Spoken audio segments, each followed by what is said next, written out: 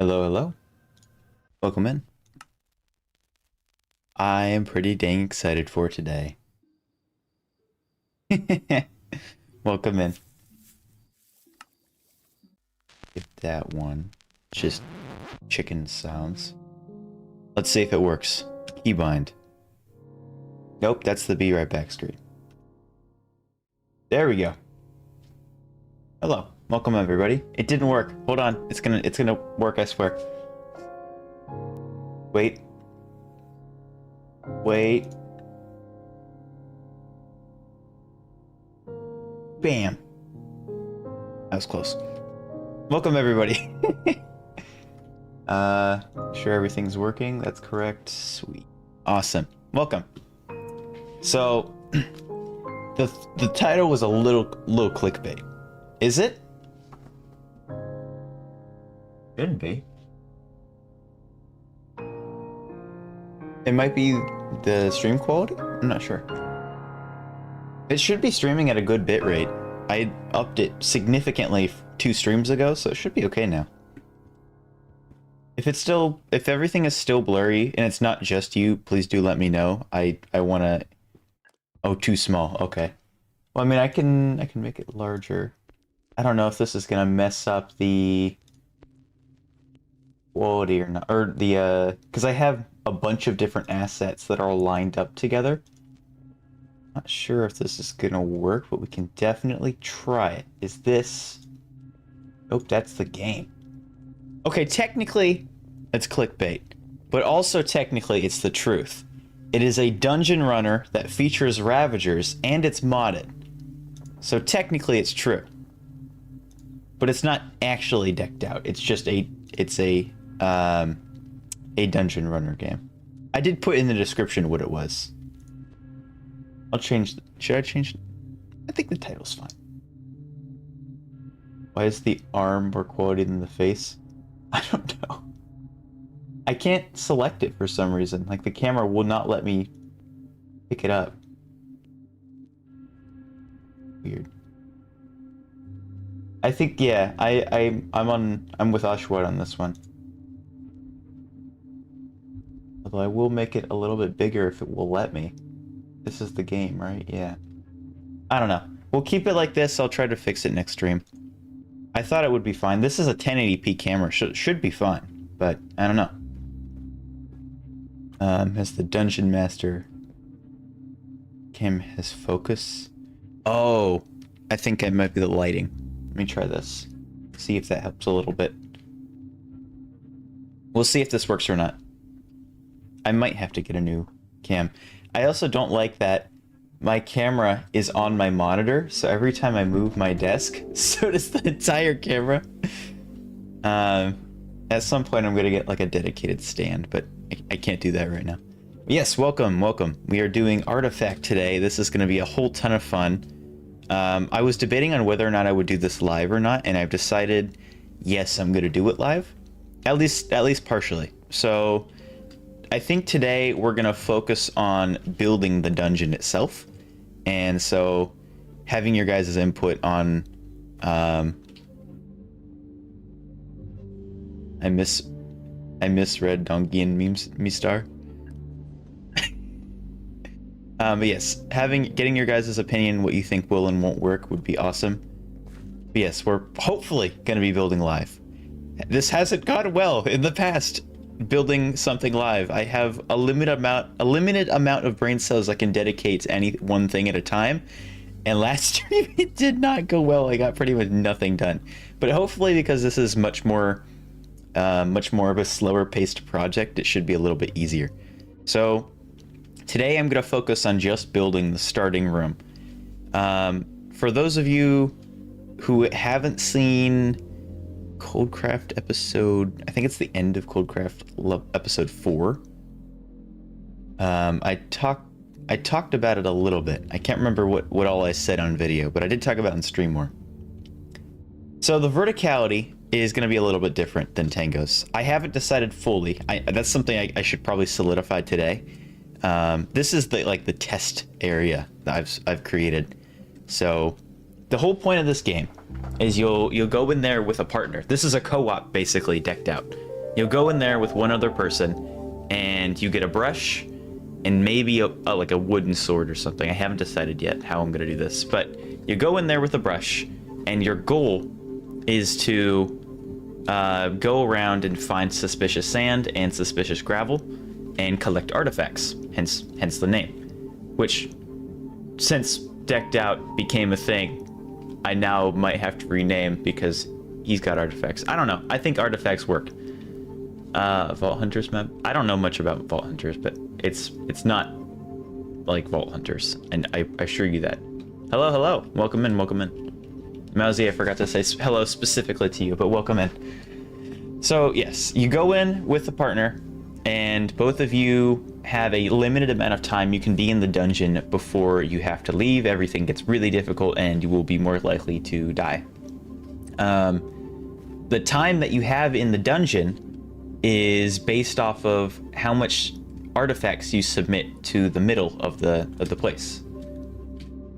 So right now we have very limited, like this is brushed out. That's not bad. So right now this is like a kind of just bare bones, literally no shape, just kind of just testing out the mechanics. Welcome in. Hello. So what will happen is the two players will put in their key or whatever, walk through the dungeon, put in their stuff, set their spawn, all the regular dungeon runner stuff. And then once the game detects that they're ready, it will flick this, well, it will automatically flip it, and this rope will go down. And then once the rope fully goes down, like that, the players can go in and they won't take any damage, and then they'll be down here. And while they're both down here, then this will start to go back up and they'll be stuck down there. That is supplementaries, yes. That is C418 actually. Is it? Rolling back. That wasn't, you're so right, it didn't update. There it goes. Now why is it going back to 11? This should be Social Lego. There we go. It was that one song it had an issue with, that's weird. But yeah, that was weird.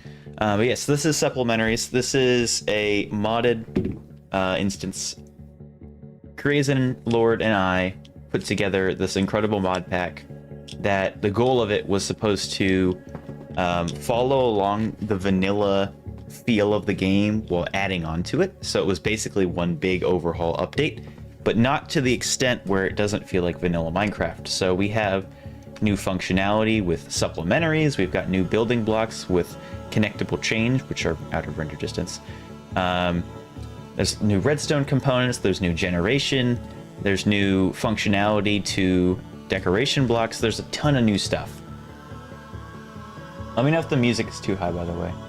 I know this song specifically is much louder. It seems too loud. Turn it down. My son Venus is a good one. Yes, so it's just too loud for me. That's the problem. There we go. Okay. So just like a showcase of what this mod pack really does bring to the table. We've got connected chains here. You can actually put chains on fences. We've got new decorative blocks. There's new functionality, the new kinds of doors. This one doesn't interact with redstone, meaning I can use doorbells. Like, that's pretty dang cool. Why did that trigger twice? Okay, whatever. We got stuff like drawing boards. Like, this is so cool, right? It's not an RPG. It's a dungeon runner. We've got like bellows, or not bellows. These are spring launchers that I'm using as columns. That's the word. There's like I said, more functionality. Like this can actually store liquids. This can actually cook food. This can cut items that can be turned into food. There's like different ropes. We've got things that allow you to read your coordinates in survival, which is neat, without the F3 screen. There's a ton of different stuff in here. And so we have so many different options as far as functionality and cosmetic changes. So that is why I wanted to build artifact in Revolutions as opposed to Coldcraft is because there's just so many more features that I get to mess around with. Here's a little piece of it I've been working on, and this can probably be much smaller. Create is not in the mod pack. That was something we were very adamant about, like, keeping out of it. Create, whenever you have create in a mod pack, most of the time that is the core of the mod pack, and we did not want that to be the case. We wanted it to be as close to the vanilla feel as possible. So things we felt could be in the base game and still make the game feel like Minecraft as opposed to modded Minecraft, which obviously it is still modded Minecraft, but the point being we want to keep it lightweight as far as how much it adds. So probably the biggest change in this mod pack to vanilla Minecraft is the fact that we can make functional ships that actually interact with gravity and move. Like, you know, the regular boats? Think of that, but you can actually build on them. And it's at a point where I'm not 100% sure if it's going to crash my game, so I'm not going to make one, but it worked on the server. The server is not going to be public. If there is any version of Revolutions that is public, it will be a version with just the game way down the line when this is complete, but Revolutions is an invite-only server. I love Quark, but we do not have it. This is running on Fabric, so we can have access to Replay mod, we can have access to Sodium and all those performance-enhancing mods. And I know there's Rubidium, I know there's a Forge port of Replay mod, but those are ports, so I don't know if it's any worse or not, but I trust the main developers to make sure it's correct more than I do some random person porting it over. But Quark is so cool. I love Quark. Small ships is good, but the reason we didn't use small ships, and we actually did consider small ships are like, those are just bigger boats, like bigger regular boat. You know, I'll test it. Let's see if it works. They're called Helds. Yeah, that'll work. So this uses Eureka and oh, what is it called? Valkyrian Skies, something like that. Please watch the language. We are a family-friendly stream here. Yeah, Forge is very performance-intensive. Yeah, but there's so many mods in this mod pack, I'm not sure it would all work. But yes, this is what it looks like. If I assemble this, it actually adds gravity. You can build off this too, so it actually has interactions with the world. And then, of course, you can actually pilot it. So this was like the big thing for our server, was the ability to make ships that actually exist. Now I'm really hoping that this doesn't break the game. All right, Mopog. See ya. Oh, we're good. Woo! I was really worried that was gonna break something. Looks like we're fine. Okay. Yeah, that for mobility was absolutely wild. That was way too overpowered, and that's something we couldn't figure out how to fix. Or if we did, we thought it was okay just for roleplay purposes. But yeah. All right. Bye bye. Yeah, I did see that, and I know it got updated to 1.20 recent, or yeah, 1.20 recently, and I know Krazen was working on IDOS for the newer version. That was like the big reason he couldn't work on a newer update, is because Quark was one of the core mods. But yes, I'll talk about this before I forget, because I've already strayed from it. So this is a Among Us type door that I want to put in various parts of the dungeon, which it will probably be one big room and then a bunch of corridors that lead off of it rather than multiple levels. There might be one or two, maybe three, but there's going to be one in the middle. And it might more just be elevation change rather than a whole other level. So it's just going to be diverse as far as elevation goes. What are your thoughts on Modrinth? I'm personally happy with CurseForge finally. Yes, I do agree. Competition is good. It allows for companies to improve themselves because now somebody else is competing with them. They have to feel like they have to be better so that people will use their program. I personally prefer Modrinth, although I do use CurseForge. And the biggest reason for that is because I was using CurseForge before Modrinth, and I have so many mod packs that it would take so long, and it's probably would only take like an hour, but I procrastinate on stuff like this. It would probably only take like an hour, but I have to move all of those mod packs. I have to go through them all, open them up, make sure it's something I want to keep, and then I have to port it over to the Modrinth. So I've already done that for the vanilla mod pack I run, and I think a version of this mod pack, but last time I used it, it crashed a lot.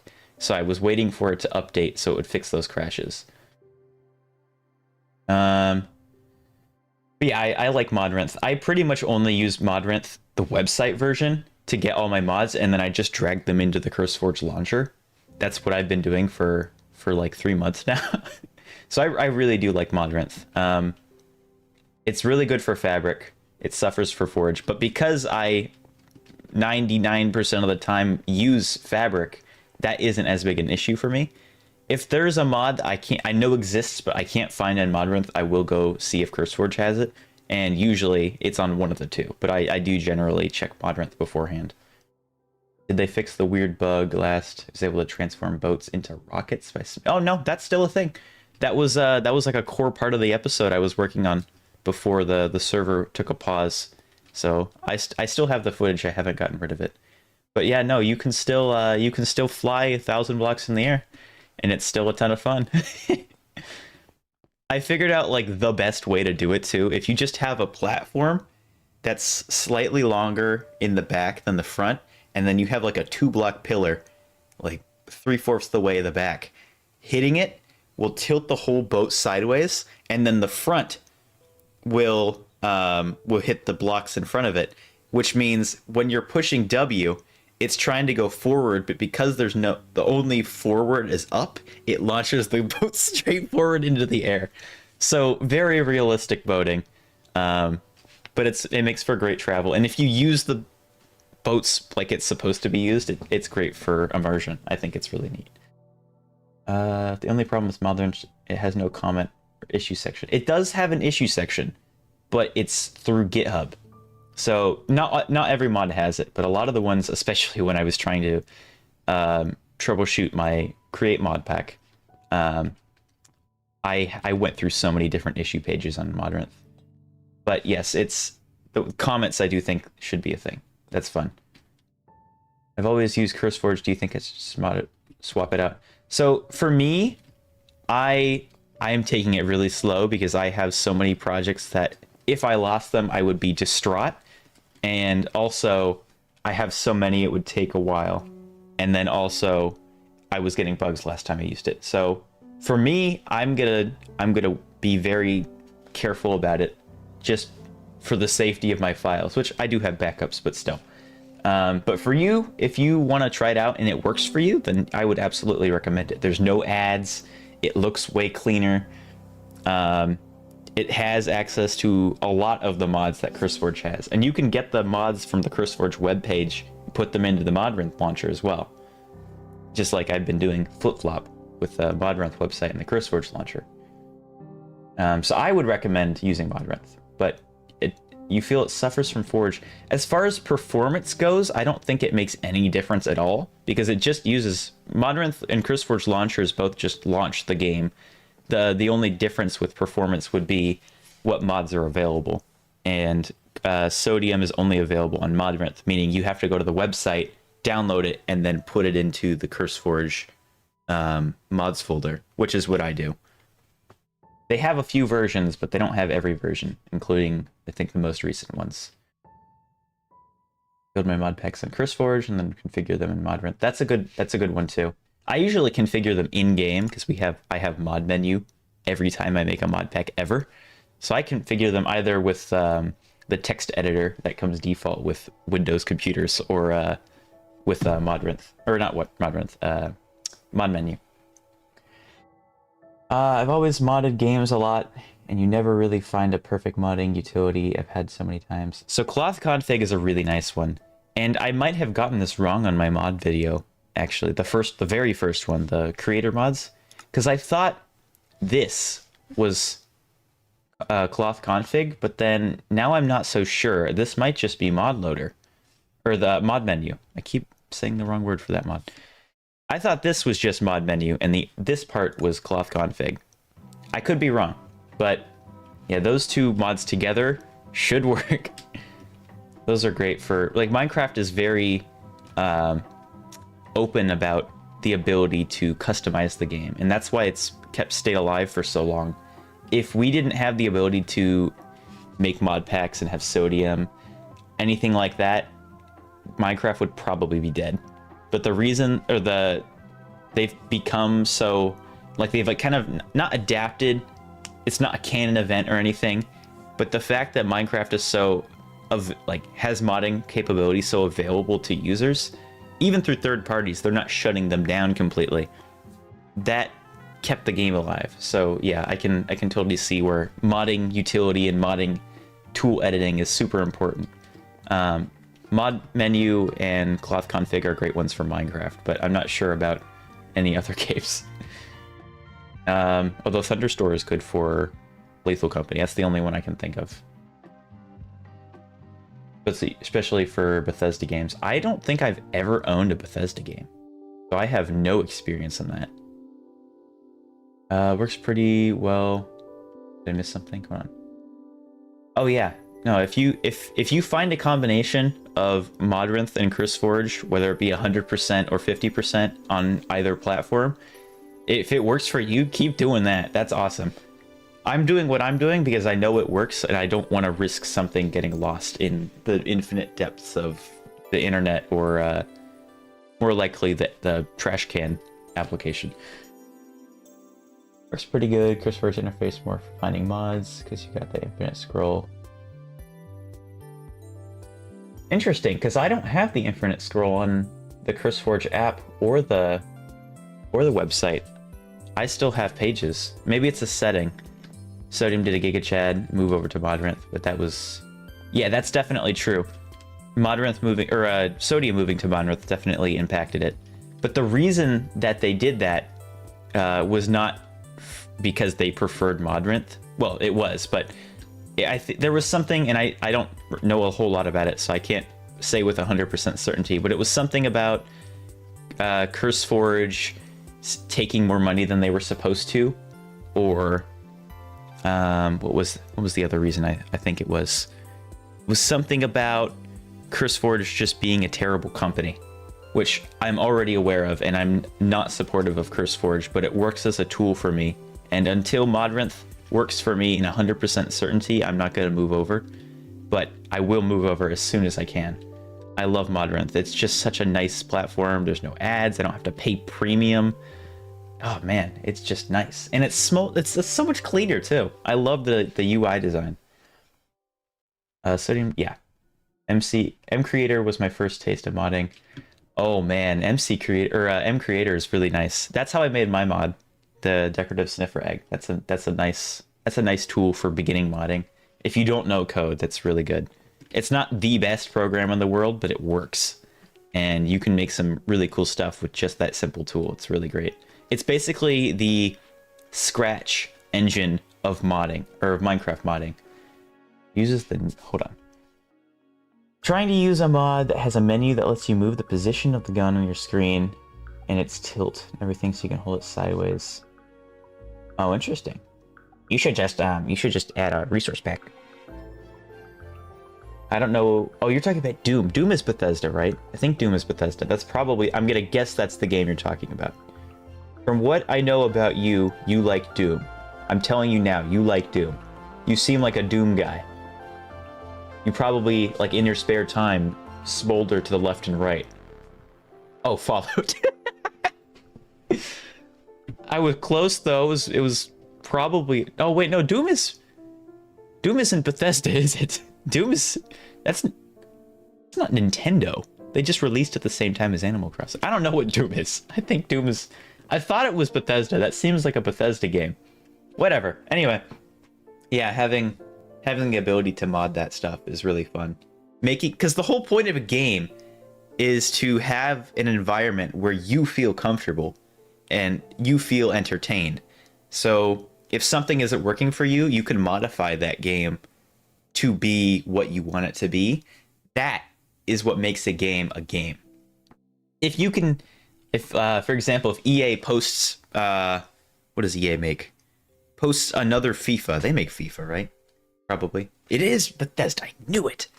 I think FIFA is made by EA. But if they just made another one, and they already do this, people will still buy it because soccer fans are insane. But if you just buy the next FIFA 25 or whatever the next one is, it's just the same game with slightly better graphics, with maybe slightly better controls, if even that, new people to play as, and they market it as a new game. That's not a game, that's a re-release. You gotta have something unique to bring to the gaming world.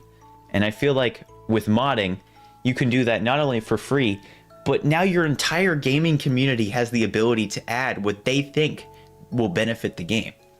Like all of these Minecraft mods, this house, okay, there's more vanilla blocks than I thought there was, but a lot of blocks in this palette are not from the base game.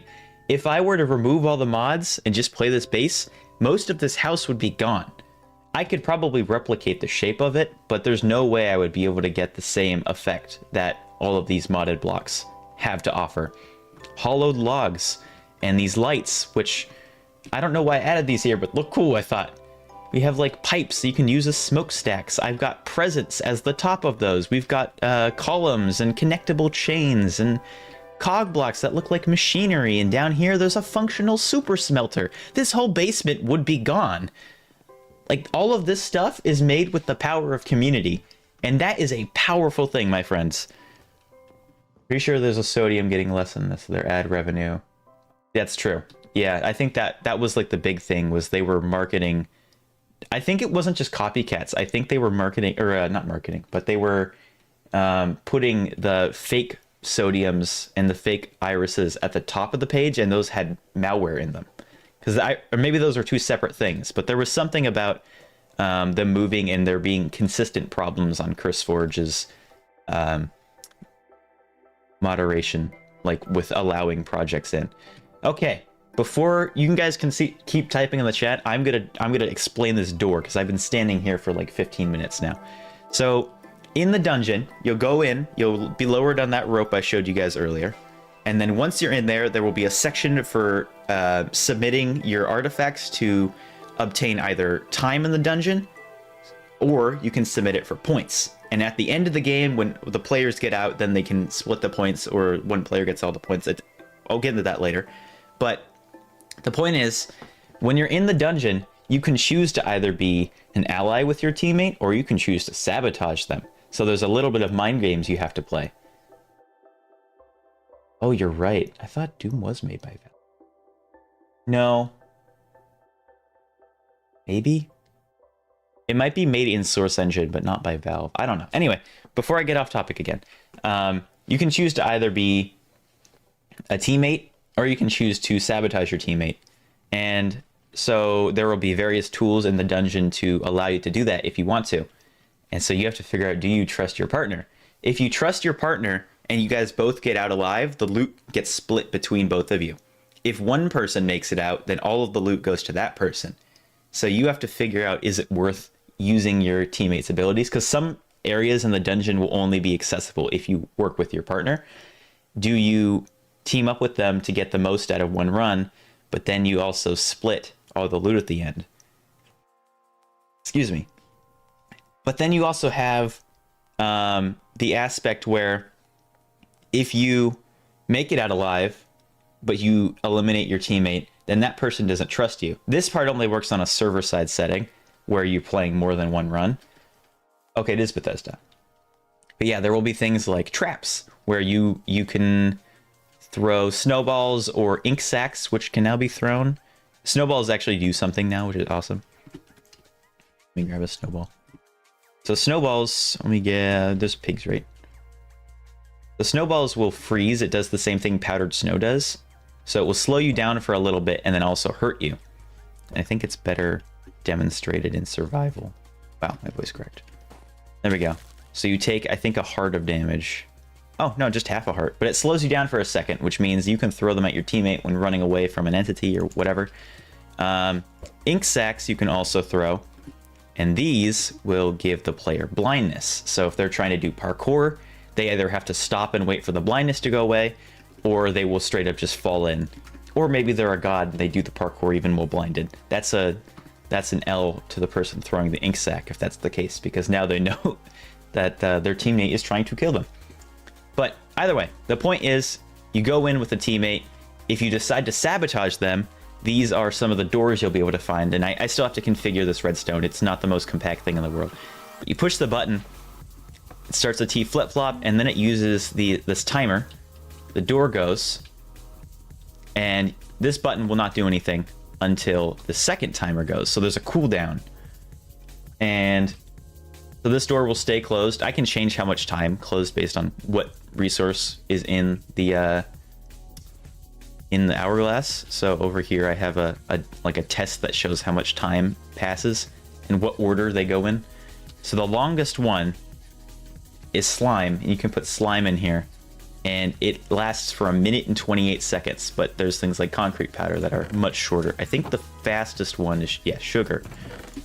So if I put sugar in here, it goes down super fast. So if I wanted the door to close for a very short amount of time, I could switch it to something like that. Oh my gosh.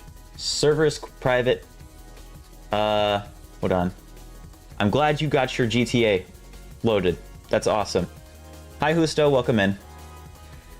Server's private, but the mod pack is already live. It's Minecraft Revolutions. I think it's only available at CurseForge at the moment, but at some point we'll also port it to Modern. I could be wrong about that. Crazen might have done it on both. But yeah, you can access it there, and I think you can use the CurseForge mod pack in Modern too, which is awesome. Hey Daisy, welcome. What mod lets you use squid ink sacs? I'm pretty sure that's supplementaries. I just typed in supplementaries. I want ink sac. I could be wrong. I can't type. There it is. I'm pretty sure it's supplementaries. This is a base game item, so it doesn't give me a game tag, but I'm like 90% sure that's a supplementary feature. Hey Cleo, welcome in. How private will the server be? So it's invite only, so the people who... At the moment, it's just Crazen and I. If we decide that... You have to be an active content creator is the first thing. And then we have to like your content, and then it has to be something that really... what's the word? Like it has to work with the type of content. Like all of the creators are family friendly. All of the creators have a somewhat similar style. We all get along. We know each other. So we do the picking. It's not like a invite thing. So, and then yeah, also it's a content creator, so you have to be actively making videos.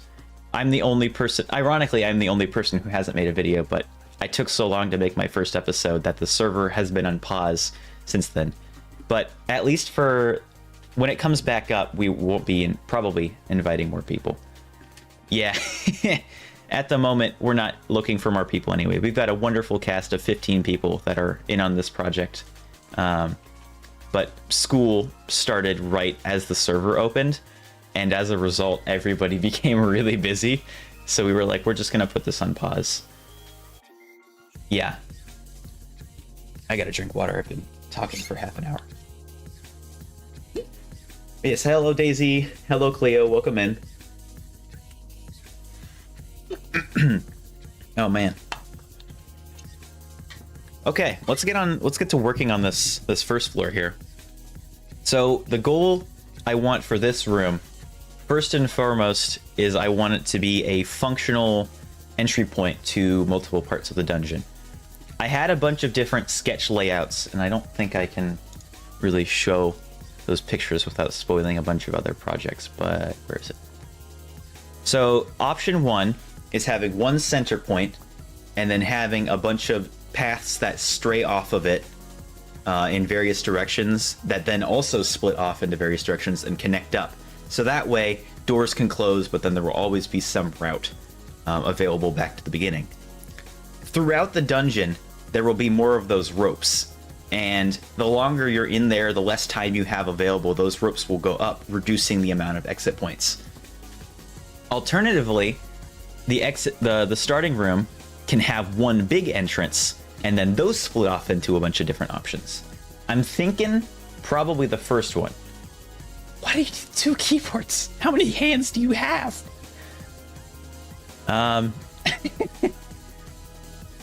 Okay. So I'm trying to... This thing is literally just for scale. I wanted to... Atmosphere is going to be a huge thing for my game. So down there is a test for sectioned off audio. So depending on what area you are in the dungeon, it plays different audio tracks, and moving between them will fade between those. This was just a test, but we're going to have to do that. They do have ropes for climbing. There's actually, I think, 2 different ropes in this mod pack. Yeah, we got Farmer's Delight and Supplementaries. Is it Supplementaries? It is Supplementaries. In fact, they have rope arrows. So Farmer's Delight, I think they work pretty similar. They just look a little different. I like how Supplementaries works. Going straight down doesn't just immediately drop you like Supplementaries does. But I do believe it only is compatible. Let me try this. This should be 21. Oh!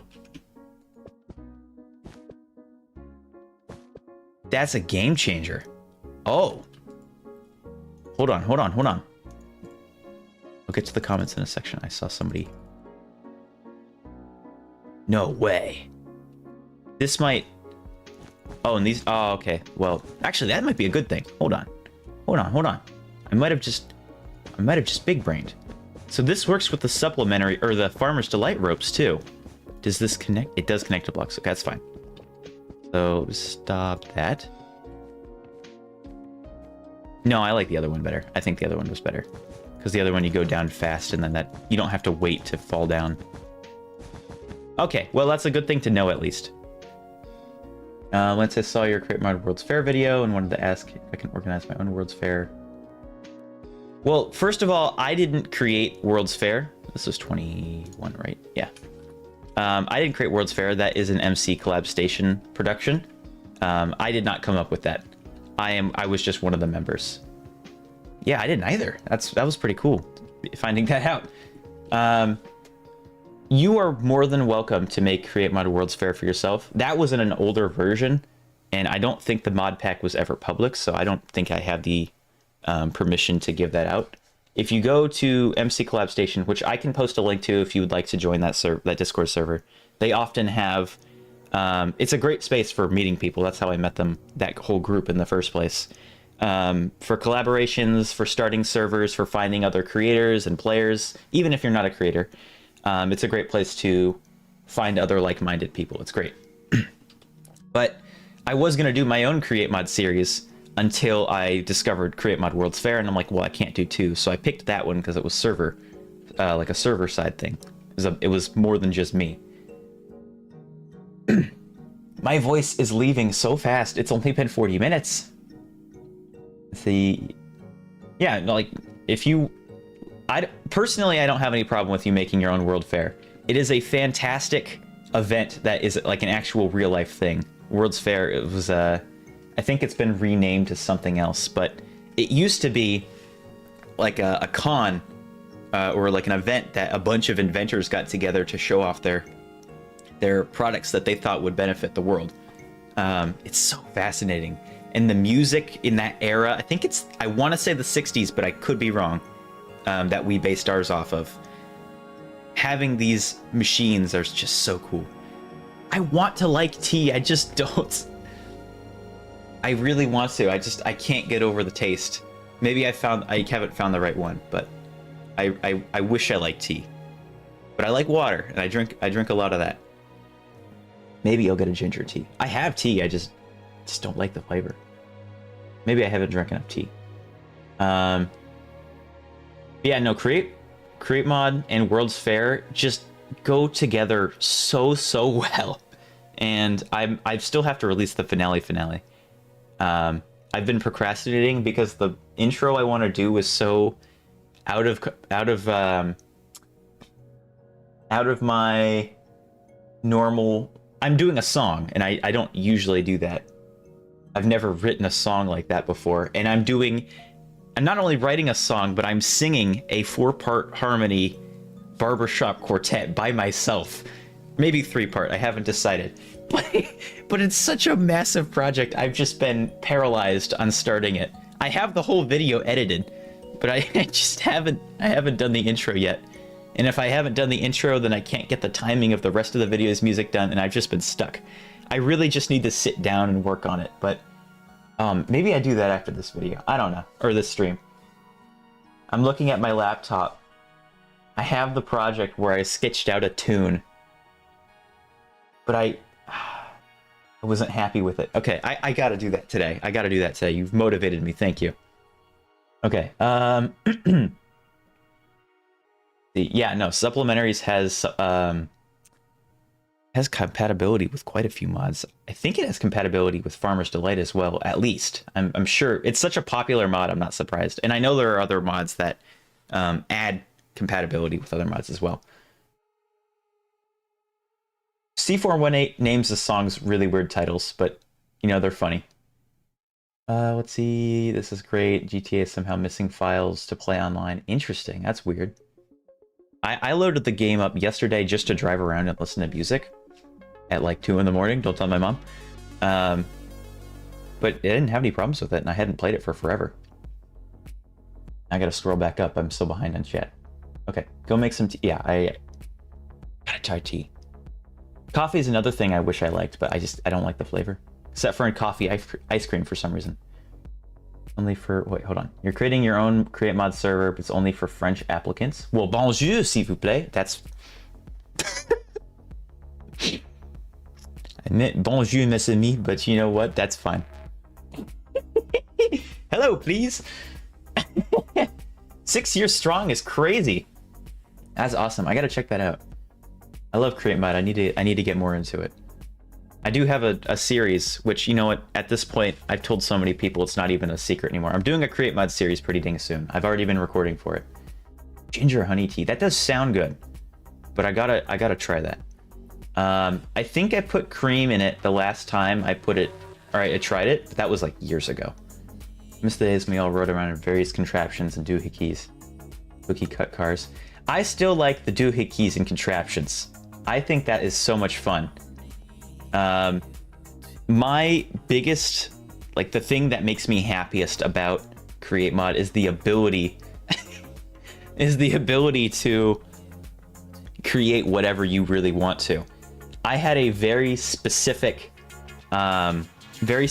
need for the Create Mod World's Fair, where I had a train that needed to be a specific elevation on both sides that could not be moved without it looking really weird. And then I had a boat that I had a train with really long glass poles that shot through the ground, and then a boat connected to it. So I had this underground track that made it look like a boat was going through the water. That video is already on YouTube. You can check that one out. But I wanted the boat not to cut through the bridge. I wanted it to look normal, but then the train still be able to move through. We don't have Create Interactive on that server. So my only option was to break the train tracks and then replace them. So I had to invent a device that allows boats to go through while also allowing trains to go through with an opening and closing bridge. That was so much fun to figure out how to do. And that is what makes Create Mod so cool to me. Being able to create things that probably no one's ever thought of. I looked for tutorials too. I didn't find anything that suggested somebody else had done something exactly like that. I've seen like that was this is a door. Like a train comes through and it lifts up and goes back down. I wanted one where a boat could go under, this would lift up, go through, and then a train could also go on top of it. That I had to create, and figuring that out on my own was just so much fun. Okay, very excited to see it. Yeah, no, it's gonna be a ton of fun. I'm really excited for that video. I think you've already explained it, but will the dungeon get more dangerous in addition? Yes. So I'm not sure exactly what I'm gonna do. I have a bunch of ideas, but I don't have a core concept, and that's something I wanted to try to solidify at least by the end of this stream. So I've got a palette for at least the main area of dripstone, packed mud, spruce wood. And your goal is to dig up sherds. They're worth points, and then also time the dungeon. I'm gonna have custom sherds, which will probably just be retextured iron nuggets or something like that.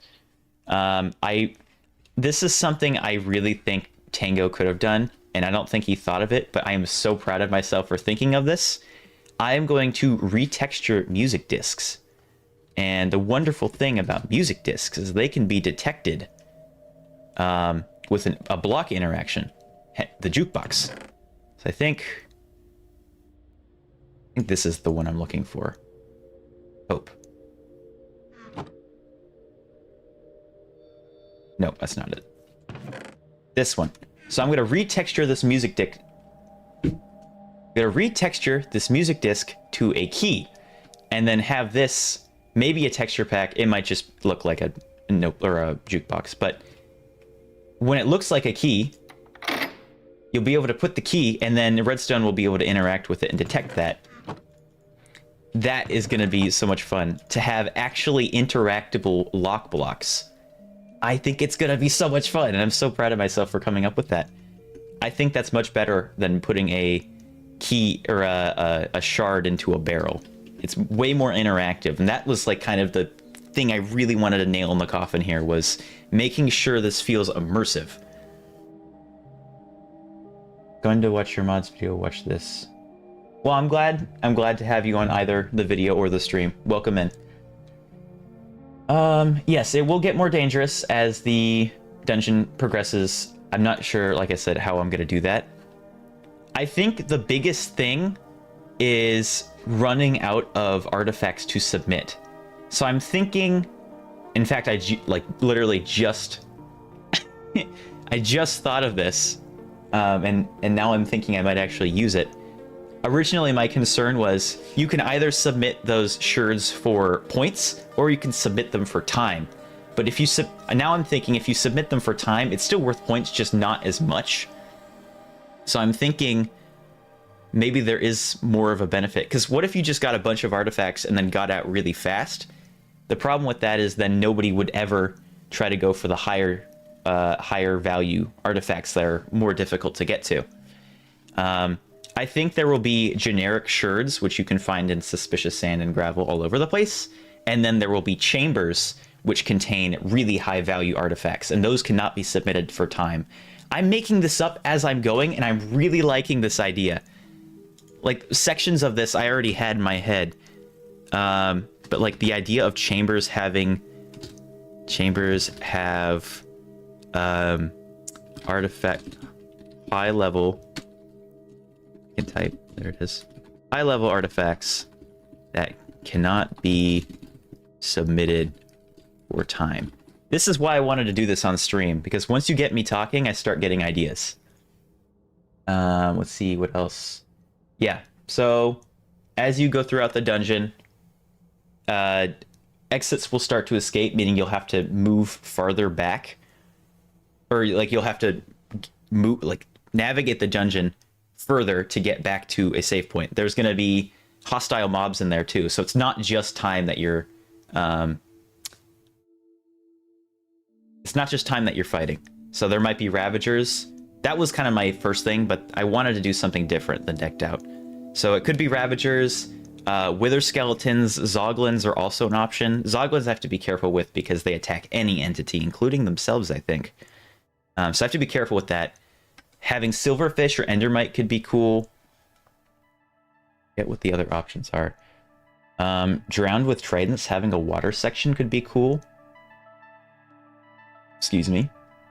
Spiders could be cool. If I do this solely in creative, I have complete creative freedom to work with whatever terraining I want. I can put spawners wherever I want. Wow. Burpee today. But yeah, that could be really cool. And then I can pretty much put any mob in there. Having trial chambers would be really cool. But yeah, as far as difficulty, the longer you're in there, I haven't fully decided yet. Vindicators, that's another good one. That's the one with the axe. Okay, Droopy Like Your Face, that's a great one. There's a lot of songs with Droopy in it. He seems to be a canon character in C418's music. Could you send the link to MC Collab Station? I absolutely can. Give me one moment. Where is... I have so many Discord servers. Oh no. There it is. Okay. I had it in my Minecraft server folder. I think I can just send this. There we go. Let's try this. Live streaming. Here is the link to the server. Hopefully that works. Yes, awesome, cool. It worked. Check their Twitter. The link is expired. Hopefully that one works. Let me know if it doesn't, and I'll try to get you sorted out. If you join the Discord, it doesn't work. I can send you a direct invitation too, and that should be fine. Hello, please. Yes, I know French very well. I took it for 2 years, and I flunked the second word I said. It's been a while. I didn't flunk the class. I just flunked that sentence. Get the toffee and tea thing. Can't stand the taste of them. When I do drink tea, it has at least 4 teaspoons of sugar and honey. I need to find a combo that works, because I feel like for somebody with ADHD, that would help out a ton, because it's supposed to be, at least for coffee, because it's a stimulant. I think it would work the same as my medication, maybe slightly less. I'm not sure. I'll have to look into that, because that's something that would be awesome to have an alternative to just medication work for. I think stimulants for ADHD people do the exact opposite. So when you drink tea or you drink coffee, the caffeine actually destimulates your brain. It makes it so you're not as all over the place. I'm not sure, because when I feel like I take my medication, I'm more all over the place, just talking wise. So I'm not sure. Like in my mind, I'm already going all over the place, but when I take my medication, I can talk for so long and I can just spew out all those things. I'm not sure how to describe it, but I need to find a combination of tea and tea accessories. That sounds like a Hank Hill quote, but he's British. That works for me. Something that actually tastes good. Controversial statement, the Create mod is the most vanilla-like mod. I agree and I disagree. Gives you a set of tools and lets you use them. However, in a sandbox environment, I love the way you phrase that. That is a wonderful combination of words. Using the word sandbox in Minecraft and sandbox environment as a whole, I love that combo. I love when people call Minecraft a sandbox game, because people forget that's what it is. A sandbox game allows you to do whatever you want to do. They give you tools, you get to decide what you do with them. That is Minecraft. So the fact that you use that, for the Create mod especially, that they do a really good job of incorporating all of these mechanical aspects into the base game, and I feel like that's why it's so popular. There are games that add electronics and ME systems, and I can't think of anything else, but like magic mods. There are other. What's the one that adds like nine block tall, not 9 block tall, but like 3x3x3, and it converts into some kind of machine. That's not Tinker. Maybe it's Tinker's. I don't know. Anyway, the point is, those mods are cool, but it doesn't fit into the base game very well. Create mod fits it aesthetically. Like the style is on point with the with the vanilla Minecraft feel. It works flawlessly connecting with the other Minecraft features. It utilizes other base game features like water wheels. If you have soul, what is it? Bubbles from soul soil. Water elevators on the back of your water wheels. It makes it spin faster. Those little changes do so. It thought I stood up. Those little changes add so much to character for that mod, and it works so well. I have done literally nothing this stream but talk. Hey, that's what streams are for, I guess. It's just so cool, and it utilizes redstone. It doesn't just add a new electronic system. It does it so well, and that's why it works. I love the Create mod. It doesn't work in everything or every mod pack, but it is such a cool mod, and I am so excited to get back into that mod, especially with the 0.5.1. I haven't really played around with that, and I've been messing around with it for this new series, and I have been loving the new stuff. The new textures, the new way you interact with menus. The elevator block has just been not game breaking, but game changing. That's the word. Oh my gosh, it's so much fun. Just I'm like a technical brain too. I love interacting with mechanical elements of video games, and I think Create mod is right up my alley, both in style and in what it provides as a technical player. Oh, okay, deep breath. That was a long stream of words. Okay. I am doing well. I'm tired. I stayed up way too late, but I am having the time of my life right now. I have gotten absolutely zero things done today, but it's been such a blast just talking. Etho has the hopper clock, Laynce has the train boat bridge. That's such a specific use too. You could use a hopper clock anywhere. I mean, if you want to compare inventions, I think I've invented this. I'm not sure. I have not a hopper clock, but an hourglass clock where you put in a set amount of time and then it loops as long as this machine is active. So I have invented some things that are multi-purpose besides that. Buick Tangerine, welcome in, welcome in. Can you make an artifact? I'm not sure, because first of all, like I said, the main thing is immersion for me. So I want elements that feel like vanilla Minecraft, which is why I wanted to use sherds primarily, because these, like, not only are they in the base game, but they feel like they belong in the base game.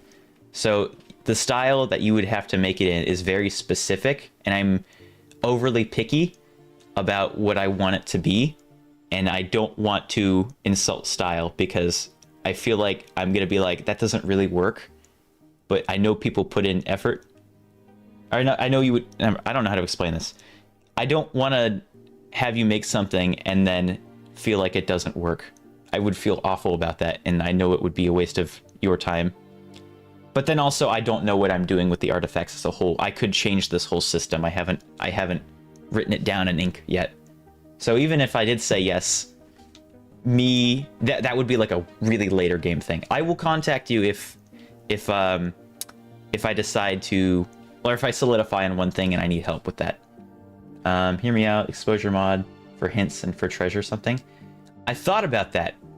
So the mod pack I'm currently using, aside from decorative blocks, I added that later on because we were already planning on adding that mod when it updated. What I have right now is what everybody uses. So if I change something, now everybody has to not only agree with it, but then also they have to change their mod packs too, which we'll probably end up doing anyway. So I have to convince them that exposure is good. Exposure is great.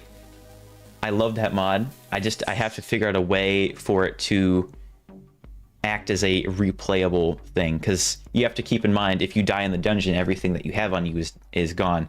Anything dropped in the dungeon is gone if it's not picked up. So it has to be very specifically used. Maybe I could use exposure for hints outside of the game to unlock the dungeon. That was one thing I had an idea for. This is not cat. This is figure 8. Something is wrong with Snip today. It is not displaying titles correctly. Oh well. Anyway. Yeah, exposure would be cool, but I feel like that would be an outside of the dungeon thing. I'd have to figure out how that works if it were to be in the dungeon, but we'll see. That would have to pretty much be a core part of the game, otherwise it would just be another item to add to your inventory. Oh, I didn't read the whole, hold on. I didn't read the whole comment. You buy a photograph pre-run, then that's not a bad idea. I actually kind of like that. A treasure map would also work too. I have to talk to Crazen and the other people about it. Oh, now the music works. Great. I want to design an artifact and it'd be really crappy. Well, the thing is, like I said before, I want it to fit in with the style of base Minecraft. That's like the one thing for every mod pack I make and every project I do. I want it to make sense in the base Minecraft game, because that is the style I really like. But maybe I'll do something with community artifacts. I think that could be cool. We'll see. Not 100% on that. We'll see. As an idea. Use a compass that directs to...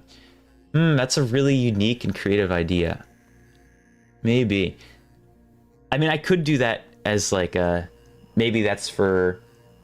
Like, buying a compass at the beginning leads you to a specific artifact that can only be found with that compass. That's not a bad idea. But then also, I don't want to do that for every artifact, because then that is literally decked out. That is literally just decked out. Okay, I'm glad the link worked for you. I gotta scroll so I keep up with chat. Okay. took French for 5 years and I can't really talk at all. I'm better at reading French than I am at listening to French. I can do pronunciation pretty well, but as far as understanding speaking, that is my weak spot. I can read French and I can usually at least interpret what I vaguely remember is a certain word. Like I know vous, I know moi, I know other words. C'est la vie. I think that's... Speaking English is hard enough. Speaking another language is even worse for me, especially since I only took it for 2 years. But I gotta relearn French. I love speaking other languages. I just don't know any. French is the closest I am to fluent at something besides English. And gibberish, that's another one I'm fluent in.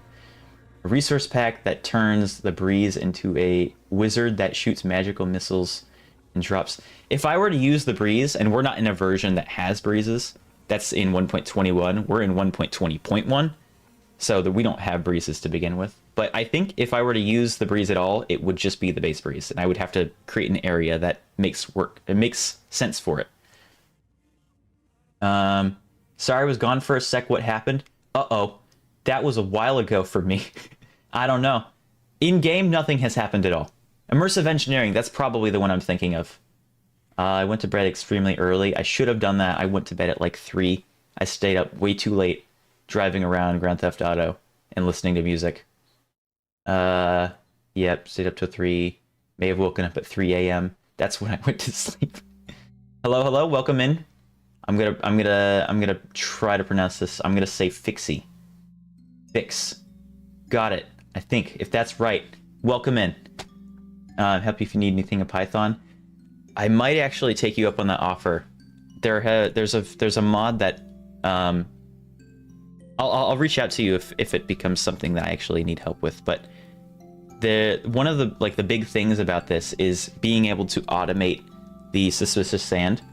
And so right now, I don't have a data pack for this. Suspicious sand can only be naturally generated.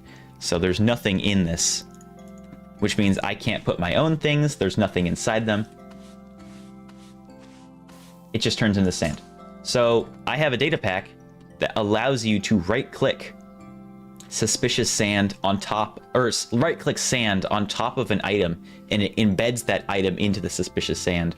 So that way, you're able to put custom items in.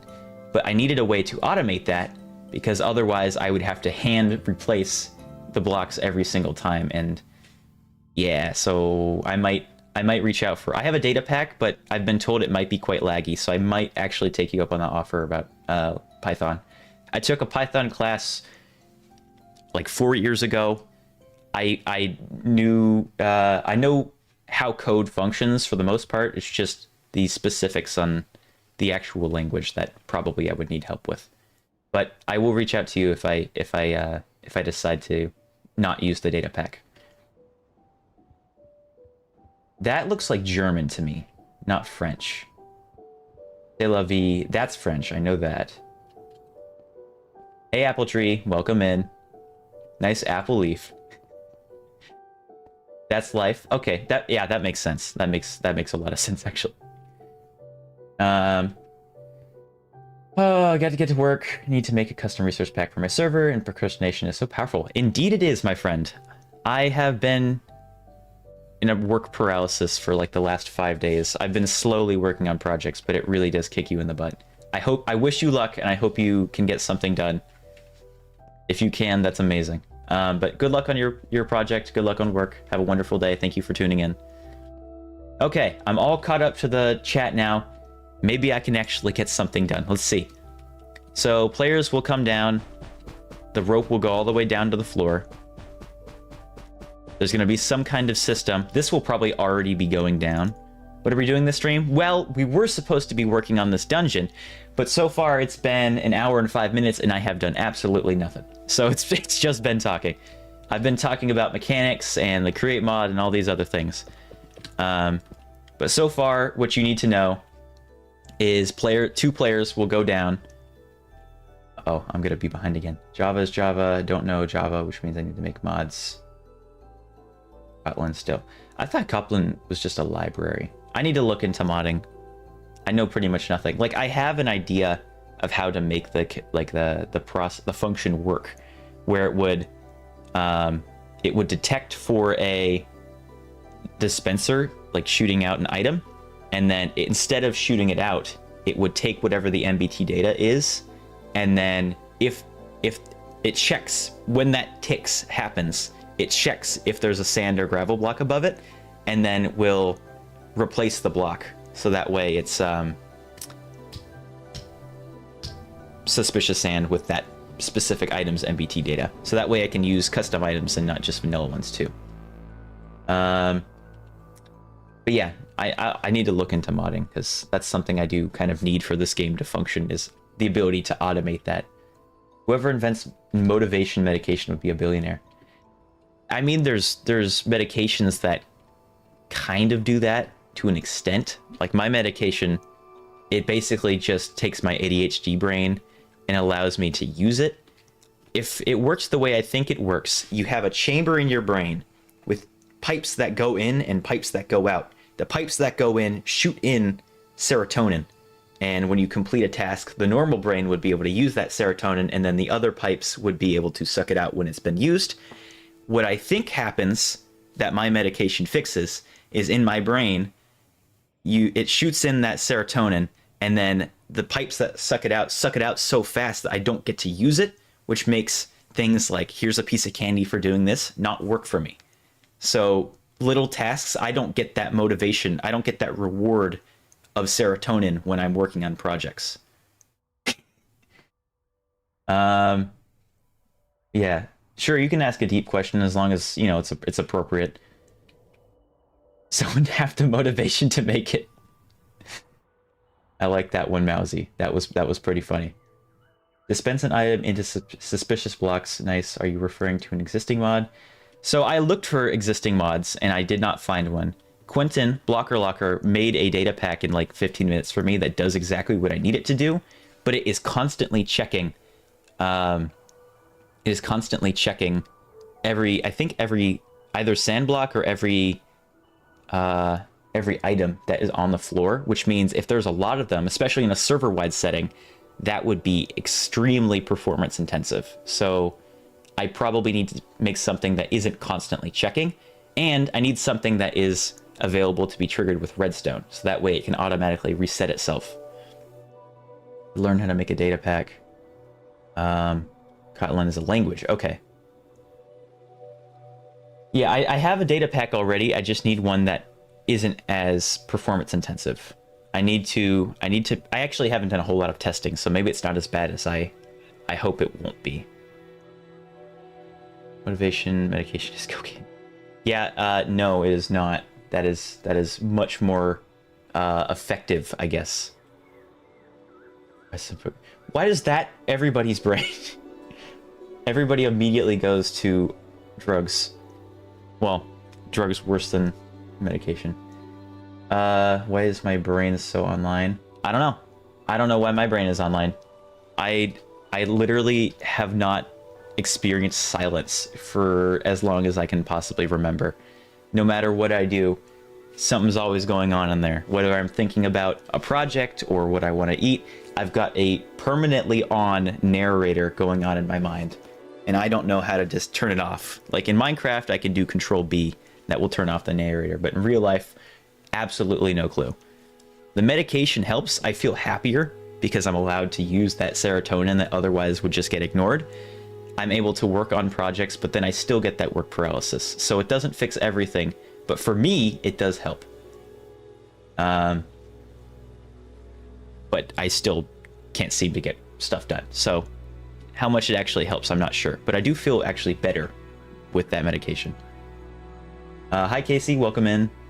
Started modding the last few months. What you describe with the suspicious sand is a nice small project to finish. If you could figure out a way to do that without it constantly checking, and it like works pretty, use push control B in your mind, and it works efficiently performance-wise, I would love to see that project. Because if I can check for dispenser shots maybe that contain a specific item. It can't be checking for every dispenser, especially if this is on a multiplayer server. It would be checking every dispenser in the world, at least the ones that are loaded. I don't want that to be something that causes playability to go down. So it's a very specific and niche problem that I have for this game that needs to work in such a vast amount of situations. Feel like you're about to explode? That is my permanent mood. I don't really know how to help with that. The best thing I can really suggest is allowing yourself time to recharge. I, for a long time, would get overwhelmed and I wouldn't even notice. Like, I would be in a Discord call, or I would be hanging out with people, or just doing something, and I would be so overwhelmed, but not know about it. And it's just it's such a difficult feeling to describe. But now I'm more aware of it, and I'm more aware of emotion than I ever was before. So it's a really interesting experience. Ever played the Stanley Parable? I have not, but I own the game. I need to. I would try to get diagnosed with ADHD if you think you have it. The problem with it is it tends to be expensive depending on your age. Depending on your age, it actually varies. Where you live, that's another thing. And then also, there are so many other conditions, disorders, that's the word I was looking for, that what would be the word? Like they mingle. Like, a lot of people with ADHD can have depression and anxiety, but those can also be standalone disorders. So it's really tricky to nail that. But I would say, if you think you have ADHD, I would do research first of all, and then maybe go to see if maybe you have it. I'm not a professional on this. I'm still trying to figure out how to live my own life with ADHD. That's something I've been diagnosed for a long time with. And I'm trying to figure out how to navigate my life with the way my brain works. It's a challenge, and I envy that, because I understand that challenge. Let's see. For example, in Minecraft, the longest project I can do is an hour, and then I do something else. I can't even do that. If I'm working on a project, I have to be constantly stimulated, which means something has to be happening. I either have to be playing with somebody and having conversations with them, or streaming, which streaming ends up just being me talking at this point. Like, I've still done nothing. I've replaced the rope blocks twice, and that's it. I've flipped a lever a few times. Another note, what is a subtle way to ask your crush out? I don't know, man. That's not my specialty. I don't generally ask people out all that much. A subtle way? I would just be blunt about it. Because you don't want them saying yes to a relationship they don't know they're getting into. So, subtle way? I would just say, hey, I like you. I appreciate your personality. Would you maybe want to go out or hang out or something? I don't know. I'm very... My can't think of the word. I guess my ideals, that's not the word I was trying to think of, go very slow, because if it works out in the long run, then that's what will stick. If you have a relationship that you just rush into and you try to stick to it because you don't want to be without a relationship, chances are it's straining on both ends of the relationship. So as far as my experiences go, take it really slow. Make sure you really know the person before you even get into a relationship. If you can see yourself in a relationship with this person, be open to the idea that maybe it doesn't work out. Don't solidify your mind on one specific person, because chances are it probably won't work. It has to be, there's such a specific mandatory list of, I guess, rules that have to work in order for a relationship to function correctly. You can be in a relationship with someone and it just doesn't work, and you want to find one that does. Oh, I hit my mouse. So yeah, take it really slow. I don't really know what to tell you as far as asking someone out subtly. I'm not a professional relationship expert, so as far as an answer goes, I can't get you one that I feel like would really apply to every situation. The injecting code whenever dispenser is activated seems happening container versus air. Seems like free. Okay. If you think that would work, then yeah, I would love to perhaps see if that could be made into a data pack or a mod. That could be actually game changing, because right now I have either no option or an option that is probably very laggy. What's the site that lets you play music and has the song? Well, I'm just using Spotify for playing the music. I just have the Minecraft soundtrack because I know I won't get copyright striked for that. But as far as playing the music at the top, I use Snip. I don't know where exactly you find it. I downloaded this application a long time ago. I think it was a GitHub file. Excuse me.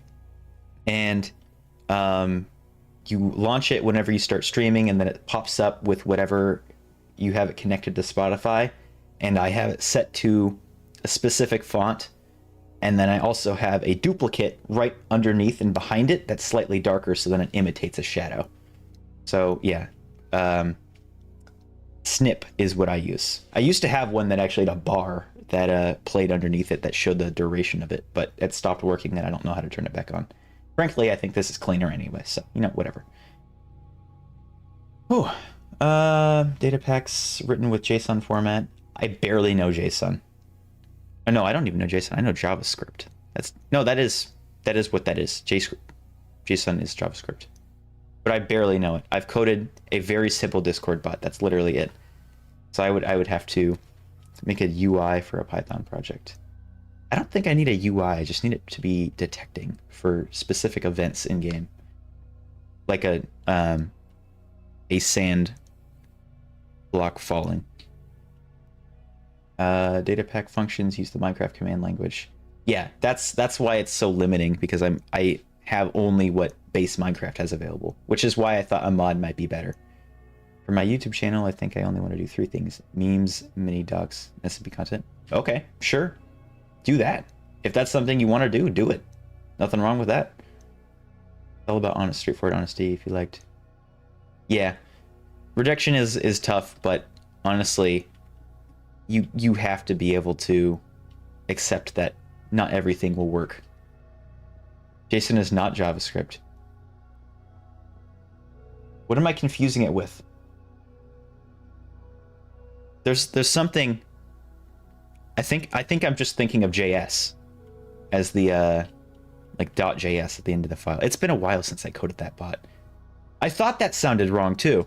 When I was saying it, I was like, this doesn't feel 100% correct, but yeah, okay. Why not use command blocks to modify the MBT data of the suspicious sand? So if this were to be in a survival format, then I wouldn't even have the option to use command blocks. That's why I think a data pack or mod would be better. Because I don't want to be in creative mode doing this stuff. Yeah. So maybe if I can make a data pack to do that, Mousy, that could theoretically work too. But I would have to. I also want to be able to customize it in game too. I don't want to have to change code and restart the server every time I want to make a manipulation change to the redstone. JSON is not JavaScript. I know block code and a little bit about the blueprints from Unreal Engine. Like, I'm not a professional programmer. I learned Python for a month when that class ended. That's it. Object oriented. Okay. Yeah, that makes sense. That actually does make sense from a development standpoint. That makes a whole lot more sense. Okay. Let's try to do something today, shall we? It's been an hour and 20 minutes and I still haven't done anything. File data formatter. Okay. So we got the rope. That's gonna trigger when the game starts. Well, maybe let's just start with that. I'm gonna try to develop a system. Let's start with just the base, like really simple things. Timers. What can I do to make an etho hopper clock with one of these? I kind of already have a working system. So this is what I have set up so far. So I've got, I think this is where it's supposed to go. This is a loop right now. So that goes on. whenever the item detects that there is a piece of sugar in this hopper, it will trigger this note block, and then this pipe will shoot it back up, and it just loops. So that is the most basic way I can do a loop clock, but I now have to figure out how do I trigger it with an in-game event. So theoretically, I could do something like this. I'm just going to use oak logs, that works. So I just have a lever, and this is something I have in the door code as well, or the door redstone, where I just have this. And so that will be locked in this hopper here. Oh, no, it did not work. That's not what I wanted anyway. Oh, I know what's wrong. So that will go there. It will do the cycle like normal, and then when I power this, it will lock the hopper, so the sugar can't go through. And then when the game starts, or when some specific thing triggers it, this gets flipped for a very short amount of time. It lets it go through, and then boom, that timer's there. How do I make that a toggleable thing? I've tried doing this, where if the item is in there, it will detect that and do an output. The problem seems to be it's not super accurate. Let me get a repeater and actually see if I can prove myself wrong. Getting back to work too. Yeah, I'm getting back to work. So let me see if this works. So that detected well. My neck. Oh my gosh. Wow. That was a lot of cracking. Cracking, Robert. Let's see. Let's try something a little bit longer. This is a 4. I don't know. This might be like 30 seconds. I'm going to take out the sugar and replace that with ash. Trigger that. That seemed to work well. There was something wrong with this that made me redo the redstone over there. But if this is functioning, maybe I could just use this system. The problem before was it wouldn't pick up the fact that this had something in it accurately. Like it was delayed before it actually triggered. Like you can actually see that.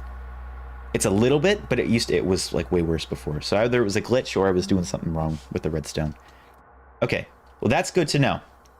So what I can do with this information then is I basically, let me fly back up here. My nose is itchy today. We'll go over here and I'm going to make a makeshift input. I have to figure out how much time, and this will probably end up changing the length of this. So what I probably have to do, and there's a few things I have to manipulate with this device specifically. A, I have to turn it on, and then B, I have to make sure it's turning on the right one. So I probably need to make this taller. Or I just move down this ring. This will be like a test area. So I need to do that. Here we go. So this is what's going to happen. You're learning data packs for me. Thank you. If you can make something that is not constantly checking for every dispenser or sand entity, and it works fluently, and I can manipulate things specifically in game, I appreciate that immensely. I would love to see a data pack or a mod like that. If not, I'll figure out something on my own, because I know I have a brain. I can figure out how to do that. But here's what's going to happen. There's going to be a game trigger, probably the key. A timer is going to wait, and then at a specific point, this will trigger. This rope will lower. The players will come through. Ideally, I would like this to stop when it empties, so maybe I can... I think this might have been the thing I was struggling with. Because now it detects... Oh, wait, this way. It detects there's 1 in here. I would rather it detect when it stops moving, and I don't think that's possible. What about an observer, actually? Or maybe sound. I know I have a brain. I can do things, I just need to make sure I can actually do them right. I gotta think, and that's hard. So, oh, it actually had this right. So if I turn this, every time that ticks, it's still detecting it even when something's... Okay, so that idea is flawed. That doesn't work.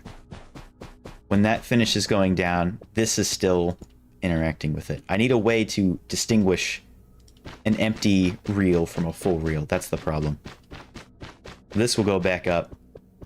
And even though there's no more rope pulling up. But what can I do? This will detect if it's empty. So maybe I can make that a trigger. So when the game starts, this starts lowering. And then this says, basically, if I put this into coding terms, if I receive a change from this comparator, so basically, oh, hold on, that might change things. So this is full, regardless of how many it is, that's always on. So I would have to have this reset every game. So basically, wait until this updates. There's the update. When that updates, toggle this. Oh man, this is going to be a complex system. So toggle that so it stops spinning, it stops making that sound, and then wait a certain amount of time before then powering this. I gotta figure out if this should go back up. I think I'm going to do that, and I think it's going to be fun because then people will suffer because they don't know where the exits are. I believe supplementaries rope can lower blocks. They can, yes. The thing that I'm having the issue with, and in fact, I've made this one short intentionally so it doesn't pick up blocks because I don't want it to. I want people to see the rope lower and then slide down, and then it's just like climbing up a rope. So the reason why I don't want to do that is so I don't bring a block with it. The thing I was trying to detect for is when this is empty and when this is completely full. But the problem is this turns on whenever there's any amount of rope still in the device. So I'm trying to detect for a tick rather than a constant value. You can have a certain amount of rope is one less redstone length. You can have a certain amount of rope that is one less. Hold on. Is one less is one. I'm having a brain fart. You can have a certain amount of rope that one less is one less redstone strength. So theoretically have a big line of redstone, and then as it empties, that redstone would depower. The problem with that is then I have to have a very specific amount of rope that I can drop. If I want to make this taller, that wouldn't function. Hi, Nicole. Welcome in. Long time no see. So what I think I'm going to do then is I'm going to have a system that resets every time this rope is triggered. So the game will start, and then I wish this took less time. Okay, there we go. When the game starts, this is already going to be powered off. This gets flipped on, nothing changes. That's good. So now the rope goes down. As soon as it empties, it ticks there. That will turn off. Then this one will wait. There will be a timer somewhere over here. And once that timer is empty, then it will flip this one. The rope goes back up. You can no longer use this as a valid exit. That actually might be a working system. Let's try to just do that as like a starting point. So first of all, I need to have a T flip-flop for this. So I need a trigger. We'll do just a cog block. That's probably the simplest way I could do this. I am building a mini game, or more accurately, a mega game, a dungeon runner, archaeology themed co-op escape room. What other words can I add? It's a big dungeon runner where you go around collecting artifacts. Basically decked out, but not. What if you put an observer on the highest rope? Let's see if that works. Because if it's detecting for change, that could be a problem. I also need a slab here. Aw, man. Okay. Where'd it go? Oh, already had comparators. Yeah, let's see if that works. If I put an observer here, is it going to detect for every change? I could see that possibly being an issue. Maybe not. Hold on, let's see. Let's move this up.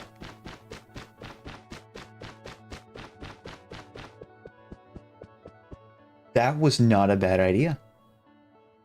Let's try to see. This should work. Maybe. What just happened?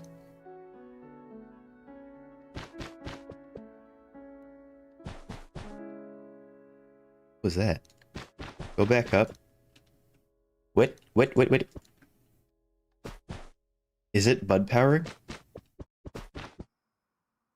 I think it's bud powering. Why? No. That was such a good idea too. I mean, I could do one lower, but then I don't want this. I have to make this much higher because then the players are going to see it. So this height it has to be variable or specific, but then I also have to make sure it's the value I actually want. So if I try this, there's going to be no quasi mode. I forget what it's called. Quasi something. Quasi power. So if this goes down, oh, other one. This goes down. It detects the second rope, and I bring it back up, and it works. So that is an option. I'm gonna copy that. Let me grab a wand. Up one. There we go. And then up one again. And then, oh wait, hold on. Gotta copy it over here. Copy. And paste. There we go. That's a good idea. That was a spectacular idea. So I'm gonna keep that just on the side if this doesn't work. What I like to do is I like to make a bunch of different versions of the same machine and then combine all of the different aspects of it. So I'm gonna try the idea I had. So we need an initial trigger. I'll have that as a button press. Put them on all sides so I can trigger it wherever. I'll have it as button press. That already will not work. Okay, so I need a clock. So how can I do this? There's two ways I could do this. I could either do it based on the amount of rope in here, or I could do it based on a timer. I might do it. Let's do it on a timer for simplicity's sake. So let's get an hourglass. And then I need a turntable. And this will basically say... Let's make it over here so that way I can move it. The nice thing about coding with block code is I can move the code wherever. There's no limit to space. Minecraft doesn't have that freedom. If I build something where it is, I can't just move it easy peasy. I actually have to do a command for it. It's easy. It's just slightly more tedious. So we'll say here's the trigger. When the game receives a tick, when you put in the key or whatever, this block will power for a short amount of time. That's my when green flag is start button. This is such a weird way to think about this. I need this to tick 2 times. No, I don't. I don't need this at all. I forgot I changed how this worked. What I need to do is unlock and lock a hopper. So we'll do this. There we go. And I'll put a hourglass underneath it. That should power. Perfect. Okay. That powers that hopper, which means nothing is allowed to let through. I need the opposite, actually. Let me grab this and this. And then invert this signal. Now that should theoretically, yep. So now it's always, this is how I think about things. I've done self-learned code since middle school. I am now 20 years old and it works for me, so don't judge me for it. That goes in when that goes. When green flag clicked, if item on top of hopper, then check for if item sand, and if sand go in hourglass, wait X seconds. Programmer. So now I need a hopper here as well. And then I need, oh, what are these called? I gotta find the mod, hold on. I think it's in redstone. Yeah, here it is. Okay. Copper pipes. I don't know what the difference is between the timings of the different types. Scratch was my childhood. I made so many Scratch games as a kid. Okay, that should be fine. Yeah, science! Yeah, Mr. White! Okay, there we go. That should shoot up into this hopper, and then should go down here, and then I need another hopper here that'll put it into the... I think these are fittings, right? Yeah, fittings. So theoretically, if I get sugar, this should just infinitely loop as long as this is connected. Did I do it right? It is. Okay, so I want to do that. And now it will only let it through. And that button is so short it doesn't do it twice, which is wonderful. Which I can obviously manipulate on a larger scale, but this will be triggered for less time than that timer is worth. So for this test, it works just fine. I need to make sure the button press, the thing that triggers the start of the game, has a shorter timer than this timer waits. Otherwise, it will let it through and start looping. Or at least it will loop twice. That's the problem. So now we have a timer system. When it receives a trigger, it waits this amount of time. So now I need to say... I should probably expand this. I could do that with just a cog block, so I'm not going to worry about that. We're going to do some sloppy wiring here. So this is the lower, right? Yes. Bring that up. And we're basically going to do... Let's see if this works. Quasi-connectivity, I think is the word I was trying to think of. Hey Enzo, welcome, welcome. So now I have it saying if this button is pressed, as long as that sugar's in there, it will give an output. So I need to hook that up to a repeater. That will extend the power, so it's more than just, I think 3 is the default value. And then I basically say, connect that up to this wire. Boom. That's less than 15. I think that does it. I don't think this timer is long enough. Let's see. What do we have? I can't see the signs from down here. I have world map, don't I? I do have world map. I could just teleport if I really wanted to. All right, I need something. Let's do 30 seconds should be good.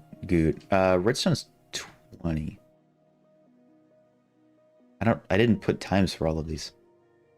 I'm making a very big mini game, one tiny step at a time. We're working on just the start of it. So when the game starts, this is what happens right at the beginning of the game. That's it. We're trying to get at least one system out of this 2-hour or hour and 40-minute stream so far. This is literally all we've done for an hour and 40 minutes. Are your videos not more popular? Videos, some of the best Minecraft videos I've seen in a while. I really appreciate that. Honestly, I don't know. I take a lot of pride in my videos, but I don't think they're above any specific person's. Oh, big stretch. Oh my gosh, my back again. That's the second time. I'm not sure. I take a lot of pride in what I do. I love filmmaking. I love music. I love cinematography. Foley, pretty much anything related to filmmaking in general. I don't think my videos are the highest quality. Talking is, I guess that's true. But yeah. I'm not, what's the word? Concerned is not the word I'm looking for. I'm not complaining. That'll work. We'll use that one. I'm not complaining about my popularity. I love where I am right now. I'm at a point where I can interact with a ton of different people and I have a community. It's such a surreal feeling being able to interact with you guys. Because at one point I made videos and I got maybe 100 views. I had less than 100 subscribers. That was seeing that number just multiply with the start of Coldcraft and everything I've made after that is just insane to me. I don't even know how to begin to process that. That's just bizarre. I'm gonna try to do redstone while I'm talking. That's what you see. There's the delay. That's the delay. So I guess it depends on what materials in it. Oh. Okay. I think I know the problem with this though. I'm glad you like the mods videos. I really like making those. Whoa. Where did that? So maybe that wasn't from quasi-connectivity. Quasi-connectivity. Why did it do that? Okay. But yeah, I'm not concerned about my growth, just because I'm really happy with the amount of people I'm able to interact with. And even now, at some points, it gets overwhelming because I feel like if I'm letting somebody down, if I'm not interacting with them. So every time I get a comment, every time I get a Discord message, I feel like I have to respond to it. And it's just such a joy to be able to interact with all you. I don't even know how to explain it. Because you guys are people to me. You're not just a number. And I've said this multiple times before, but oh my gosh, it's just surreal is the only word I can think of. I mean, I've had one video do extremely popular, and that's probably the video that's boosted my channel the most. But I don't even know what to say. I'm really appreciative of you guys watching the videos and sticking around and interacting. Therese has made some incredible fan art. I need to move those emojis to YouTube as well. I forgot to do that. But oh my gosh. I'm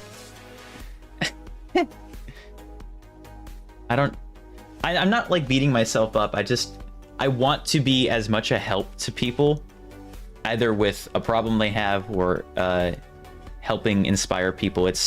That was my number one goal, was being able to tell stories and being able to inspire people to do what they want to do. And that's kind of like the core of this channel for me, is being able to allow people to create what they want to create. I'm glad. I try to make the Laynce community, if you can even call it that, as friendly as an environment as I possibly can, because I understand not having a space like that. For a long time, I didn't know where to go. So the only reason I wish I really got more views is, well, I want to make this a job if I can, but also because I want to be able to, I guess, give people that inspiration that I've been able to somehow give to other people as well. So if I can inspire more people to create what they want to create and take a thought or an idea they had in their mind and actually express it, if I'm able to do that for people, that is what I want out of YouTube. And I've already seen that to an extent. There's quite a few people who have contacted me saying, I've started YouTube, or I've been making videos. This helped me make my videos. And that is so heartwarming to me, because it allows people, what I do allows people to invent and design and be creative and unlock that lock that prevents creativity. Maybe this is speaking from my personal experience, but for a long time I felt like I wasn't a creative person. And I know now, I said this in the ADHD video, I know now I was very wrong on that. I am an incredibly creative person. I have so many ideas. It was just a matter of allowing myself the ability to express those and being in a mindset where I'm able to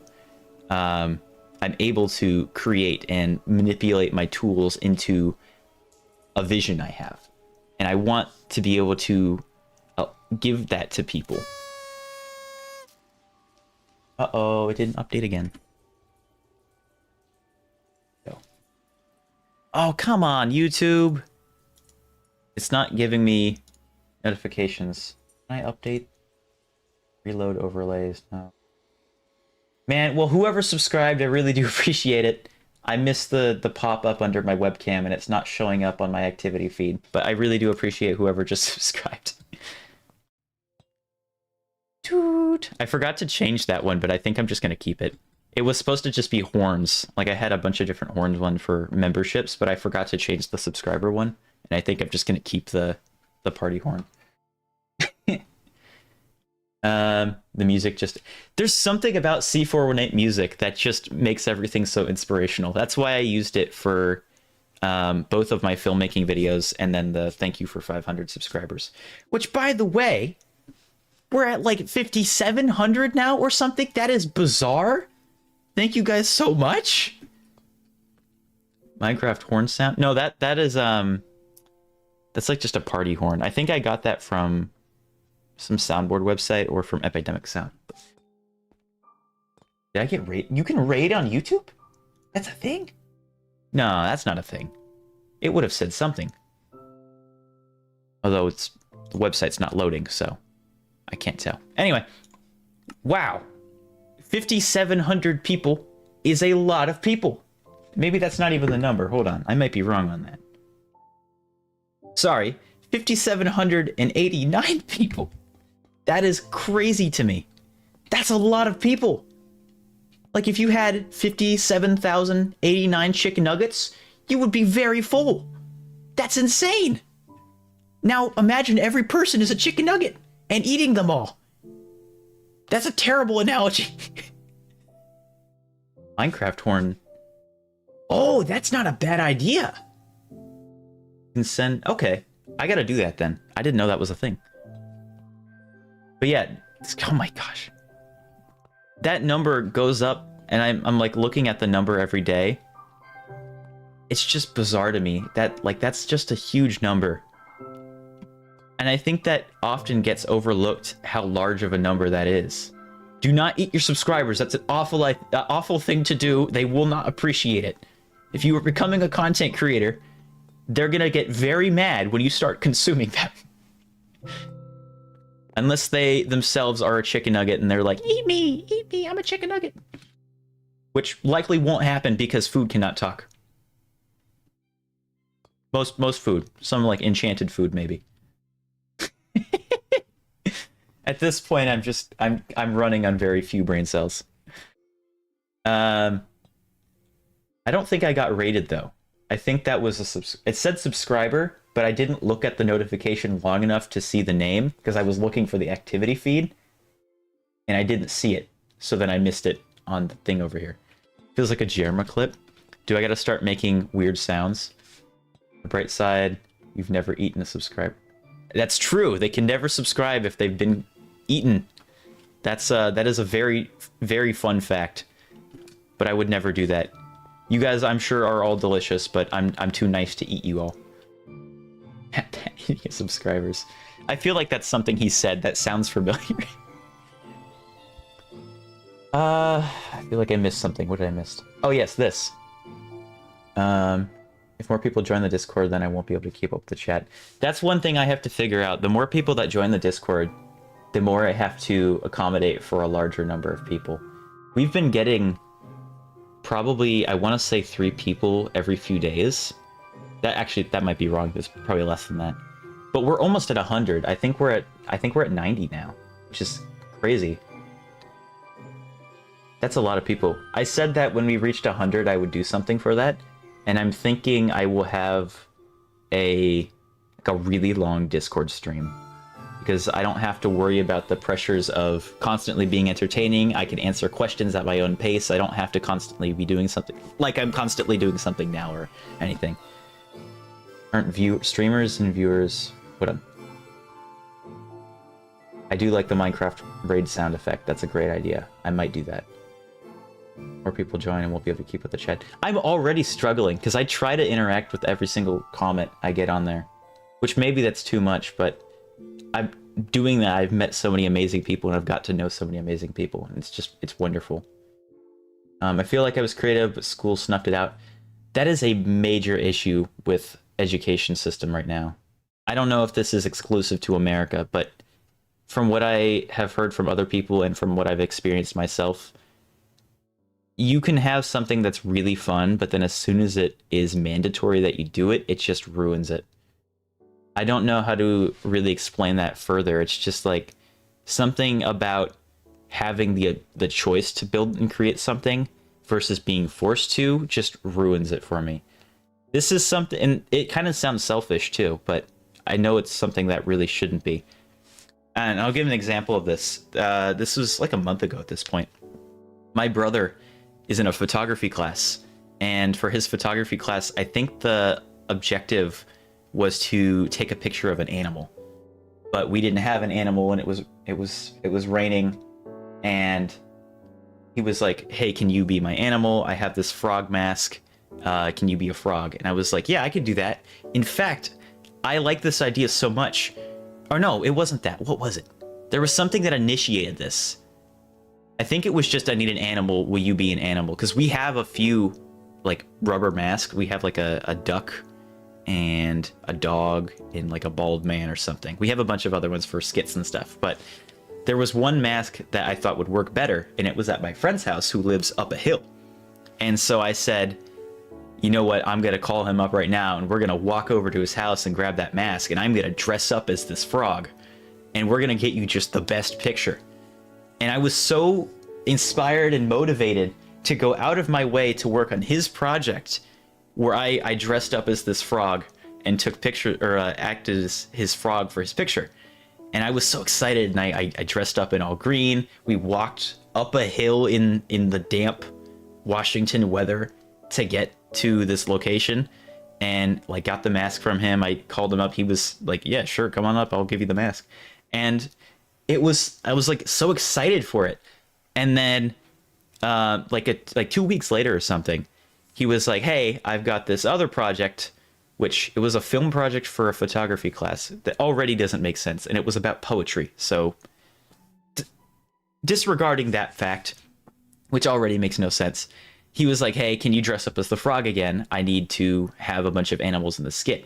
And for some reason, and I was aware of this while I was saying it, I was like, no, I don't want to do that. That sounds really tedious and annoying to dress up as the frog and act in this.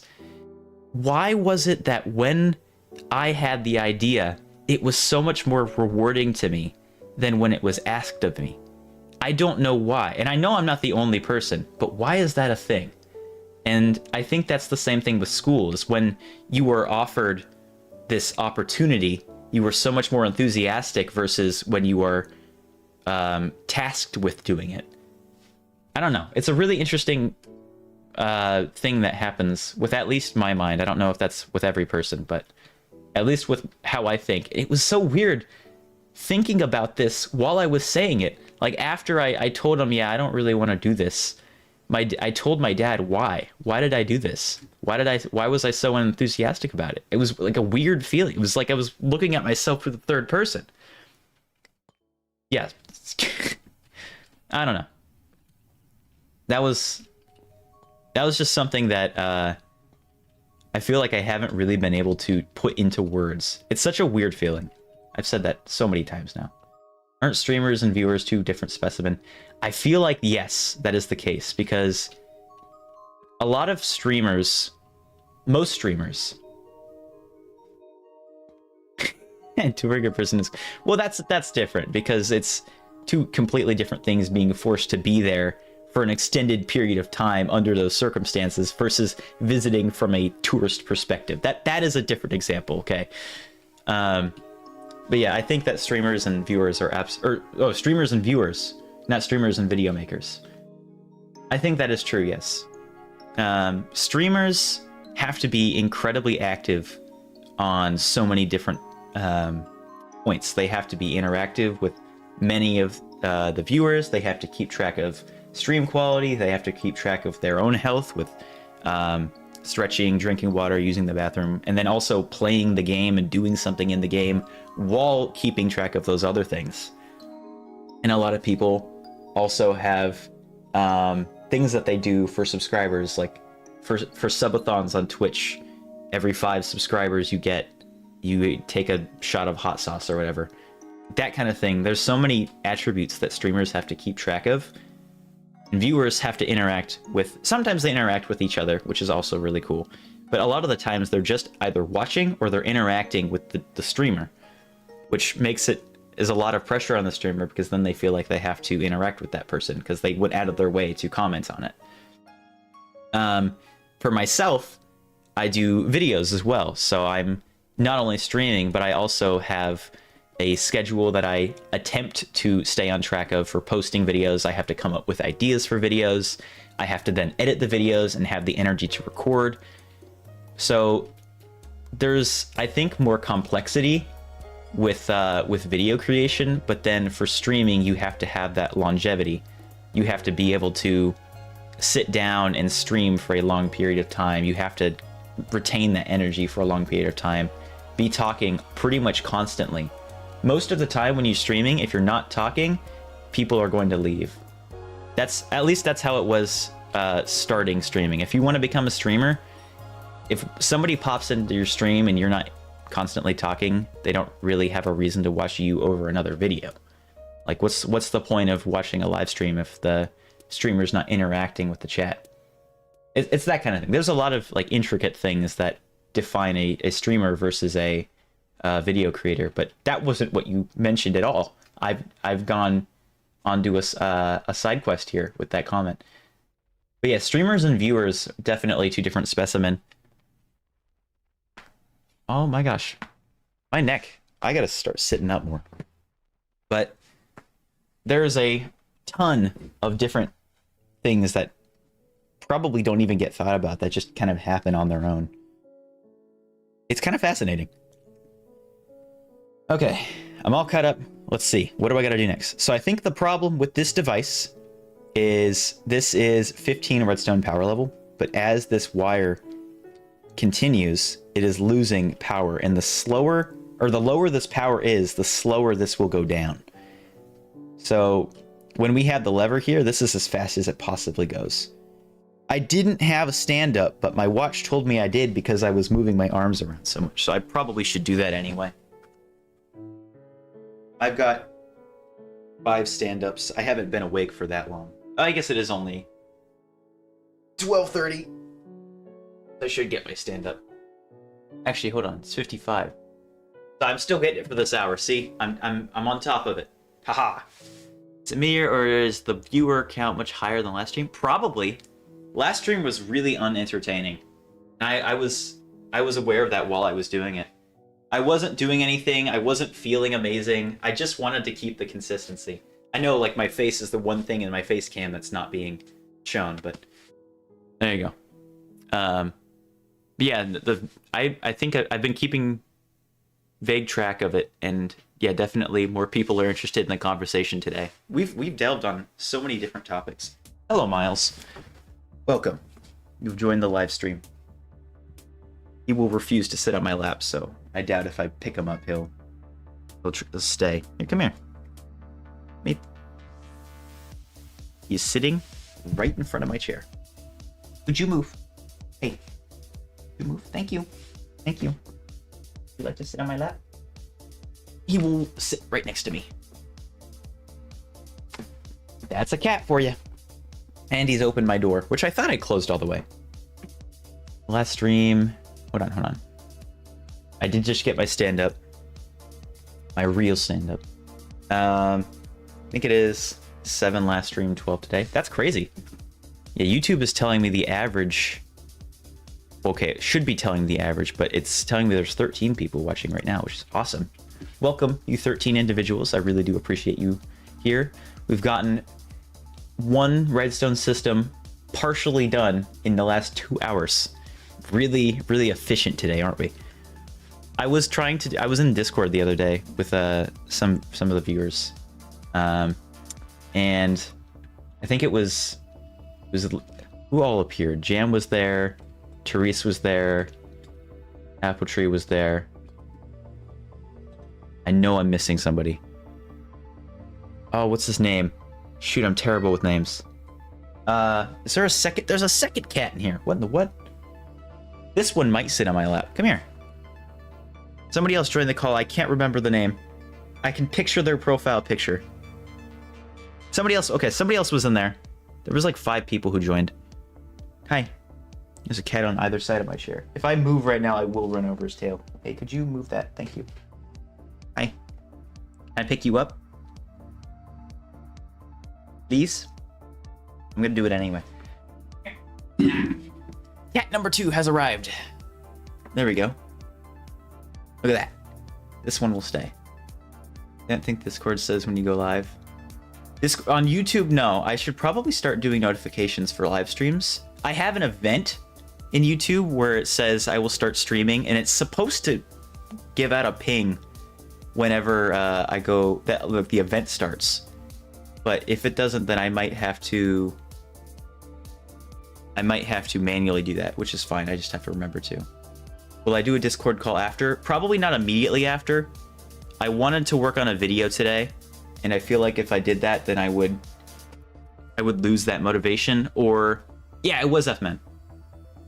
Or Ethman, I'm not sure how to pronounce it. Yeah, I feel like if I just immediately went to the call, I'm already drained.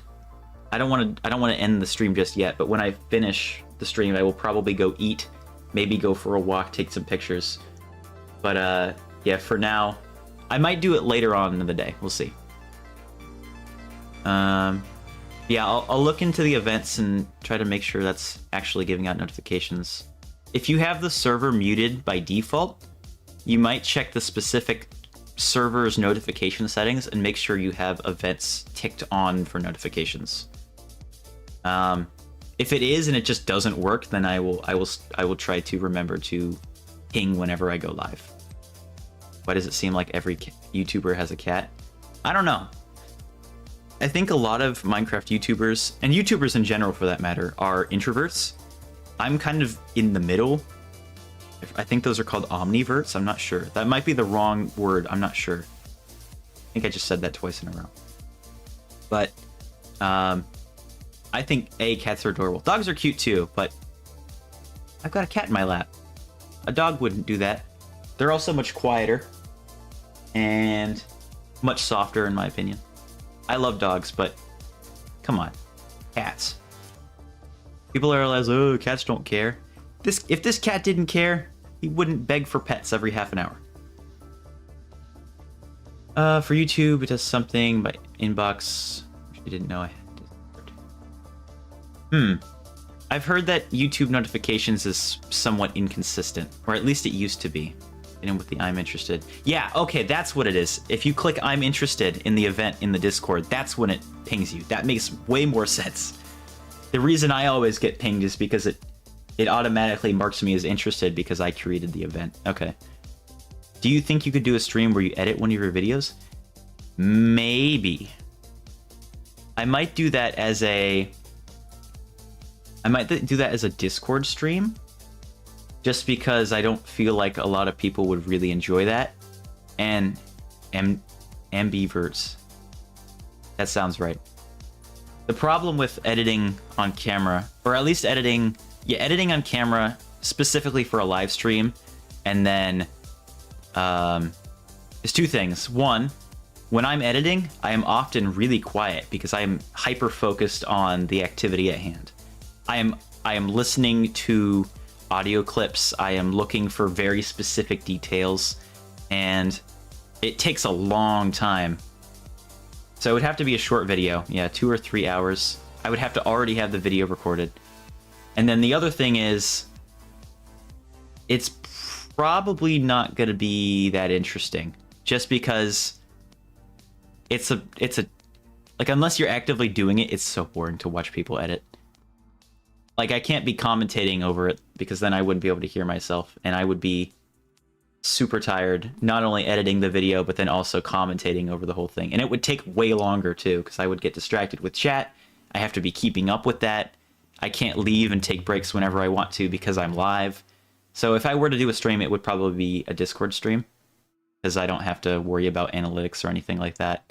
It's very low-key, and yeah, we'll see. Maybe I'll do that. I don't think I would do that for like the 100 members thing, but I'm going to try to move up so I can continue playing with this guy on my lap. But yeah, I do like the idea of editing on camera. It's just the problem of it would...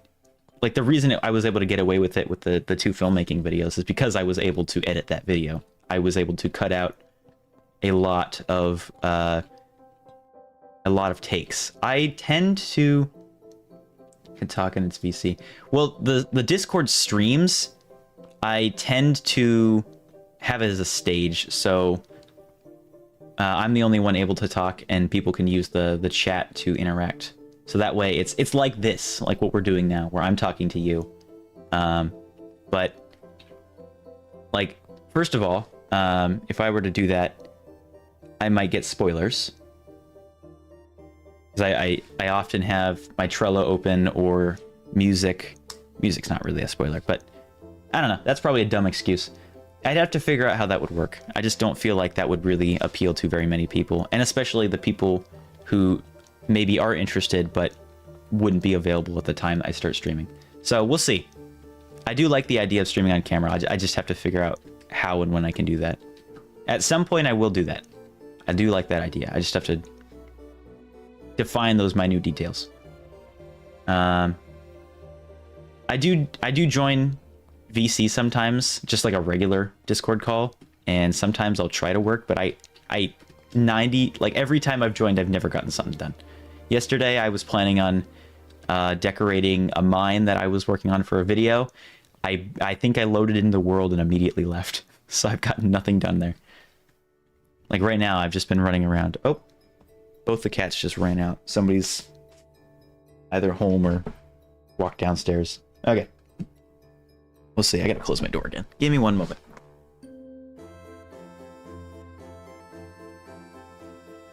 Can't believe my cats didn't read the sign.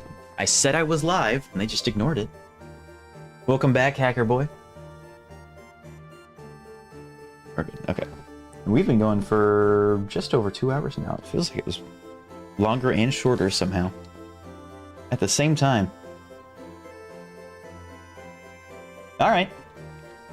Have fun. I'm very glad that you were able to join. I hope you enjoy your video. Mouse pad feels off. There we go. Bye-bye. Thank you for joining. Everything feels weird. My monitor isn't far back enough. There we go. Much better. Okay. Let's work on some redstone. So I think, just for the sake of simplicity, I'm just gonna do this. There's no way I can refresh, at least not one that I can think of, that refreshes the level of redstone vertically. So like 15, like this goes 15, 14, 13, 12, that kind of thing. But going vertically down, I can put a redstone repeater between those to refresh the level so it goes back up to 15. Vertically, I don't think I can do that. Made the Optifine segment of the mod review. Nice. Hopefully that's going well. And now I have to keep in mind, let me try just moving this. I'm not sure if I'm going to end up using this method, but... Well, see, that was... Okay, I'm going to get rid of that, because that's what this is. So I'm going to get rid of that. That way I have more space. And then we'll do this. So now, this will power, and then as soon as any amount of redstone power goes into this repeater, it refreshes to 15, meaning this will turn at full speed. This is not create mod. This is a bunch of mods. Like a lot of them, all of these blocks, everything here that you see, aside from these pipes, are from supplementaries. These pipes are from what is simple. They're called Lunad, but I think the mod itself is called Simple Copper Pipes or something along that line. Yeah, literally every functional Vanilla Plus mod that isn't Create mod is in this mod pack. But yeah, so let's see if this works. If I do that, it starts the timer, and then it stops. That works. And then I can flip this to bring it back up. So I want to extend this, replace that with that. Now when I push the button, it should go down for much longer. We're done.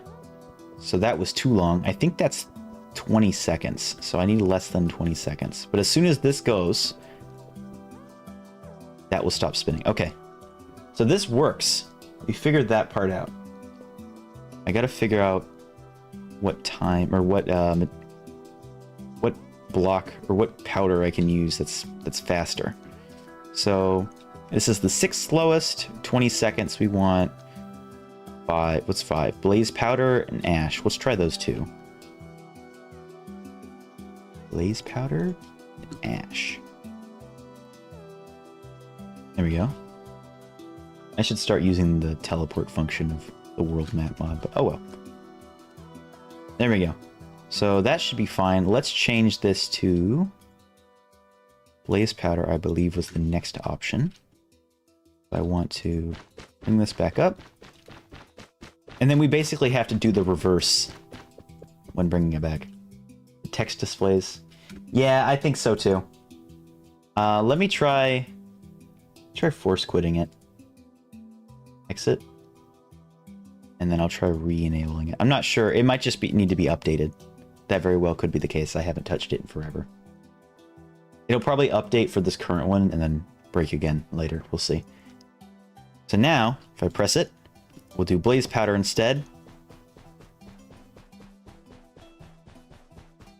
For some reason that felt even longer. Let's try the ash, see if that works. Push the button. Start going down. Oh, that's way quicker. Maybe I had those values wrong. Oh, this is 1 off, isn't it? 3. That's so close. Okay, so that was ash. We want one slightly longer. 4, 5. So 5 was the blaze powder. So how much longer is the blaze powder then? Let's do this test. Delete all those.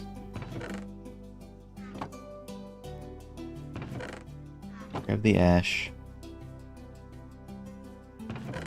Slime. Concrete powder. I think concrete powder and sand are the exact same. And I'm sure there's another one I'm missing as well. So these are powered. Here we go. Wonder what I'm missing. Okay.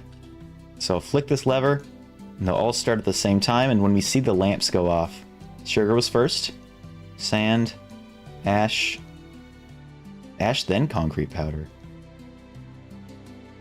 So concrete powder might be the one we try then. Blaze powder. I feel like it was ash, then concrete powder. I think I have it backwards. Let's try this. Pretty sure. 4. Yeah, the slime and the redstone take the longest by far. Okay, let's take just the ash and just the concrete powder and see which one finishes first. These are all ready to go, and on your marks, get set, go.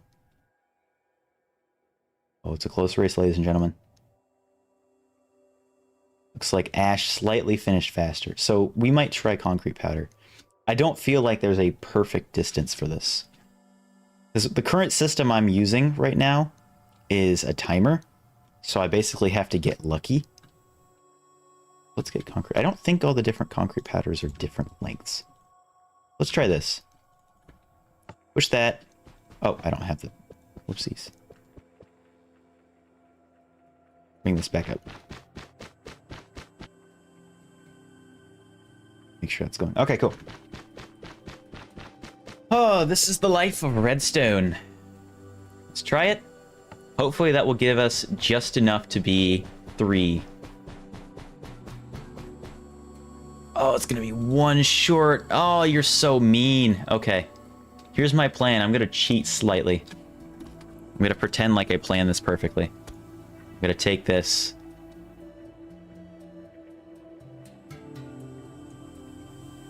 And then I'm gonna do this.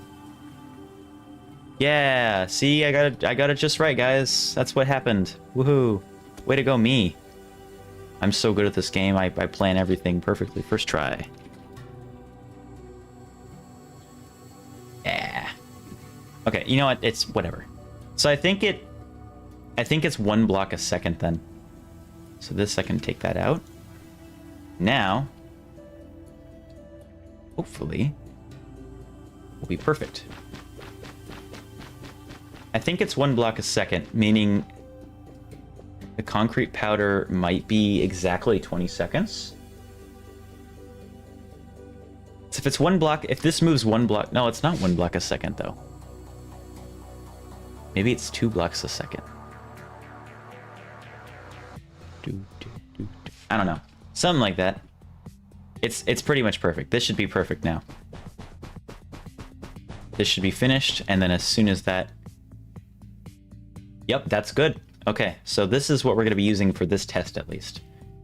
So now we have the system that brings it down. Now we need to figure out how to bring it back up.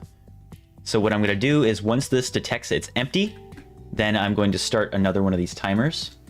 So I need hoppers, the fitting, and then hourglass. And then give me that. Are you going to make this world available for download? I'm not sure yet. So this was supposed to be built on a server. And either way, I'm building it in creative mode first. Just so I can, you know, have the game. But if... What either will happen is Revolutions will come back. And then I will, once the season is over, then we'll release the world for download. Or what will happen if that server doesn't come back, on the off chance it doesn't, then I will figure out some way to host this world or release it for download, and then people will be able to play on it. So at some point it will probably be a public available project, but right now it is not. Okay, so that triggers one time. Okay, so this should be fine then. So if I place this down here, hourglass, way too low for this, hold on. There we go.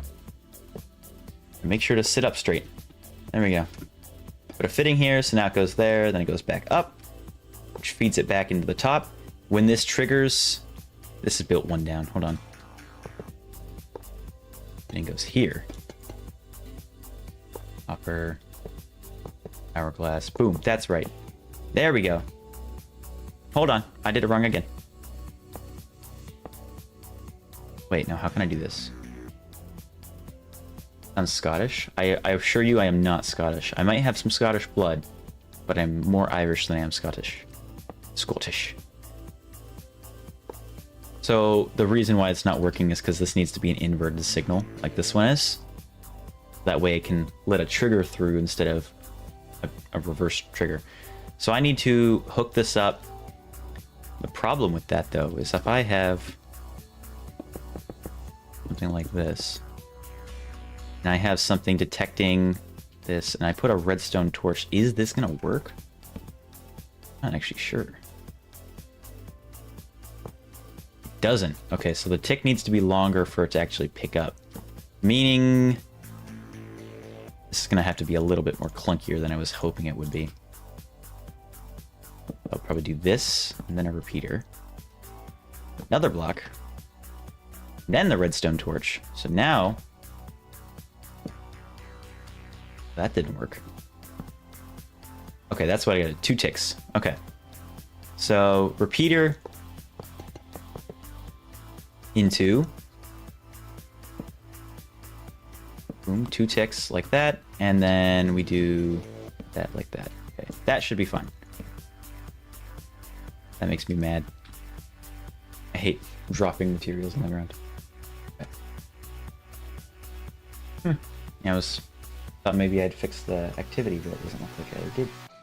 I gotta fix it because it's been broken 2 streams in a row now. Okay, so now that should be long enough where it will trigger a hopper. For just long enough, it lets a single piece of concrete powder in once. Now we have that. Bring that over. And then we get our fitting, we get our pipe, and then we throw that in there. That, oh wait, hold on. There we go. So now that should be correct. So basically, when this is fully emptied, would that be a problem? Okay. We'll see. Hold on. So I'm going to push this, and what hopefully should happen is I'll push this button, it will lower all the way, and then that will start a timer. And this timer will wait 20 seconds. And that should be all it does. And then let's actually put a note block. Where's the comparators? Comparators. Oh, that has MBTD. I'm going to get rid of it. What am I looking for? Note block. That's right. Birch or acacia wood. As far as using it for building, I tend to use only the stripped birch. But acacia, I feel like, has more uses because nobody likes birch bark. But there are situations where acacia barked, or acacia with bark and without bark are useful. So I think I'm going to have to go with acacia, even though I like stripped birch more than either one of those other textures. Just because it's more versatile as a texture. Okay, so here's what we're going to do. This is going to say... Oh, now... So that timer is going to go. Once that empties, it waits. And then I want it to wait for about... Let's do... What was the fast one? Dust is fast. Ash was fast. Sugar was the fastest one. We'll put sugar in here. Not concrete powder. And then that'll be just a short timer. I think they both have their places. Birch with the bark is pretty much only useful for birch trees. And even then, you have diorite. And I feel like that's a more pleasant texture to look at anyway. Acacia, I feel like can be really good for orange palettes, or it can be really good for gray palettes, depending on which version you're using. I don't think using Light Matica is cheating. You are still designing the structure. You're not putting the structure in the world without the effort of building it. I think the easy place feature is a little bit like 50-50. I don't like using it, but some people do. But I don't think I would consider that cheating. Just because you have to put in the effort to design the structure, and then you still have the, to actually build it in the world, you still have to go get the resources, you still have to place the blocks, and you have the ability to change it if you don't think it works on the fly. For a lot of those projects, you have to use, or like manipulate terraforming. So I don't think that's cheating. I use Light Matica, and I think it's fun. But sometimes I like to just freehand stuff, and that's usually where the terraforming aspect of it. Like this was freehanded. I didn't use Light Matica. Wait, hold on. Light Matica is not where you would use this. That would be World Edit. Light Matica is moving a schematic. Then I did use Light Matica for this, because I had a different world that I brought it in with Light Matica. But as far as translating creative mode world with a Light Matica file to survival, I don't think that's cheating. As long as you're actually building it and not just pasting it. Because you think about it, your options are either have two clients open, switch between them so that way you can see which blocks they are, have screenshots open, and either if you have one monitor, then you have to tab out of the game every few seconds. You could print it out on a piece of paper and look at what you built, and like a printed out piece of paper of it. Or you could, I don't know, have a video playing on a second monitor of you building it in creative, so then you could copy it in survival. I think Light Matica is just a way to allow you to have, I guess, essentially better memory. Because it gives you a ghost, it doesn't give you the actual assets to build it. So I think it's fine. To me, that makes sense. Okay, to here, we want to say when this triggers, and I think we're going to have to do another one of those observer extensions. This is going to pop out here. This is going to, that's a comparator. Go for 2 ticks. This is clunky, but we're going to make it smaller. And then this is going to say, let's actually move this up. Cog block. That way I just have some more room. Here we go.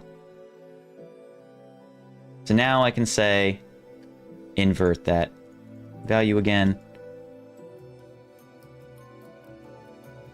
So there's 2 ways I could do this. I can make another one of these, or I could have a system that says when it triggers the first time, swap which one it triggers. Could I do that easily? I'm thinking of a system, but I feel like that would just be tedious.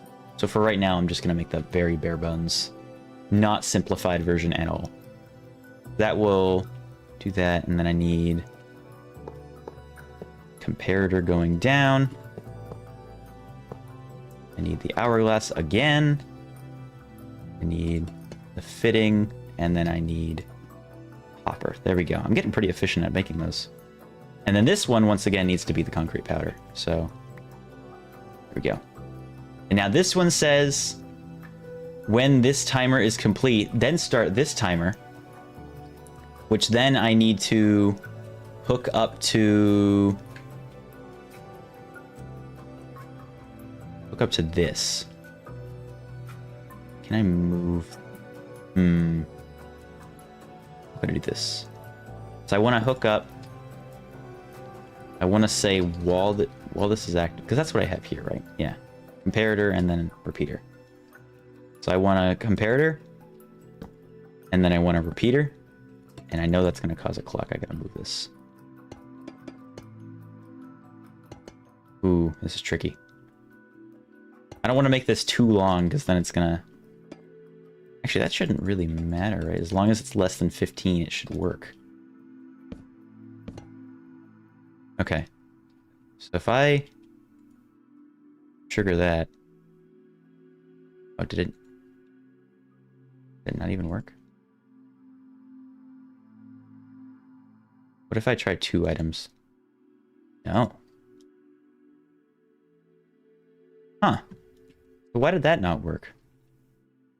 It should have detected... Is it detecting this? No way. I don't understand. This is too big brain for me. Why did it... So theoretically, this should detect when this has an item in it. What if I just put more? What? So does it only detect when this is leaving? Because if I toss this in... Oh, it's not even gonna... Wait, why? Why? Does not detect con... Oh, I'm thinking of a comparator. That would be why. Do I need... that's why it's not working. Okay, thank you. That helped. What I need to do is have this. Now I can have a block go into that. No.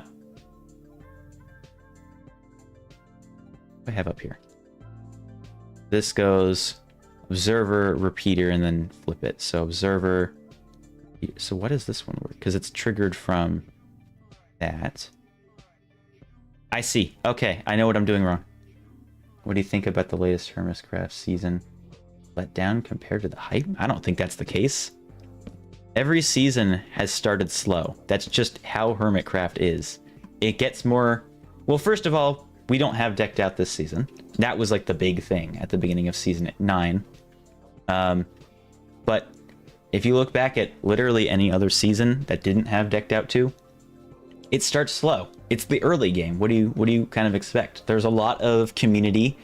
There's a lot of interactions with other players. Usually there's a bunch of small mini games, but the main entertainment comes from that community aspect. And as the season evolves, then you get more and more individual projects. You get more and more larger scale games because now they have the resources. They have their own projects they want to work on. So it's only been like 2 episodes. Give it some time. I'm not a fan. I think I've just slowed down with as much. That doesn't make any sense. I think I'm not enjoying the early game as much as I used to because I've seen it so many times. I love playing the early game, but watching it, the community aspect has to be entertaining for me because I've already seen the beginning of a season multiple times. So for me, I don't feel like that's the case at all. I feel like it's still got charm. I just feel like a lot of it might be repetitive. And some people like that. I like that. But I think as the season progresses, we'll start getting storylines. We'll start getting larger scale projects. We'll start getting games. And over time, the story arcs will develop. We'll start getting more character-based interactions.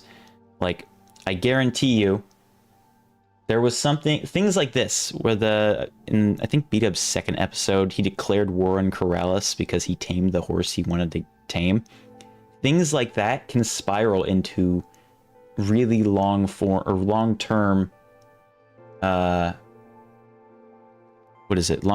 long-term storylines. Hey Marshmallow, welcome in. And yes, everybody does have opinions. That's the joy of opinions. Everybody has them. You set up an HOA.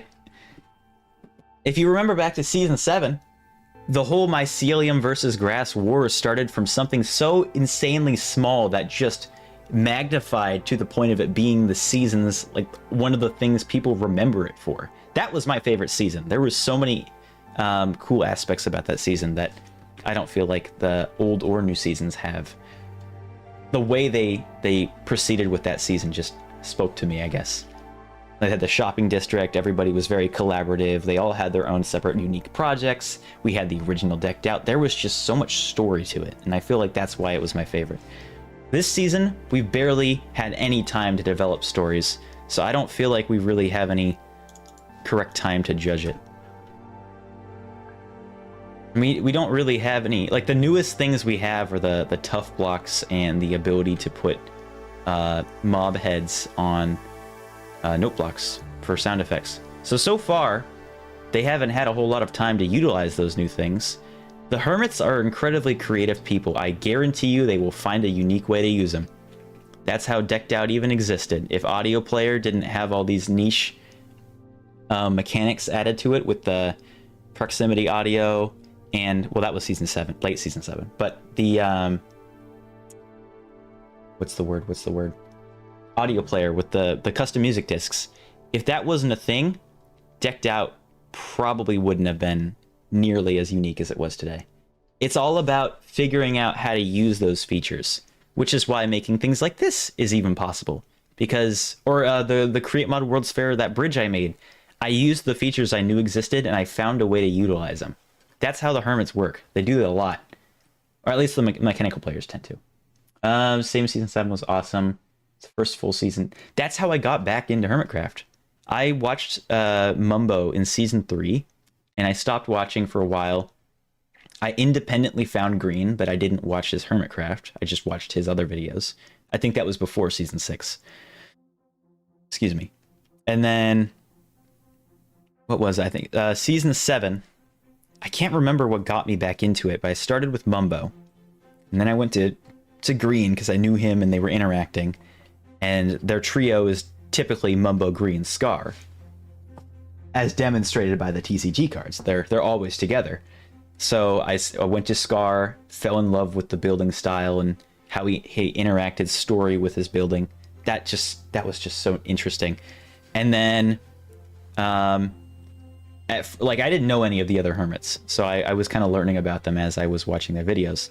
And I heard about Decked Out. I think I watched Green or Mumbo's playthrough of the first one, and I was like, oh my gosh, I gotta see this thing made because that is so mechanically impressive. I need to watch it. And I couldn't figure out who made the game. I stumbled across B-Dubs, and I thought he was the one that made the game, so I started watching his videos. Turns out it was Tango, but B-Dubs was so entertaining to me and so creative and unique in the way he does his building and his gameplay that I stuck with him anyway, and now he's one of my favorite hermits. Then I think I just wanted to expand who I was watching because I ran out of content to watch. And so I picked up Etho, I picked up Azuma, and then I started Corrales, but I don't think I got very far before the season ended. But yeah, I picked up, I watched Tango's. I was just fascinated by his brain. Yeah, I stuck with Etho, and the montages with the note blocks. That was the thing that I thought, wow, that is so cool. I've never seen anybody do that before. Not with note block music. It just made so much sense. So this is gonna break right here. But yeah, I really love season 7. There was so many elements of it that just were different. I do not ski. I do not snowboard. The closest I've gotten to either one of those is sledding and skateboarding. Although I don't do either of those very often. Skateboarding I haven't done in years. And I haven't been to any place that's snowy enough for sledding in a long time. So, no. That's probably the best answer I can give for that. Did I watch Empires? I used to watch Fwip before Empires existed. I watched his hardcore series, but I got really tired of his commentary style. I loved his builds and I loved the way he told stories with them, but something about the way he spoke was just over enthusiastic and it was overwhelming. Ricardo, welcome. I actually saw the notification this time. I'm really happy about that. Really wish my program would work, but welcome. Thank you for subscribing. But yes, I did watch Fwip. I stopped watching because it felt very repetitive in the commentary style. The builds are just phenomenal, but something about the way he spoke was just so repetitive. Toot! And I think he's the only one I watched. I stopped watching Fwip like halfway through the first season of Empires. I really liked Mythical Sausage, but I was watching so many hermits at the time I couldn't keep track of them all. And I think there was one other person. It might have been Smaller Speeds, I'm not sure. There was one other person that I watched a lot of too that I just couldn't keep track of because I was watching so many different perspectives. And then I was also watching all of Etho's Terra Firma Craft, all of Etho's Project Ozone 2, and I'm still getting through all of Etho's Let's Play Minecraft. I'm on episode like 570 or something. I watched it from the very beginning. And oh my gosh. That's why he's one of my favorite. Just the way he thinks. But yes, I did watch Empires. Okay, let's fix this system before I procrastinate more. So this says if there is any rope still in here, it will go down. When this empties, this gets triggered. This makes it long enough for a redstone pulse that goes down, and then when this empties, no, that's wrong. I need this one lower. Grab these. This says, oh, now I see where my issue stemmed from. Okay. Quite like Jimmy in Solidarity, his personality is so unique, and there's a lot more going on in his head than most people don't realize. I need to start watching them too. Both of those people are very entertaining, and I think they'll fit well in Hermitcraft. It is kind of odd seeing them in the season though, because I already knew them from previous things like the Last Life series and then also Empires. So it is kind of odd seeing those two characters, but I do love them personality-wise. I just have to get used to seeing them in Hermitcraft. I can't wait to see what Skiz brings to Hermitcraft. Fell in love with him in the series. He's a very silly guy, and there's some I gotta catch up on the Imp and Skiz podcast too. I'm trying to get through a B-Dubs and Mumbo episode, but I haven't yet watched. Whoa, we just watched it. Oh, I didn't get a waxed version. Was it Honeycomb? Honeycomb. There you go. Maybe an axe too. I have not watched Has Been Hotel. I saw the comment. I was just trying to do this before I forgot. I haven't watched Has Been. Not really my style. I'm not a fan of the music. I don't have a problem with it. I'm not a huge fan of the music style. And from what I've heard, the creator tells a very interesting story, but they don't really develop their characters. But I don't know a ton about it. Jimmy and Solidarity. Yes, they are. I don't know why I didn't even think about that. I meant Solidarity and Skiz. Just the way you said Jimmy / Solidarity, and in my mind I read Jimmy and Solidarity, and I didn't think twice about it. I didn't even consider. But yeah, I'm excited to see what they bring, even if it's from another person's perspective. I've seen a few interactions with the other hermits, and I do like them a lot. But no, I don't watch Has Been Hotel. I haven't seen the other one either. I have a really awful time consuming content.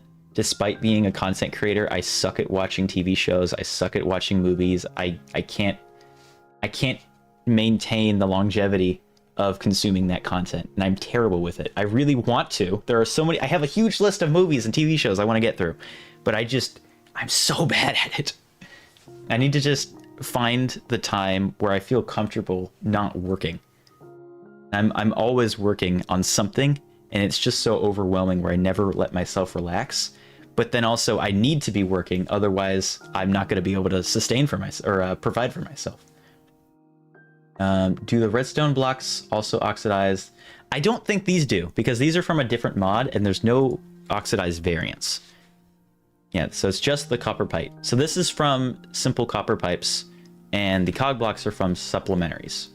So there's no need to wax them. There's no need to make sure they're oxidized. Nothing happens. But these ones, they do need to be oxidized because they can be used as decorative blocks, and depending on the level of oxidation, it actually affects how fast items travel between them. Like if I get some of this, and let's try this. Let's do copper. Get this one. Try that, and I think I can. If I power these. How can I do this? I'm gonna have a redstone block here. That's not gonna work, is it? Because that's not gonna be directly powered. Yeah, that didn't work. Let's see. All right, here's what I'm gonna do. This is gonna be a very janky text. Very, very janky. Okay, there we go. I'm skipping this one because it's got layers. If I put this... Oh, that didn't work. What if I move it one down? But that... Nope, that didn't work. Okay, so you cannot do that. That's good to know. How can I do this then? Hopper?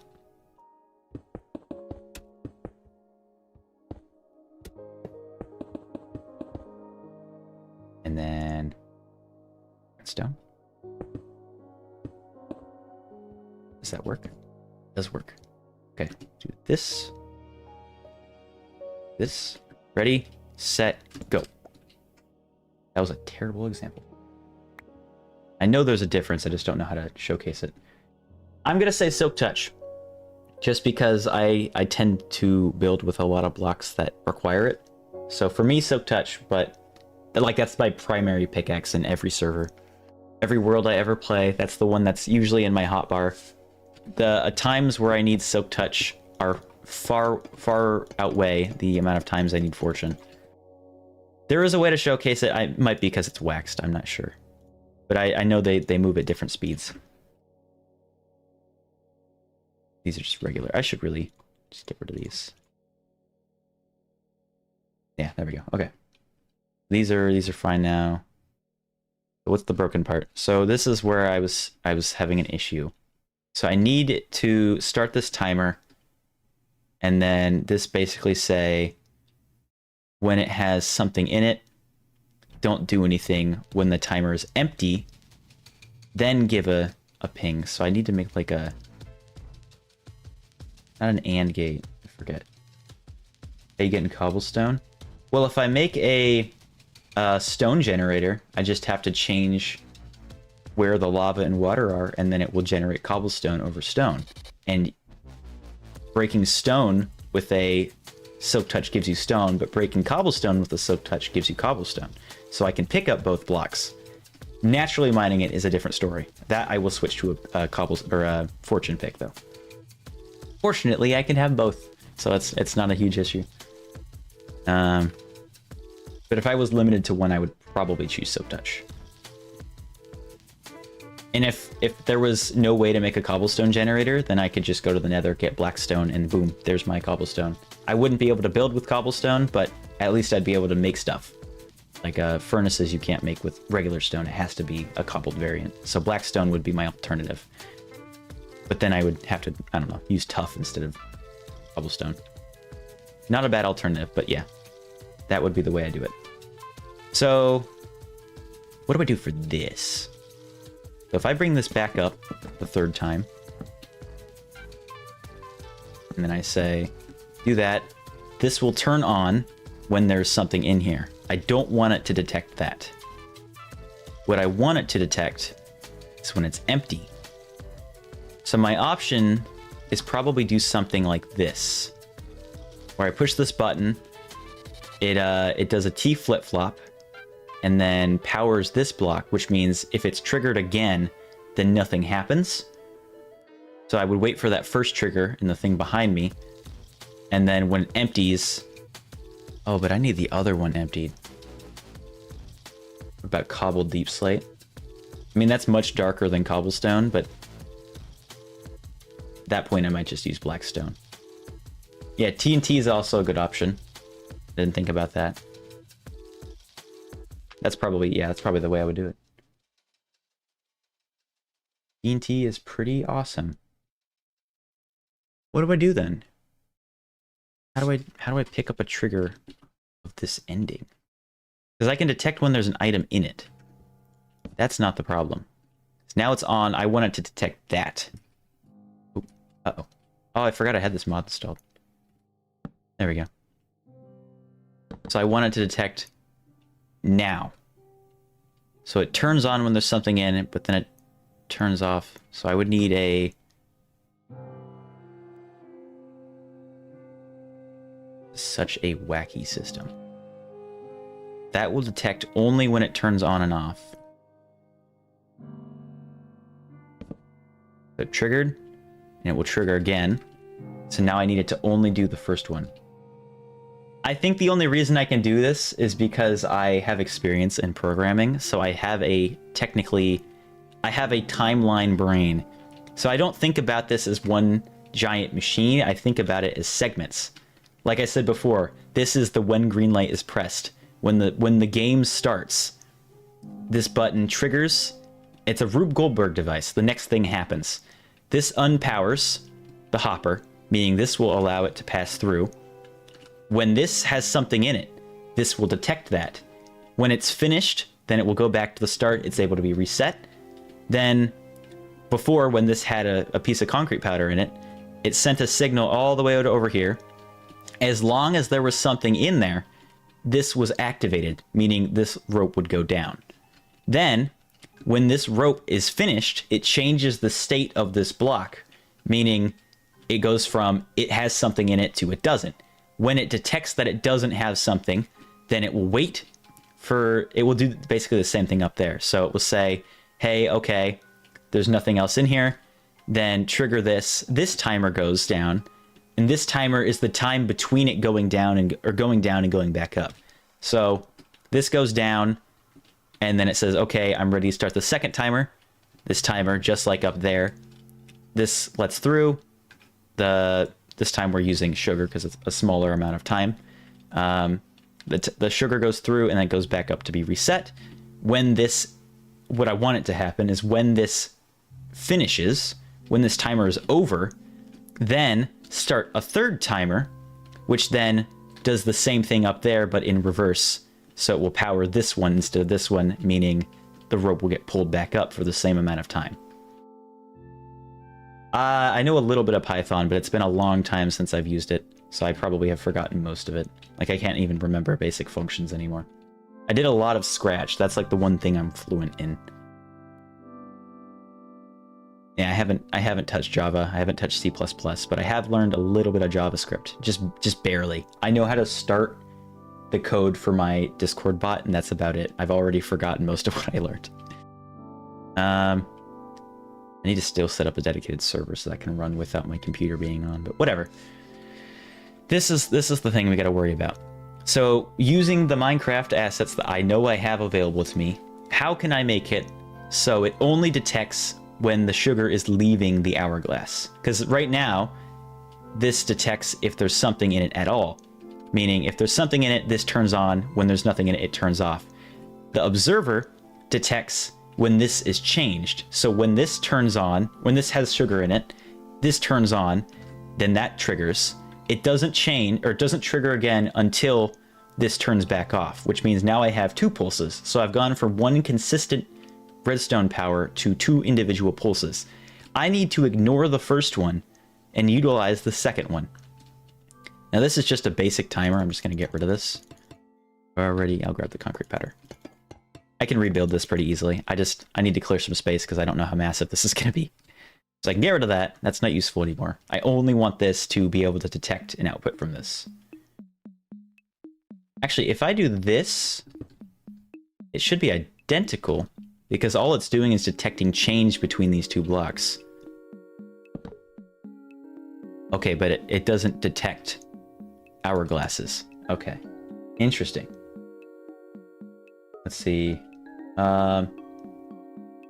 Yeah. So thinking about it as a timeline rather than a whole machine really helps. That's how it helped me, at least, for redstone. I have a lot of different... Weight's good. I have a lot of different strengths in this game. Redstone is not a strength for me, but it's something that I am able to navigate. I can build, I can do redstone, I can manipulate game mechanics, I can write stories, I can do terraforming, I can do all of these things pretty good, but I'm not a master at any of them. Terraformacraft was so good. I really wish there was more. I think that was the second season was the one I watched, because I think he did 2. So I should go back and watch the first one. But I know it's not as good. I think I tried. But either way, it's more etho content. But yeah, Terraformacraft was so good. If you have Create Mod, you can use a toggle latch. We don't have Create Mod. And I would use a toggle latch. Toggle latches are so useful. It's the world's smallest T flip-flop. But this this mod pack was specifically designed to add mechanics without adding the create mod. Because if you add create mod to a series, then it becomes a create mod pack, and we didn't want that. So this is using supplementaries and Farmer's Delight and simple copper pipes, I think is another one.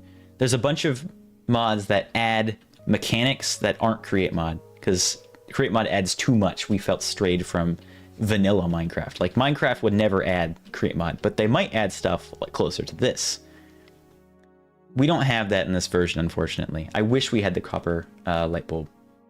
What about a C scale? I don't know what that is. C++? I don't know C++, if that's what it is. But thank you, thank you. Yeah, that system is, at the moment, not small at all. It's literally just to figure out if there's a possible way to do what I want to do, then that is already a step forward. Once I have a functional system, then I can recreate it using that knowledge and try to make it smaller. That's what I was doing here. So this is the first iteration of this door. All I wanted to do was figure out, I think, how to turn on and off the door. I don't remember if this is fully fleshed out. So button press closes the door. And at the moment, I think I can press it and it will mess it up. So I'm not going to do that. This is already not the functional version. So press this button. It does two things. First of all, that redstone dust powers, meaning this dispenser will put water into this jar. This detects a item in this jar and powers this block, meaning all of this door is closed. And then this says, in addition to that dispenser triggering, it also triggers an observer up here, which flips this hourglass upside down, meaning it resets the timer. After this iteration, I realized that wasn't necessary. It's only necessary if I don't have a system for recycling the ingredient. So the way the hourglasses work, if I get a time, what is it? Hourglass is a turntable. And then let's get a lever. Here we go. The way this works is you can have that, boom, you have a timer that's finished. It can be sucked out with a hopper. That's the system I'm using. Or if you've got this, you can turn a block in front of it, including the hourglasses, meaning when it resets completely, the timer will flip again. But I was combining both of those systems, which was unnecessary, meaning I was turning this for no reason, because I already had the item flipping, so there was really no point for this turntable. But once this had dust in it, then it would trigger something. I think I disconnected it. It was supposed to trigger this again, which means the water would get taken back out, and then this door would open. But I had a better idea, so I recreated it. And I basically did the same thing there with a more foolproof plan. I didn't have any way to prevent the player from pressing the button twice. So this system, you press the button, and it sends a signal through this block, does the T flip-flop again with the water bottle. So that gets pressed, this turns on, that turns on, and then this piston pushes the block over, meaning if this gets pressed again, no power will be able to go through. Until that gets reset, this button is useless. So when it receives that first pulse, it gathers information from this right here, this piece of dust. When this turns on from that first pulse, it says, hey, start the timer. It transfers that power down here. It powers this, meaning the block will be allowed to get let through, and then this dust will go through. When this is on, then these doors will close. When it empties, then those doors will open. Then it goes back to the start, and once it finishes, it will loop back over here again, ready for the next button press. But while it's moving back, it also gets this, or it detects for that item. This is so stupidly explained. This is going to basically cycle for the end of time. as long as I continually get button presses. Every time it passes this hopper, this comparator will detect that and send a signal to the second timer, which then unlocks this, meaning this can now cycle as long as it has no power when this gets inverted. When the second one happens, then it will detect again when it leaves. This is probably the system I need to use over there, actually. I'm glad I came back. It says, okay, this timer's finished. Send a pulse back to the very beginning where it plays a sound effect, so it just lets me know. And then also will trigger that T flip-flop, resetting the button from the beginning. So that way this button is now functional. So basically, too long, didn't read. You push the button, it closes the door for 30 seconds. In that 30 seconds, you can't push the button again, it does nothing. Once that 30 seconds goes down, then it starts another 30 seconds where this door is open. And then once that 30 seconds is done, then the button becomes pressable again. And then this is just a refined version, which I still need to refine it to make it smaller, because it definitely can. Oh. But yeah, that's Redstone for you. And having all of these modded blocks makes a lot of difference compared to default Redstone, because I can pass Redstone currents with much smaller space attached to it. How many viewers did I lose in that? I'm gonna guess like 3. That was such a long-winded explanation for such a simple structure. But there was something, this right here. So this detects when the timer is finished. So if I just attach a reparator to the bottom hopper, theoretically, it should work just fine. So this is what I want to detect for. I don't know why I didn't think of this earlier. I'm going to have a comparator output coming through the bottom. And this says if there's something in here, then give an output. And this is what will do my return for the rope. Can I see this from here? Oh, I'm just at a render distance.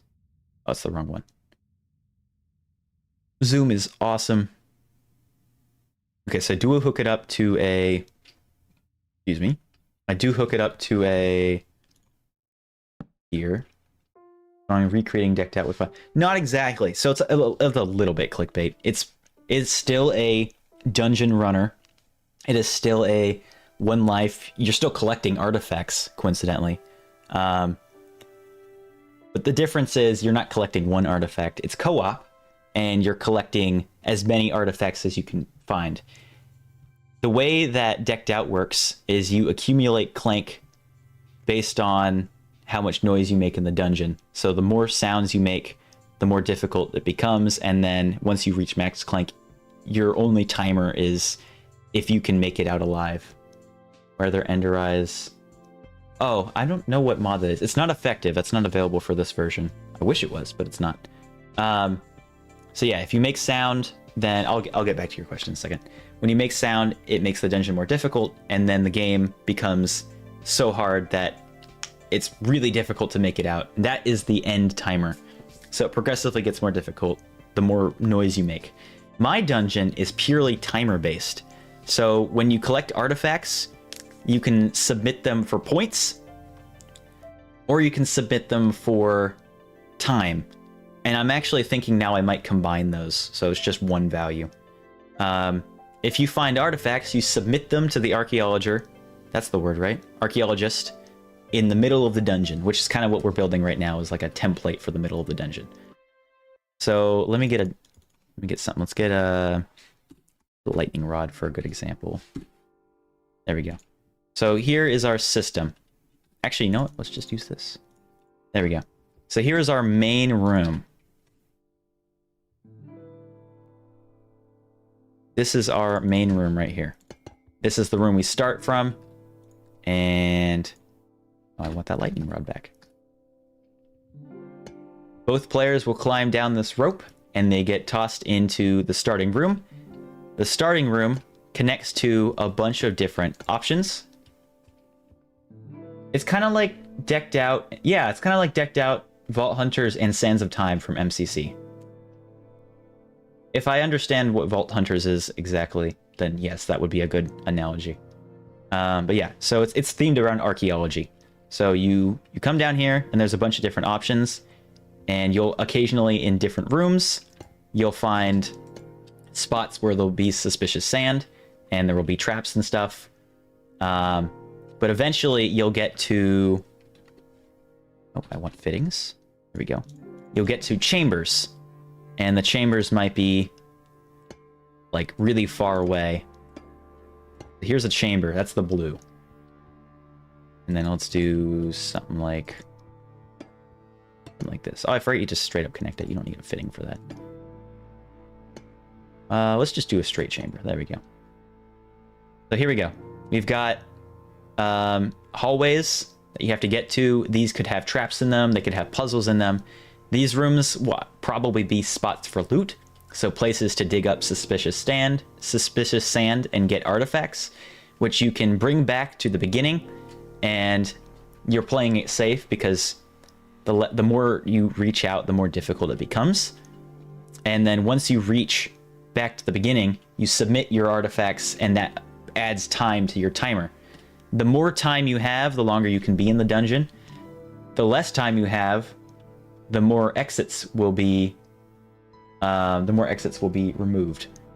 Yeah, these are just dyed. So you add they have, I think, every different dye. Yeah. So it's all copper. You just put colored dye on it to make it a different color, just for decoration.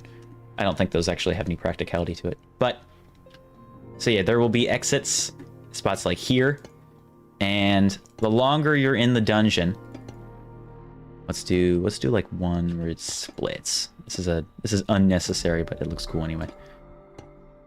There we go. And then sure, an easy one. So you choose which route you want to go to, and the loot is random, so you're not going to get the same loot every single time. You go back, you go down in, you go to these spots. The blue fittings are chambers. Those will have really high value artifacts, but they cannot be submitted for time, only for points. So if you want to go to these chambers, you get a big reward if you can make it out alive. The smaller artifacts, which you'll find in these regular... Let's get another one. Let's do green. Yeah. So these are just like regular loot rooms. Okay. I really like this color coordination. This is neat. So these rooms will have probably a few smaller ones. Smaller amount of loot. So like just regular sherds probably will be the loot here. You have to dig those up. They'll be themed after different biomes. So like jungle or cave or desert, whatever. There will be a bunch of different themes, and I'll have... There's some... I'm trying to like explain every aspect. I should really just focus on the core part. Okay. So you want to get to these rooms. You'll probably end up going to these rooms first, bringing back so that you have more time. And then when you submit more time, then you can reach out further because you've got more time to do those puzzles. You have more time to get there and avoid any creatures that might be trying to stop you from progressing. The longer you are in the dungeon, these are ropes, by the way. The way you get in and out of the dungeon is these ropes will lower from the sky, and then you can use those to get out. The longer you're in the dungeon, the more these will start to disappear, and that as an option to escape will be removed. So at the beginning, you'll drop down from this one, and I'm thinking this will stay. I was originally thinking this would go away, so you're forced to look for another one, but I'm thinking, assuming there's only one difficulty, this will stay here. So you'll be playing, and you're in there for 5 minutes, in there for 10 minutes, boom, that's gone. If you're in that room, you have to walk all the way back, go through all of the different puzzles. Boom, now these two are now, it doubles the length that you have to move. It doubles the amount of puzzles, the amount of mobs you have to withstand. So the longer you're in there, it's like the temple is becoming unstable. So eventually, if you take the longest route, it might have the most rewarding artifact, but then you also have to travel the most distance, so you have to make sure you have enough time to get back. Otherwise, all of the exits will close, and you'll be forced to either do something really dangerous to get out, or there's only one, and it's really hard to get to. Something like that. This is cool. I like this. I'm actually going to take a screenshot of that, because that is a really good tool to help me visualize what just happened in my mind. Yeah, I'm not sure what mod does this. I think it's Andromeda, but I'm not sure. There's a lot of stuff that mod adds, but it's not visuality. I know that. We don't have that on this mod pack. It's like, yeah, this is like a combination of Vault Hunters. It's like a combination of that, Decked Out, and Stand of Time. We're not using Create. The point of this mod pack was specifically to build on Minecraft's core,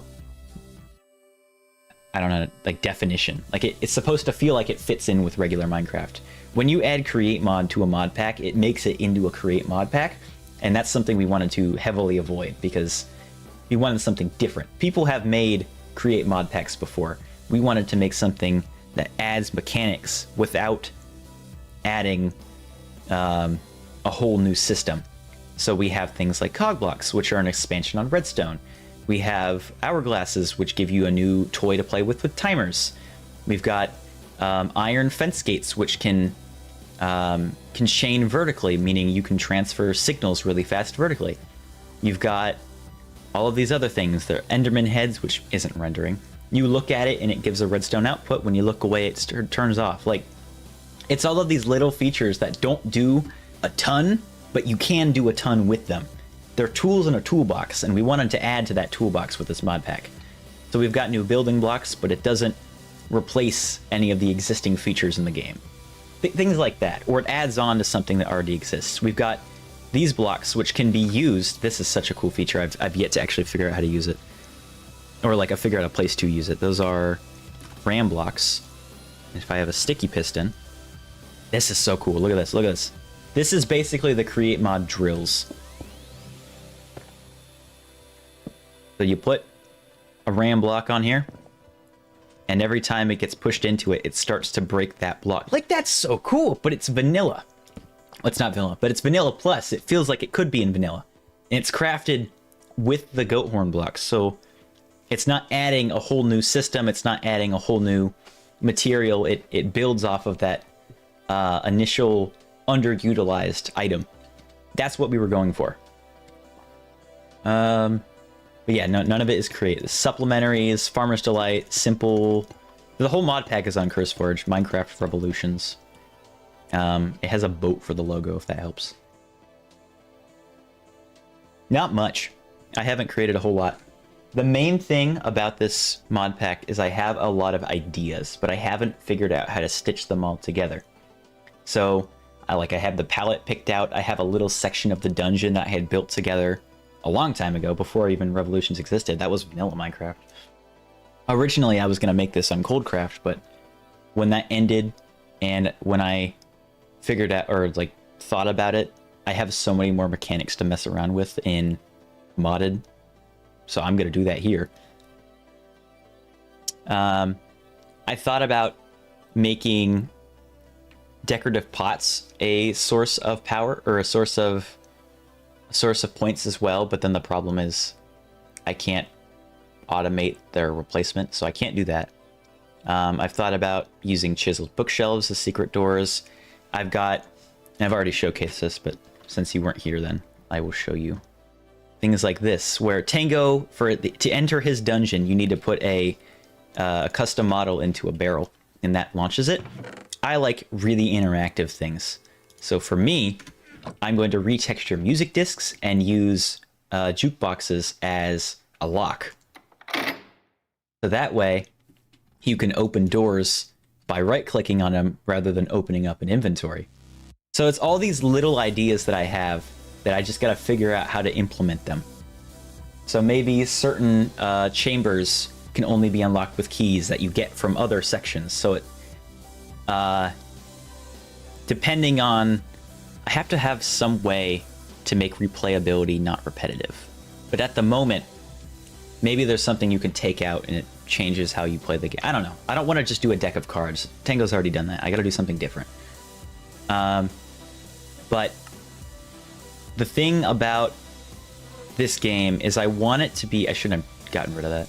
I wanted it to be something that when you first start playing, you don't know where everything is, but you start learning the beginning areas, and as you get more efficient at collecting those beginning artifacts, then you can start spending more time in the further out parts. And eventually, you'll get to the part where you've mastered speed at getting all of the different starting artifacts, the lower level ones. So that way you have enough time to open up the big chamber. And that might be a really big challenge. I really want to implement wardens in a different way that Tango does it. Tango has it where the wardens are always there.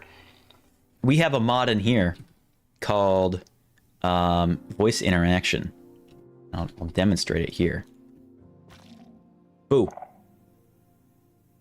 Boo. Skulk sensors pick up your sound. Meaning if you're playing a co-op game and you really need to communicate, then having a skulk sensor nearby in this really difficult dungeon, you lose all access to communication.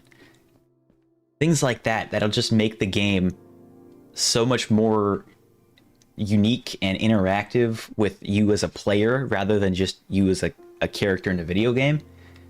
Made a mod pack for your building. Nice! Yeah, that can be a challenge, getting everything compatible.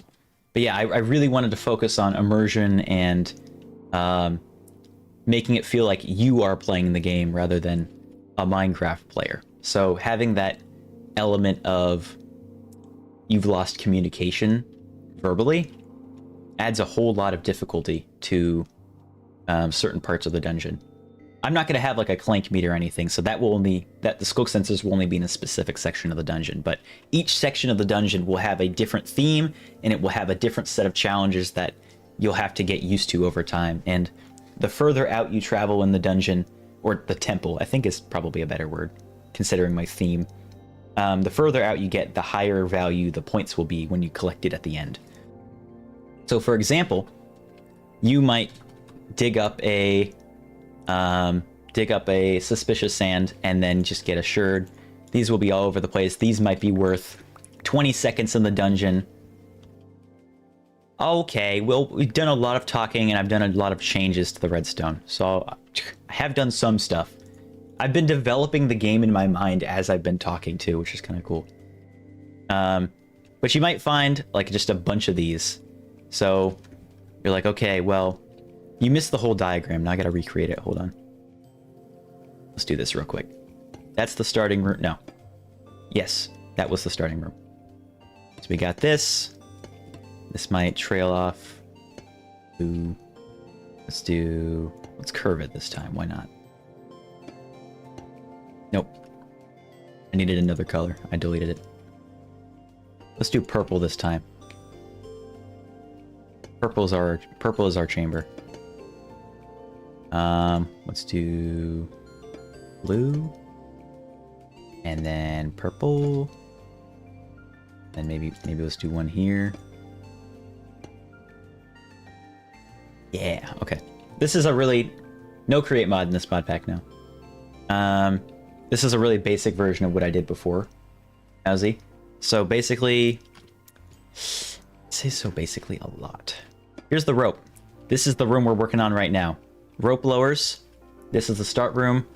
You've gotta bring all of your artifacts back to this point. You start moving out. When you get to these blue rooms, there will be lower level shards. So these will be worth 20 seconds in the dungeon or whatever. You want to bring those back to the start, submit them. You can be in the dungeon for longer. You'll have to do puzzles between the rooms and to get to those little loot spots. So efficiency is key. The more you play it, the more efficient you'll get at unlocking the further segments. And once you get to these purple ones, it'll be a really big challenge, but you'll get an artifact like, for showcase purposes, you might get a Totem of Undying, which you can submit for points, but doesn't give you any time in the dungeon. I basically merged the ability to submit time and points. So for me, if I'm really good at the game, I do all this really fast. I submit the points at the beginning. I come back here, do this one, submit the points back at the beginning, and now I'm able to advance into the really difficult sections where it has to be unlocked. And maybe artifacts over here. See, this is what happens. I start talking and then I come up with ideas. So I'm thinking chamber keys are bought with artifact points. So here's what can happen. When you leave the game, all of those artifacts that you have been collecting and bringing back, if you win, somebody makes it out. It's going to be built in survival, yes, but I'm designing it in creative mode. Assuming it's on the server. If not, I'll just build it here. But yeah, we'll. Oh, I forgot my train of thought. Done. Lost it. Oh no. Yeah. Okay. When you so it's a co-op game. When you or your partner or both of you get out of the dungeon, the points will get split to you, and then outside the dungeon, these points will be useful for some reason. I haven't decided that yet. But you can choose to instead spend those points on on keys, which will then open up the chambers. So maybe these are much cheaper. So you spend those points, and you have to gamble. Is it worth spending the points on doors? Do you think you're gonna make it past it before time runs out, or do you want to save those points for the score outside of the dungeon? So you gotta figure out which one is more effective. Do you think you're gonna have enough time? Is it worth it? There's a lot of things you'll have to think about, but I'm trying to make it so it's not super overwhelming. I'm gonna change this. Chamber keys are bought. Costs a lot. What should the smaller chambers be called? I'll just call them rooms for now. Room keys. And also be bought. I'm making a mini game, a dungeon runner inspired, but not a copy of Decked Out.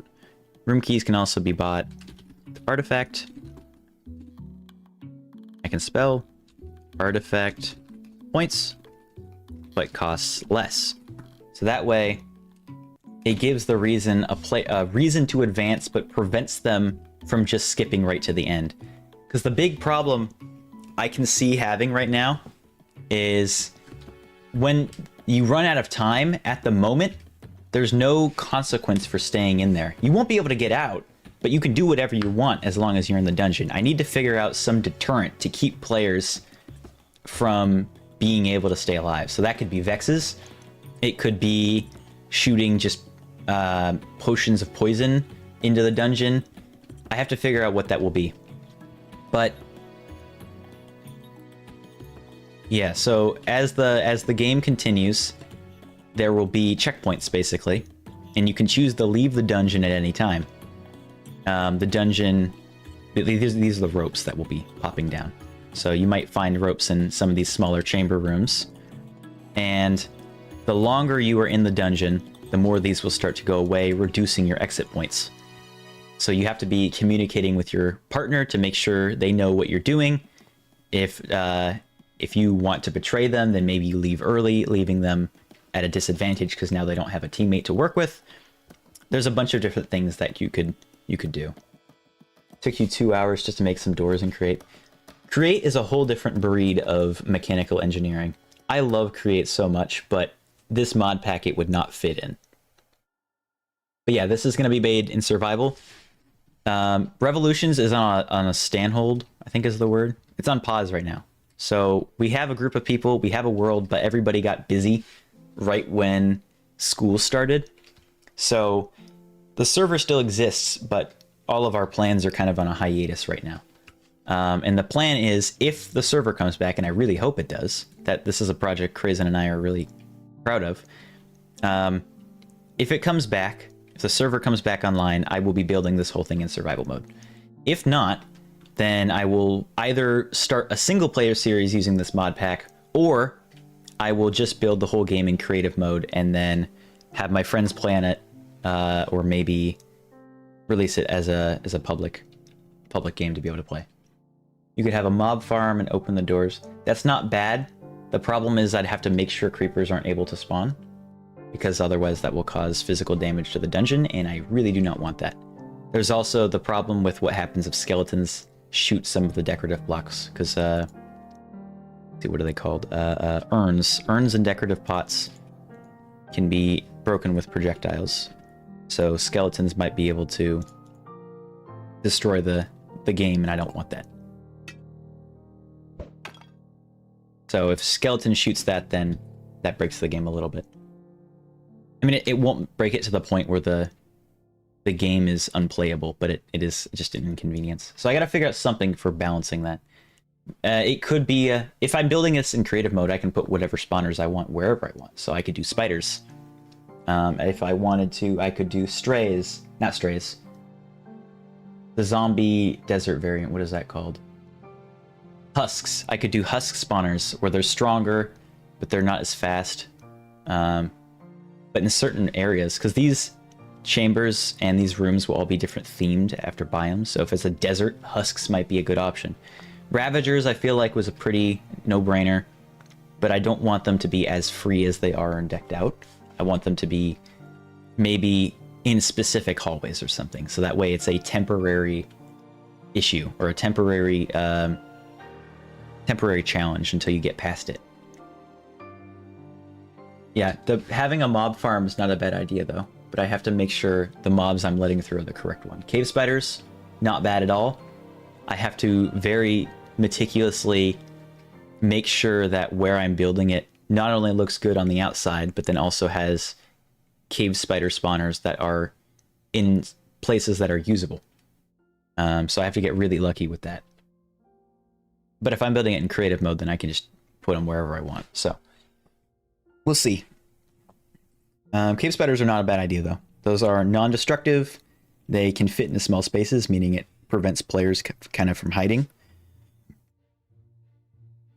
I get a ping for. Yeah, cave spider is not bad.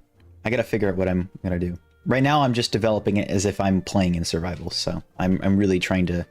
Otherwise, I could do a lot of the stuff with command blocks if I wanted to, but I think it would be not only a more impressive feat to do it with redstone mechanics, but then also I'm enjoying it more than command blocks, and I can build it in survival if I wanted to.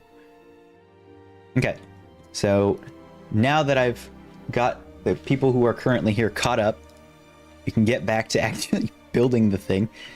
The part I was having trouble with was detecting when this timer's finished, but I think we've figured out how to do that. I think that needs to be 2 ticks. No, it's just 1 tick. I love Zoom. Chances of that. Hey, you don't have to. I promise you, when you start streaming, you are not going to get like any viewers. You might get maybe 1 or 2. When I first started streaming 8 years ago or something, maybe more, on Twitch, I got 0 people for years.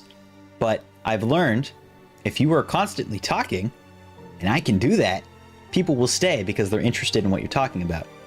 The people who aren't interested in what you're talking about, well, then they clicked on the wrong stream, they can leave, that's totally fine. But if you're talking and the people that are watching enjoy what you're talking about and want to participate in the conversation, they will stay. So basically, if you talk a lot, you're going to be really good at streaming. I can talk a lot, but I'll just get tired after a while. Although it's been 3.5 hours and I'm not that tired, so I'm going to keep going. The one thing I got to do for this will detect if it's out. Let's make sure this is actually functional. That goes in, that detects it, that's functional. Okay, so now I need to start the 3rd timer, which will be, let me reset this. I'm just gonna start over. Grab these. Stone, let's get a block. There we go, perfect. And then yeah, do that. So now I need to start a 3rd timer, which will do exactly what this does, but in reverse. So it will trigger this one instead of that one. So I can get rid of this. I'm also going to unme X. This is making me very mad. Perfect. All right, cool. It's time to talk about whatever I can. Hey, if it's entertaining, people will stay. That's all that really matters. That was an interesting strand of sounds that came out of my mouth. But the point is, as long as you are entertaining, whether you're talking or not, people will stay. That's the whole point of YouTube, is to find entertainment or entertainment or information. You can pick either one. Those are like the main two. There might be subcategories, but I'm probably a mix of both. I do things that are informational with the mod videos and with how to be a filmmaker. But then I also do things where I'm just silly and funny guy. And people stay if they like the personality. They'll stay if they like the information. You got to figure out what works for you. Sometimes it changes. I wanted to just be a funny, entertaining YouTuber telling good stories that people enjoyed listening to. But it's become more than that. I now do mod videos. That was never a part of the plan. And I'm very happy. And I continue to do it because I enjoy doing it. Prioritize what you enjoy doing. That is like my #1 tip. Because otherwise, you are going to be exhausted. Probably be tired either way, but you won't be burnt out from the entire channel. It'll be like an individual project rather than the whole thing. Anyway, yeah, let's do this timer. That needs to, yep, that's right. Do the fitting again, pipe, that connects in, and then we'll toss in the concrete powder. Go, just in case they're different. Once again, I have neglected to put in a redstone torch because I totally forgot. So break that whole thing. I don't think this will work. Let's see. Yeah, I didn't think so. And this is going to create a clock if I do this right.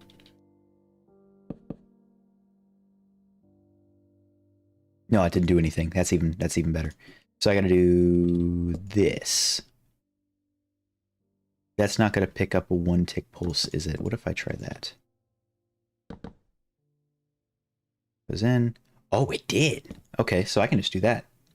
I would recommend doing a video first, especially on YouTube. Having a collection of videos people can be introduced to you with is way better than starting on streaming. YouTube is a video platform. Twitch is a streaming platform. People don't go to Twitch for videos. People go to YouTube for videos. People don't really go to YouTube for streams. They go to Twitch for streams.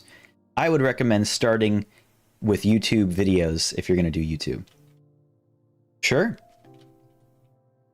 You could do both if you wanted. Maybe you do a bunch of games. Whatever you feel passionate about doing, do that. All right, now I can start the second timer. Can I do this without...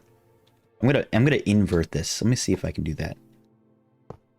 I'm going to do this. That's going to go down. No. Redstone torch goes into the one. Okay. So this goes here. That goes down. There we go. Okay. That goes off to the side. Boom. Fitting. Boom. Pipe. Boom. Now we got the whole timer set up. Like I said, we're literally just getting the core components out. We're going to make this smaller later on. I just want to make it functional. That is my #1 goal with this. So I can put in, this is where I will put in this. And then once this, as long as, so I got to copy this system.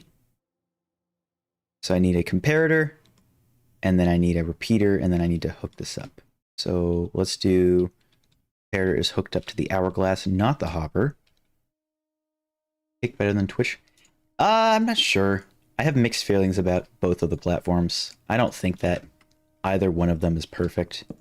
Twitch has had its fair share of money issues, but Kick is also a much smaller platform.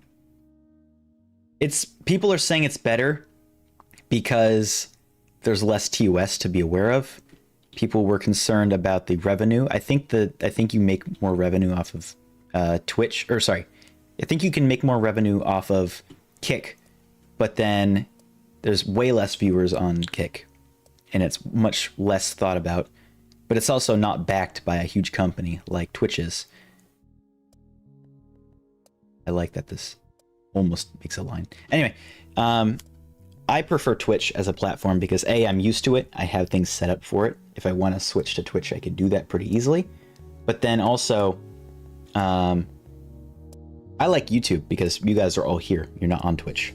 I know for a fact that you guys are on YouTube because the people who watch my videos also know where my streams are because they're in the same spot, whereas Twitch is a whole other website. So some people can do it. I decided to stick to YouTube. I like YouTube now. Except for when they refuse to give me my activity feed. Thanks, Twitch. Talk about something.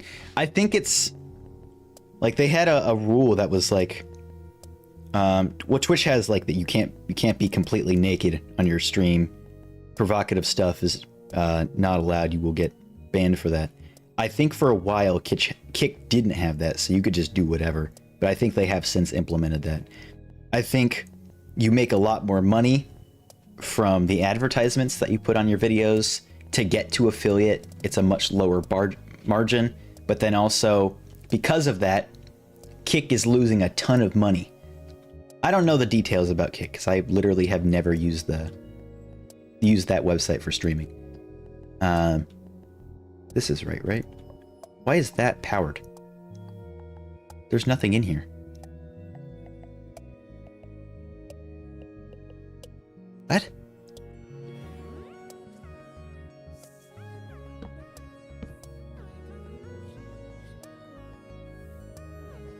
Huh? I don't know. Okay, what is going on here? How is this being powered? I don't... Is there something else in the system? Okay. That's fine. Okay, so it must have just been glitched out. What was that? That was weird. Is that going to be a problem? Okay, so now this will say as long as this has power, then this will power this. I'm gonna go very horizontal. That way I have much more room to... Actually, no, I'm gonna do this. I'm going up in the world.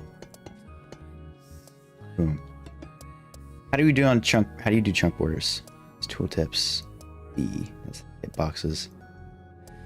T is gonna refresh. G. Maybe. It could be, because that redstone torch was right on the edge. I'm not sure. I'm pretty sure it does. But also I didn't unload the chunks, so it should be fine. Let's do... Is that wrong? Not too sure. So we gotta make sure 1, 2, 3, 4, 5, 6, 7, 8, 9, 10, 11, 12, 13. So it will reach here. Let's do this to replenish the amount of power going into it. I think I can actually just make it to here. I might as well for that's the wrong one. I'm supposed to be going over. I'm gonna flip this. I think that's better.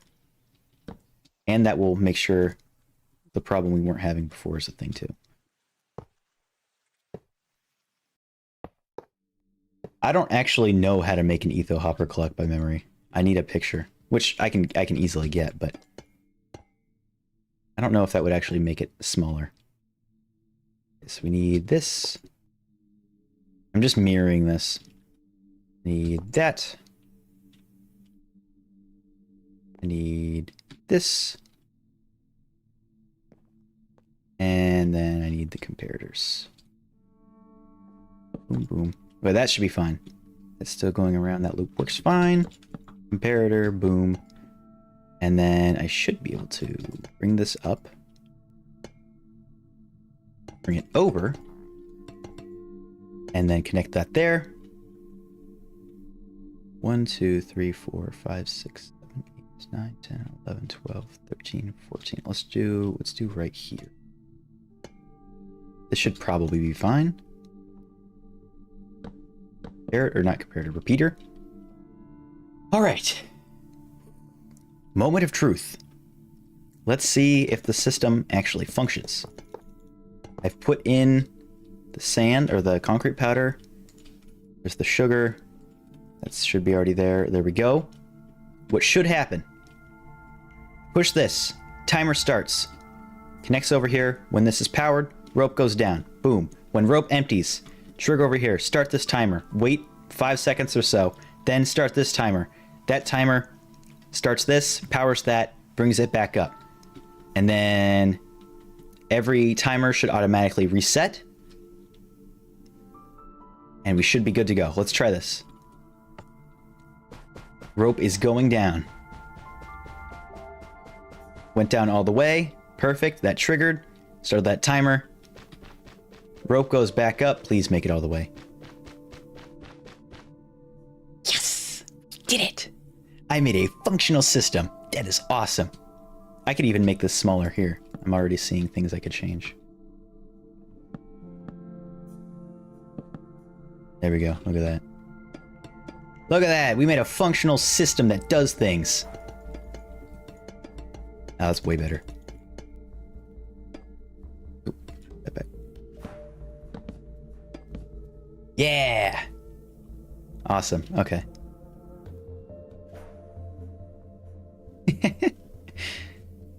Okay. Well, that is a system complete. So the first thing I can do to make this smaller is I can move this whole system way closer.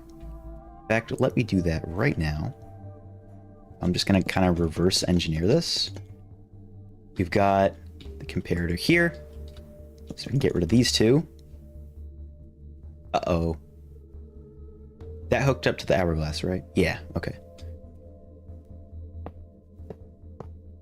Boom. That goes on top. That's detecting for the... Yeah, that's right. This goes straight down. That goes in by the side. We got the fitting here. We got that. We get our sand. I'm going to wait to put that in just because I don't have it powered. That's going to invert the signal. So now I can throw this in. That keeps it from going. Perfect. And then I need a button. And I can break this whole system.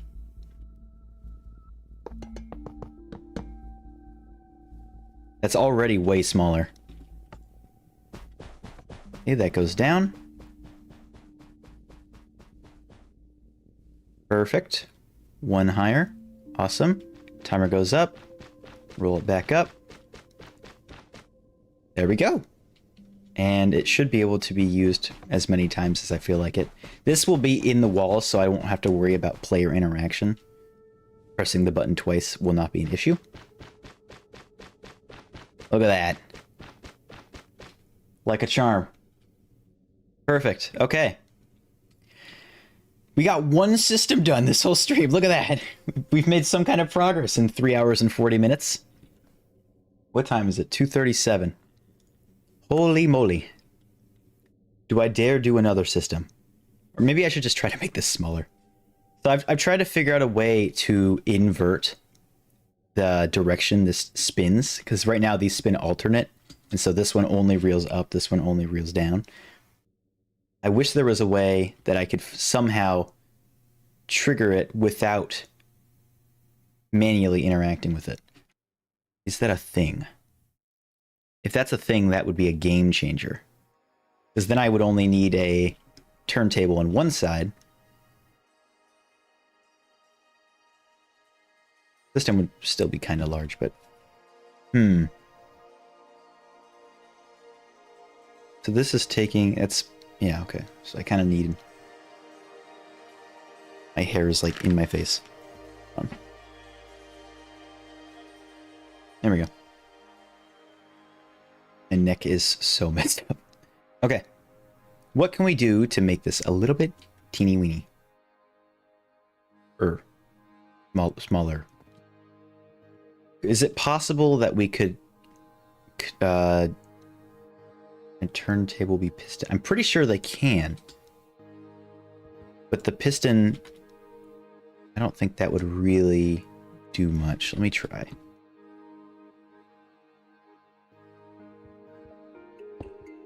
Pretty sure. Oh, they can't. Okay, well that... Windy. That idea didn't work. Okay. Well, that's good to know. Those cannot be moved. That kind of makes sense, I guess. Last time I tried using faucets, it crashed the game, so I'm not gonna touch that. Spring launcher's not gonna help. Dispensers trigger. Let's try this. The turntable. Now the turntables have been turned. Yes. Oh, the turntables. Well, what about... Okay, so let's try this. If I can use a button press... Okay, what about a dropper? I'm assuming a dropper wouldn't work if a dispenser didn't, but just to try. Okay, well, it behaved differently than I expected it to. Alright. Huh. Turning a turntable won't help. Yeah. But it was good to know that, though, for a future reference. So one thing I can think of is, what is the radius at which I can hear this being turned on? If I turn this off to the side and I get a turntable.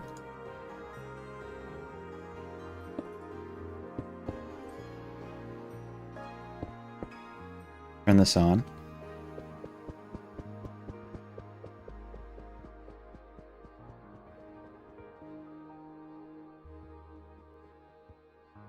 So this is as far as I have to be to not be able to hear it. Yeah, I can't hear it. So I would have to be... Just use this. 1, 2, 3, 4, 5, 6, 7, 8, 9, 10, 11, 12, 13, 14, 15 blocks away to not be able to hear that thing.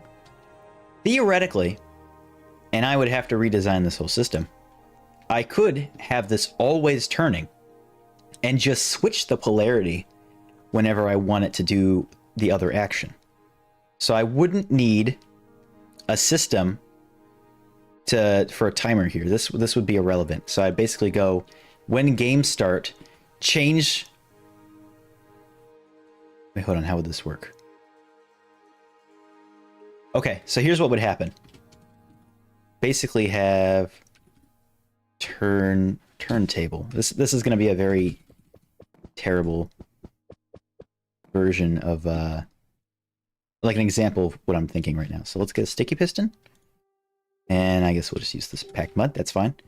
We're going to have 2 turntables. They're going to be set to the opposite. If turning the table doesn't work, then table it. Maybe that'll turn it. So here's what's going to happen. Or here's what could theoretically be useful. So this would require something above. I'd have to do like a double piston extender or something. I don't know. But if I could leave this permanently running... Oh, wait, that might ruin my plan.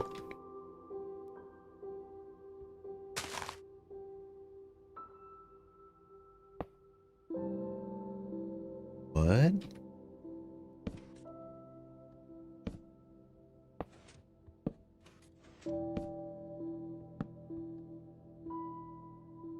Oh, I'm dumb. I know why it's not working. It is working. See? Look. There we go. So this will be my indicator, I guess. Let's do... What's something that doesn't really hurt? That I can see.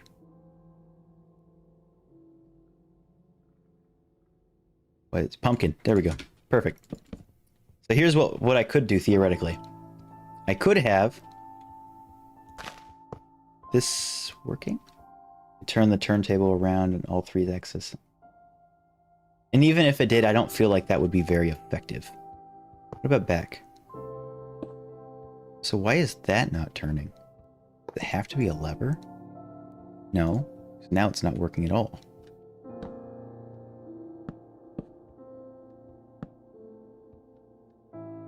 Oh, and those chain too. That could be a problem. Why is that not turning? Maybe it can't turn that. Let me just try piston, because it's not going to be powered. It should be fine. What about chiseled bookshelf? That's not, because it's a storage block. Jukebox, nope. Also a storage block. Let's try rain block. Nope. And pumpkin be turned. I tried a carved pumpkin, that didn't work. I know pistons work. Let's just try a piston. Oh. Can I try another block, please? Dropper should be fine. That works.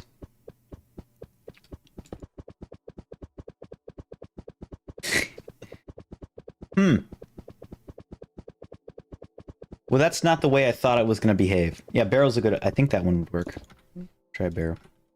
I was hoping they wouldn't link together. Yeah, that works. That could be cool for animations. So when this is triggered, this also triggers. That's a problem for my idea. So I would have to... Well...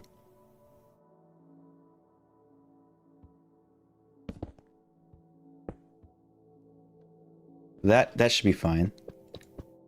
So this is kind of what I have already up there. So what I need to do is have a system where I have this. Come on, there we go. And then I need to have it so with some kind of trigger, game start or something, this one will always be on. So it's always spinning clockwise. And then another trigger happens and it switches. So now it's spinning counterclockwise. So that way, if I'm 15 blocks away, I won't hear it, but it will still be dropping all of the rope. You think the turntables turn around the axis they are facing? Yes, I do think. Oh. Oh, yeah, I get what you're saying now. Okay, that makes a lot of sense. You can't position pumpkins, like you can't have their face turn upwards. That makes a lot of sense. Well, theoretically, that would mean I could actually turn a pumpkin if I did it this way. See, look at that. Thank you. That helped a lot. I understand exactly why that wasn't working. Okay. I didn't even think about that. So yeah, if I could have a system that basically does... I think I could make this in like 2 seconds. Let's do this. And then that. So that's always turning counterclockwise. And then this. And then I can power that. And that deactivates this and activates this one, changing the direction. So if I'm 15 blocks away and it's already up, nothing's going to happen. Okay. So this is an option too. Would this make it easier though? Because this one, what would that realistically help? This basically says start the timer. So there would be no timer. There would only be this timer, the second timer. The amount of time it takes. Or maybe I don't even need that. Depending on how long the rope is, it might just... No, I think you would still need that. Okay. So I would need the second timer, but I wouldn't need this first one. There's the face. Yeah. Oh, I just now, that clicked in my mind what you were saying. So I wouldn't need this first timer. Basically, initiating it would swap, meaning this would start going down. Then this timer would go. And then once that finishes, then it would trigger this again, meaning it goes back up, and it would just be continually spinning forever and ever and ever. That could work. And it would be smaller, but it means I would have to have the rope way higher, and it would take longer for the rope to go up and down. Let's copy it. Let's make a system. See if that could do that. I'm going to copy this whole thing. Wand. Go up one. And then I think, I don't remember what side I just did it. That is how short my memory is. I did it from the bottom, right? Probably. 181. That's not right. I think I did it from the other way. I did. Up one. And then now I got it right. I know for a fact this time. Here we go. And then let me copy this. And move it over here. There we go. Now I've got a duplicate of the exact same thing, but we're going to try with this system instead. So let me grab everything I will need. And just for the sake of consistency, I'm going to use these 2 random blocks. And give me that. Give me a button. I can get rid of this system here. This timer is no longer relevant. And this timer is no longer relevant. I gotta get my stand up. Get rid of this. And now we're gonna have that system from before. Basically, oh, but the difference is, that's fine. I can.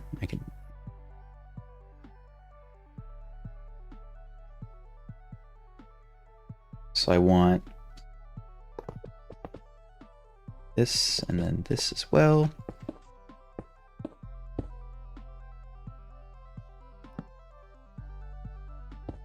That will always be going.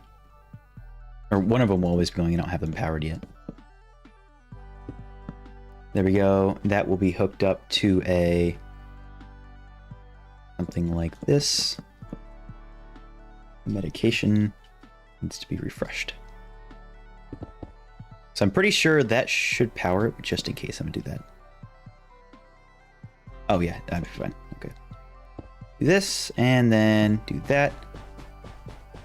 That should permanently be going down. Okay, we're empty now. That timer just went off, that's fine. And, oh, but this needs to be a T flip-flop. Ooh, this is more tricky than I thought it was going to be. So when game starts, then I need to actually toggle it. But that's... okay, well that's not too hard. Water bucket, and then we get an invisible jar. Because for some reason this version of the game does not have the jars render, but that's okay. Then we get this. We get a comparator. And then we get a repeater. We get there, there. That's gonna get annoying really fast. Need the jar. Get rid of that. I'm not gonna be able to see it anyway. There's the dropper. Don't need that dispenser on the other hand. Boom. So now, if I press this button, it should invert. Aha! Cool. Okay, so now we have our system for this. I could even make that smaller. Okay, so when we're 15 blocks away, this sound will not be present. In fact, let's actually add 15. Just for testing purposes. Okay. So now this says it's going up. We want to say game start. So push that button, switches, it goes down. Game has begun. And now this should trigger in a second. There it goes. That timer goes.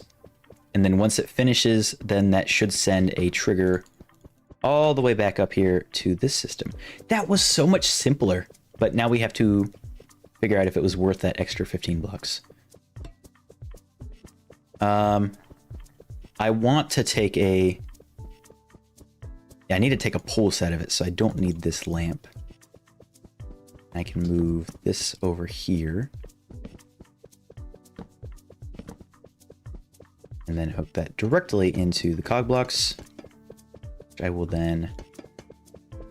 I can actually use here as well.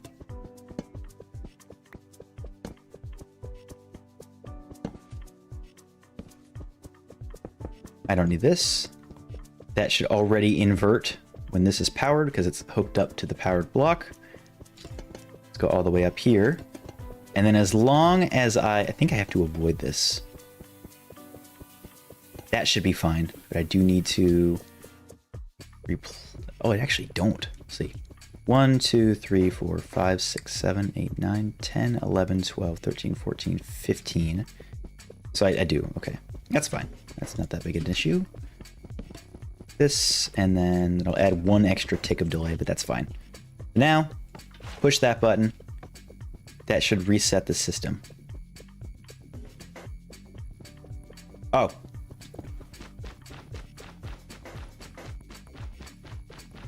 Here we go. And we're good. Assuming we're 15 blocks away, we wouldn't hear this. And now this is like game reset. So let's go ahead and start the game. Switches that. Rope goes down. Yeah, it takes way longer this time. So we'd have to start this way sooner. Now this is fully down. The timer just reset. I don't think that pulse was long enough for it to notice. Okay, let's make this a repeater then. Maybe that will be better. I might have to change this to 2. Let's see.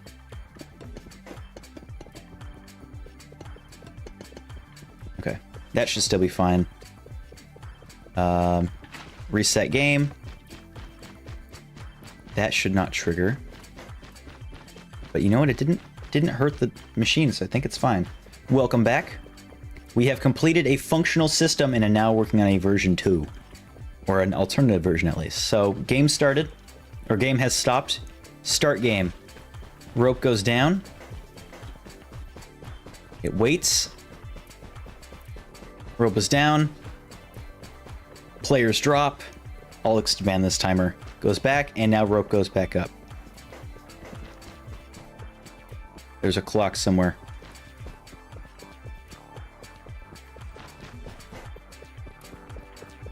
Why is this happening? Hold on. Yes, that's what this is, yeah. So I could make this longer with ash. Let's see if I can snag it. There we go. We'll try ash. It's a little bit longer. That was just for testing purposes. I was gonna do a longer one before. This only triggers, or should only trigger, when the rope has completely emptied. So I can make the rope as long as I want. It will then start the timer. But now it's doing a loop, and that's a problem. So what is going on exactly? It's going counterclockwise. It's going down. So when this goes, it should give a single pulse. Let's see. So that should go up. This triggers. I know what's happening. This should not be going here. This should be going to this. It's not interacting with the T flip-flop. That's why the button's not working. Okay, so now I need to reset the game. So let me do that. Both cog blocks go into the piston. Yeah, okay. Okay. That was weird. Why did I do it then? So I can hook this up now. And I can say, start game. That goes down. This repeater prevents it from interacting with anything. Not that it would. This finishes. Right now, timer starts. Timer finishes, and it should push that. That starts going back up. It works. Perfect.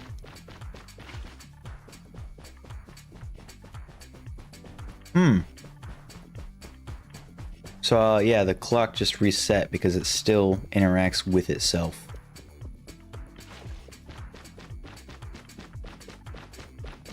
So this isn't detecting it properly.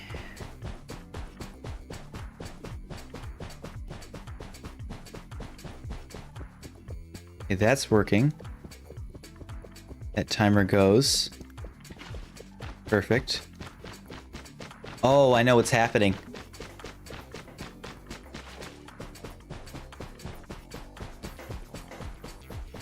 I know exactly what's happening. Yeah, let me do this. So what's happening is this is supposed to detect when it runs out of rope, and that's what it's doing. But it's also detecting when it gets the rope, meaning it does 2 triggers. I'm just gonna take that. Thank you very much. Oh, it doesn't matter. Awesome. Stealing this. Don't you dare mess up my redstone. Okay. Cool. All right. So I don't know what to do. We've got this. When it goes all the way down, this is empty. It sends out a trigger like it should. This goes, this lets it through, timer goes, and then it sends another signal up here. It says, hey, start to bring up the rope. But then, because of that wait, because of this timer, then it takes a second for the rope to start moving upwards. And when it goes from no rope to one piece of rope, or no rope to some amount of rope, then it detects another trigger, meaning that this will trigger twice. And then before it gets up to the top, we'll start a loop. So we need to figure out a way to only detect when this is empty and not when there's change. And comparators don't do it. If I just hook this up right to this, or hook the repeater up right to it, then it wouldn't be a pulse. That's the problem. So I could do something like I did with the door, where I have it, piston shoots out when it receives a second signal, then it resets.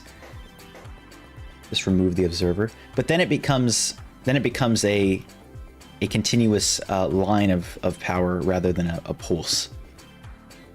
You know, I'll show you why that doesn't work. So if I just hook that right up, that starts that.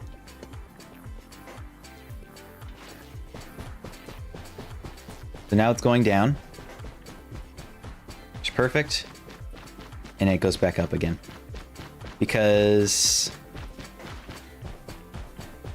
it still forms that loop. Why is it still forming that loop?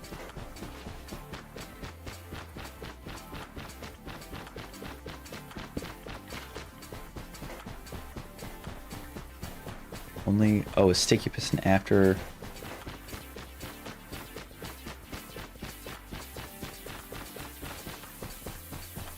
That could work.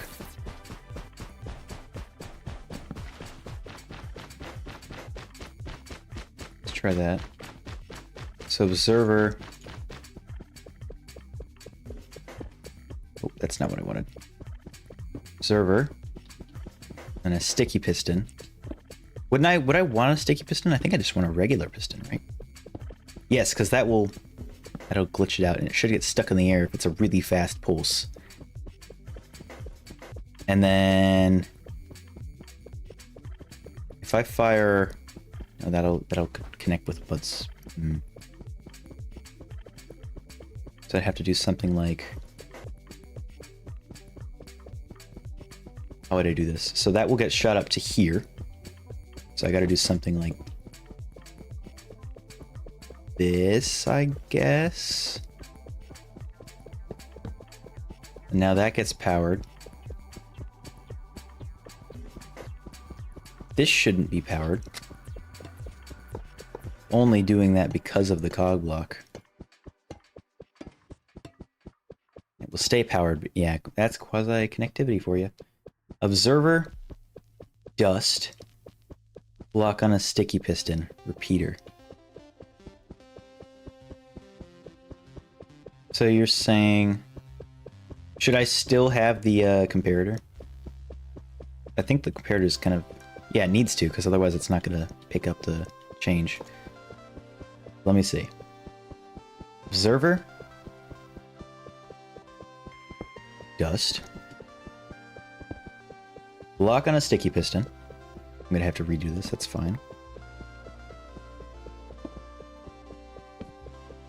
Yeah, okay. Can you stop that, please? Thank you. Rude. Okay. Block on a sticky piston. Use you. Oh, it's still going to continuously do this loop. Okay. Just block on a sticky piston. That's just going to... Yeah, it's going to keep looping forever because I don't have anything stopping it. Get out of here. Boo. Sticky piston one block lower. Yep, that's why it looked wrong to me. That makes way more sense. Oops. That's kind of cool. Okay, so now that should trigger one pulse. But wouldn't it do the exact same thing after it receives another tick? Oh, but it will get stuck in the air. That's right. Okay. And then what was after the sticky piston? Okay, yeah, and the repeater goes right here. That makes sense to me. So if I do that. See, I knew this mechanic was a thing, but I never knew how to do it, and so I was scared to try it. And now I know.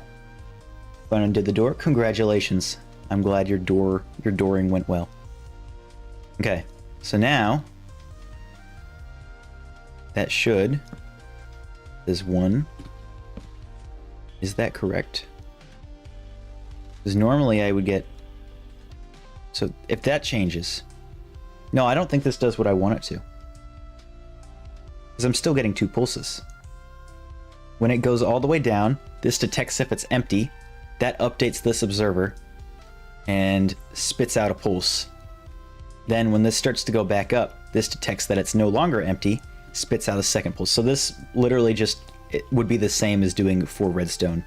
I don't think that really helps here.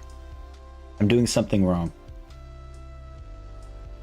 Dust block and a sticky piston repeater. Server, dust block and a sticky piston repeater.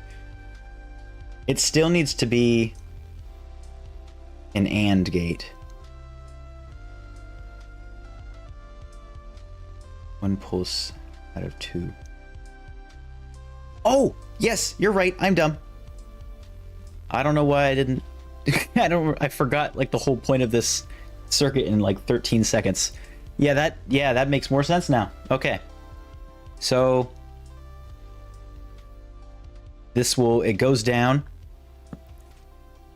and it goes up and then it waits. So this needs to be try a lamp on the end. Okay, yeah, that's a good test. Good test. Lamp.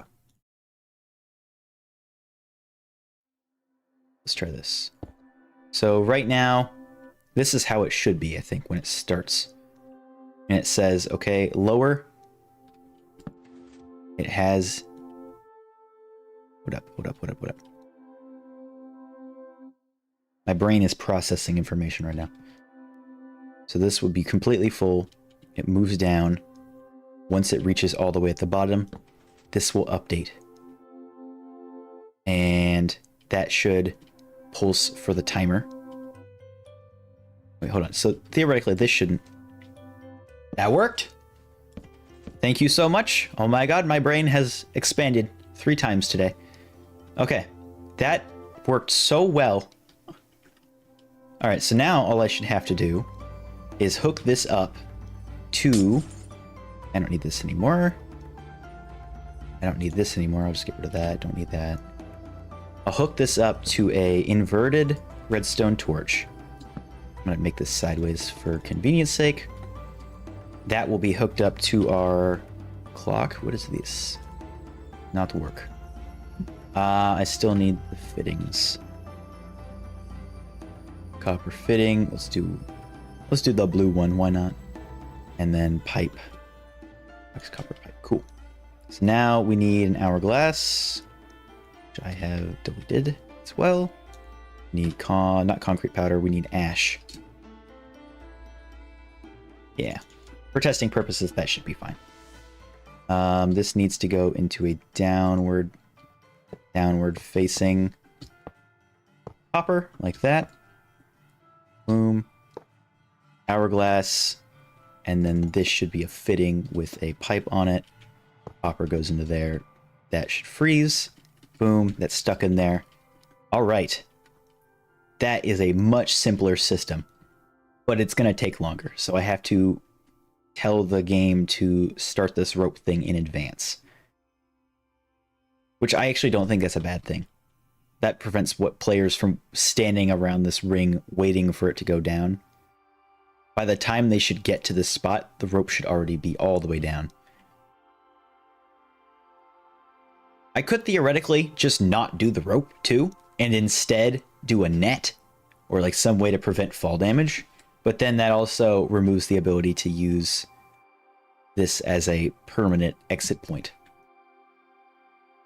So I think the rope would be a better idea anyway. But the problem is, what if you're in here and you miss the rope and then just die? That could be a problem. I think that's okay, actually. So let's do... This should go, and then this should say basically when this is empty. So let me get a... I don't know if the slabs are essential here, but I know they work, so I'm gonna use them. Comparator, repeater. That's glitched out. There's nothing in it. There we go. And then that says if there's something in it, power this block.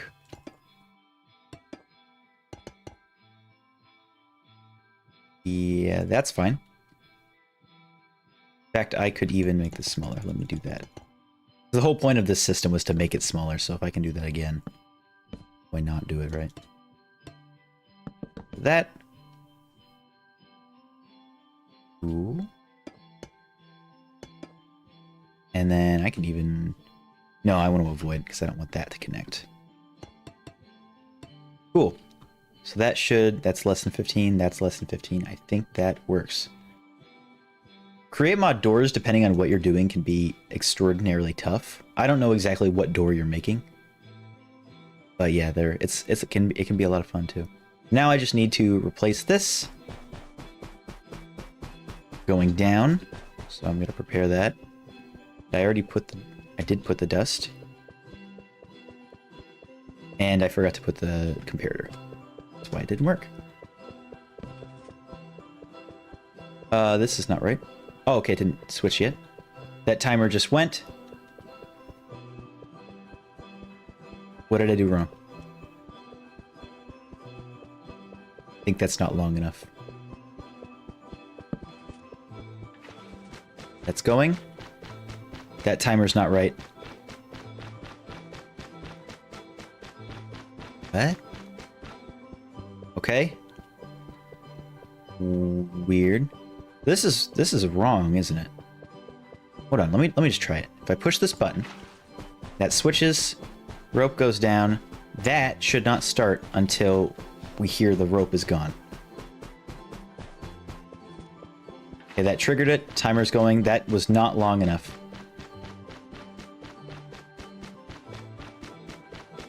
Okay. So what went wrong here?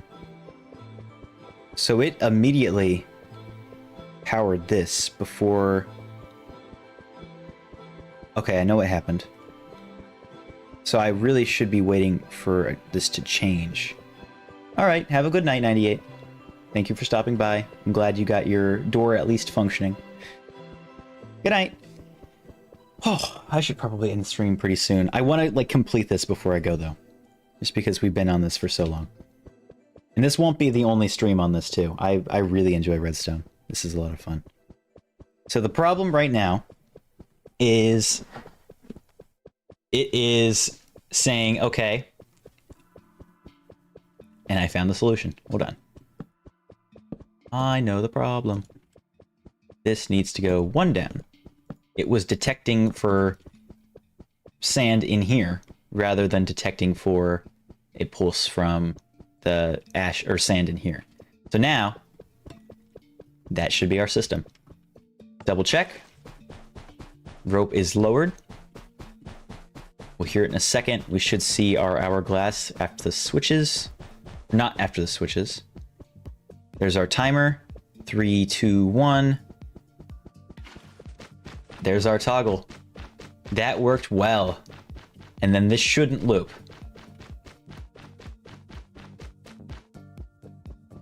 There we go. So now all I need to do is count 15 blocks this way. Or 15 blocks from here. So...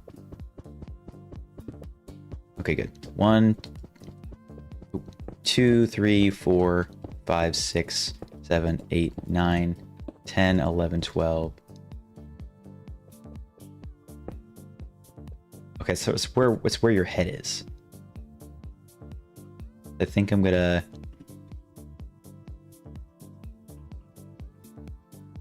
go down like 3 blocks. And then I shouldn't hear it if I jump, right? I can. Okay, I gotta go 1 down. That's perfect. Okay, so now we need to make our ring based on this value.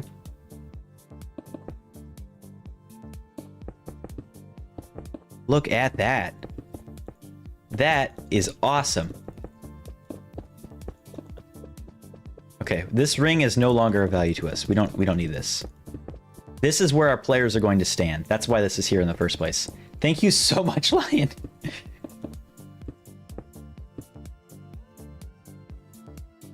I can't place it. There it is. It was just out of reach. Perfect. Are there blocks that can't be pulled up? That's a good question. I'm assuming of something like obsidian could not. Just so I don't go insane, I'm deleting that. Let's try obsidian.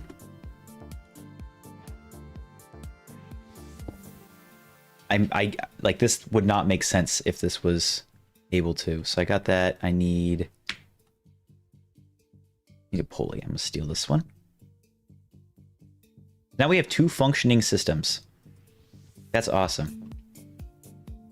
Okay, this is gonna go this, and then we need a turntable. I can also try other blocks too. I'm sure there are others. I'm sure it can't pull entities. So that's another test I want to do.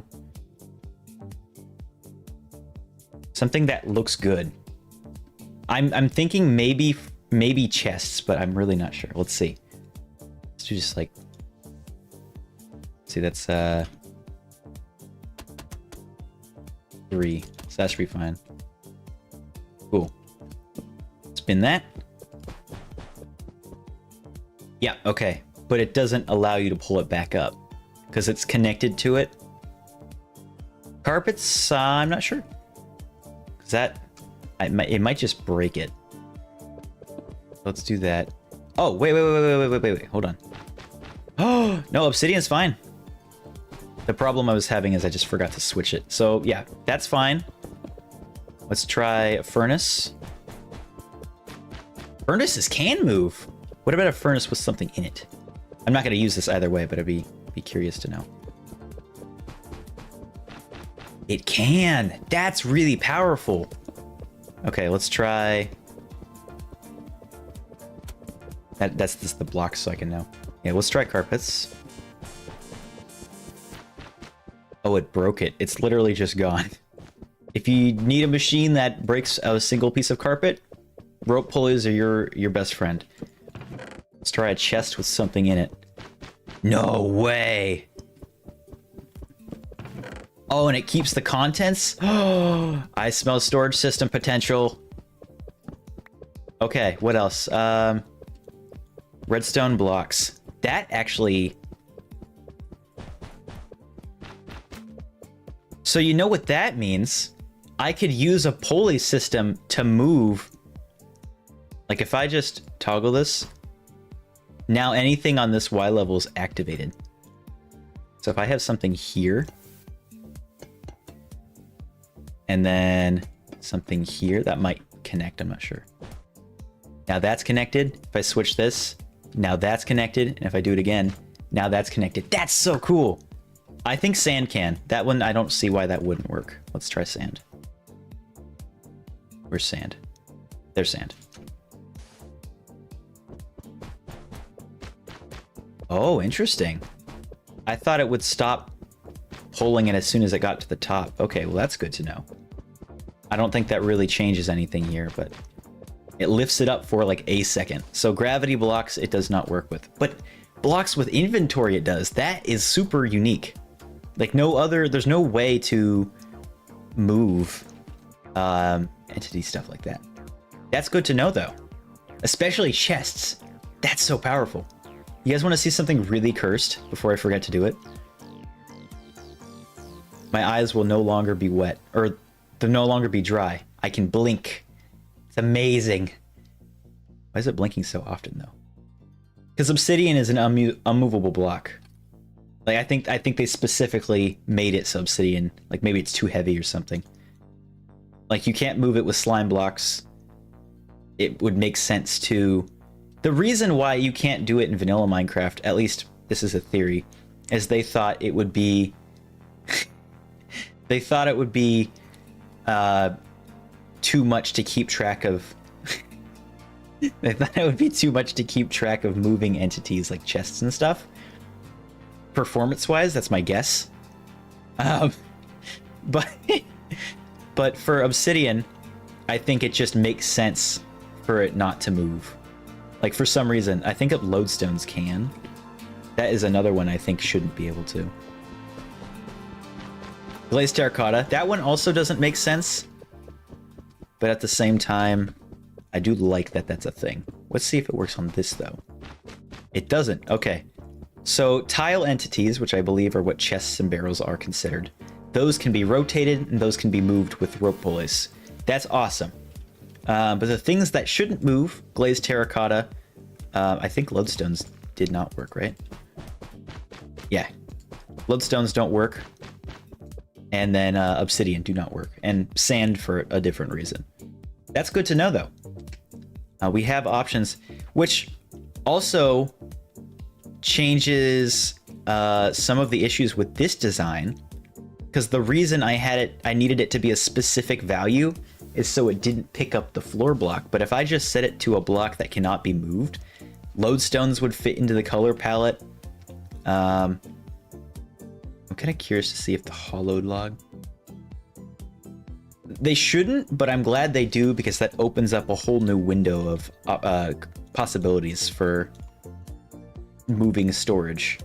Like, imagine you pull a lever and then a set of chests comes down from the sky, and then you pull another lever and those go back up and another set comes down. That could be used in the dungeon, theoretically, somewhere. Or you can piston a chest. Oh!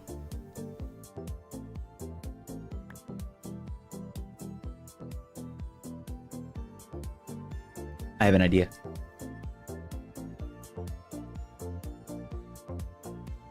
How would I do this?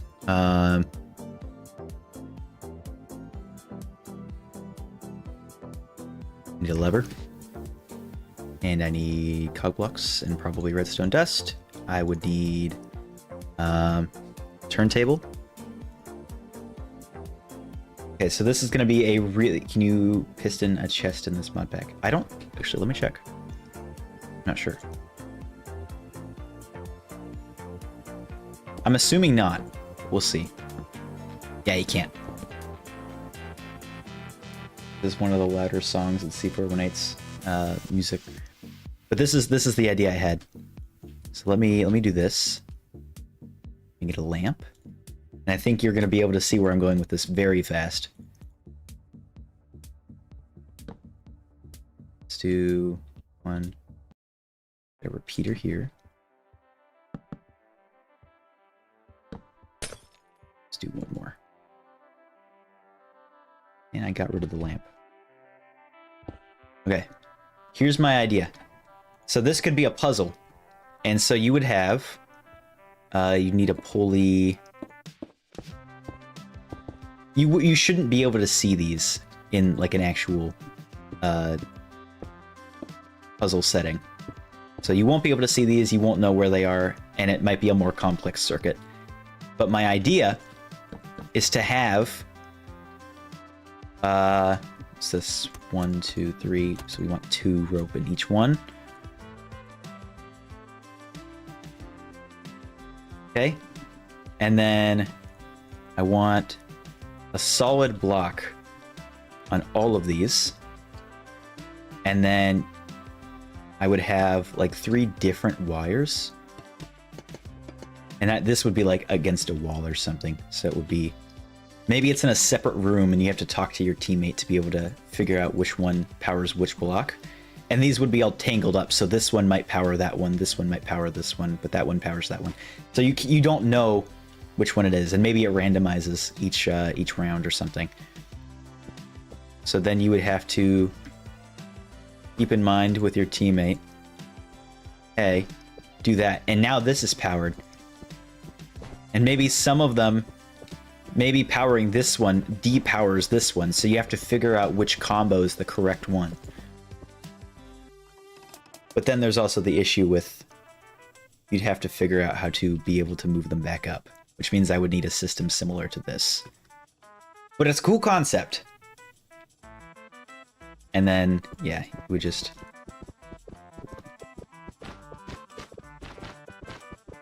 So this is how it would look. And then maybe... Why do they do that? Weird. What are we on? I don't think it would be a chunk border thing. But yeah, that's an idea for a possible puzzle. So you're basically building a circuit without knowing what pieces you... Like the different things that can be manipulated, you don't know. So your teammate might be in another room, cannot see this, and you're basically defusing a bomb with... it's basically keep calm and nobody explodes. So you say, move the red lever, or like flick the red lever, and then this one will go down, but then this one goes up. So you're like, okay, don't do that one, flick the green lever, and that one brings this one back down, but then this one goes up. And maybe if you do this one and this one, then all three go down. So you'd have to like figure out which ones do and don't work. Something like that. And at first it might take a long time to figure it out, but if this doesn't change from round to round, then this could be something you just memorize and then get past really fast. This is a cool concept. I have to figure out where I'd be able to apply that, though. Maybe it's a shortcut. So once you learn it, then you can consistently apply it. That might not be a bad idea, actually. So, like I have over here, right now I have one route to get to here, one route to get to here. Maybe some of these puzzles that are off to the side aren't on the main path, meaning you could take, for example, a yellow pipe that goes directly from this main one to, or this main hallway to the chamber, or maybe this is longer and there's a second chamber. Like this. Maybe it's like this. So you could either go the long route, or you can learn the shortcut, and then your trips there would be much faster. But it requires teamwork. So if you're doing it on your own, then you're forced to take the long route. But if you do it with a teammate, then you have that extra speed. And I think I'll make that a 1 time per round toggle too. It's like the Little Big Planet, like the stickers that you can get if you have 2 players. And I'll put... Oh, I can't place it against starter room. But, oh, you can't place it on fittings. I see. Interesting. I'll just put this as a chamber, and I'll put this as a room. Or let's do loot room. That way it's more specific, because there could be more rooms than just those. And then yeah, these will be... What? Why can I place it on this one? Use you. Oh. Nope. There goes my theory. I thought it was only able to be placed on these, but I could only place them on the edges for some reason. That's really weird. Huh. Okay. Well, that's good to know. For this, I'll change to normal hallway. This I'll do locked behind co-op puzzle. Cool. So now these have to be... These have to be locked behind a puzzles that... So it rewards you for working together, but then if you come back through here, it wouldn't punish you for betraying your teammate. Where did the consistency go? Consistency with what? What did I mess up? Oh. Did you miss the yellow? Or what? What did I do wrong? I don't know what you're talking about. What consistency did I miss out on? So maybe there's one here. Can't place it there. Sign. Oh, I don't know. That's super weird. I wish it wouldn't. Escape. Rope. And I'll just copy that over here. I can't put them on any of the fittings. That's just literally not possible. So if I wanted to, I couldn't put it on these. But for some reason, the pipes that are connected to a fitting can have a sign on them. No clue why. But this should be... I don't know why I like this so much. Miniatures just make me happy. So this is a cool idea. I like this though. That's cool. I think I'm going to keep that. And then something like this would be great, because then it forces players to work together. It makes that round quicker, because then you have the shortcut, but you have to spend time doing the puzzles. So you can say, hey, is it worth doing this puzzle, or is it worth going the long route for a for sure chance? But it might be more dangerous but slower. So you have to figure out which one you think is more beneficial to do in the short term. When you're first starting out playing the game, it would be better to take the long route, just because you'll take so much time. Actually, that's not technically true. So if you're first starting out, you're not going to know how to solve this puzzle here.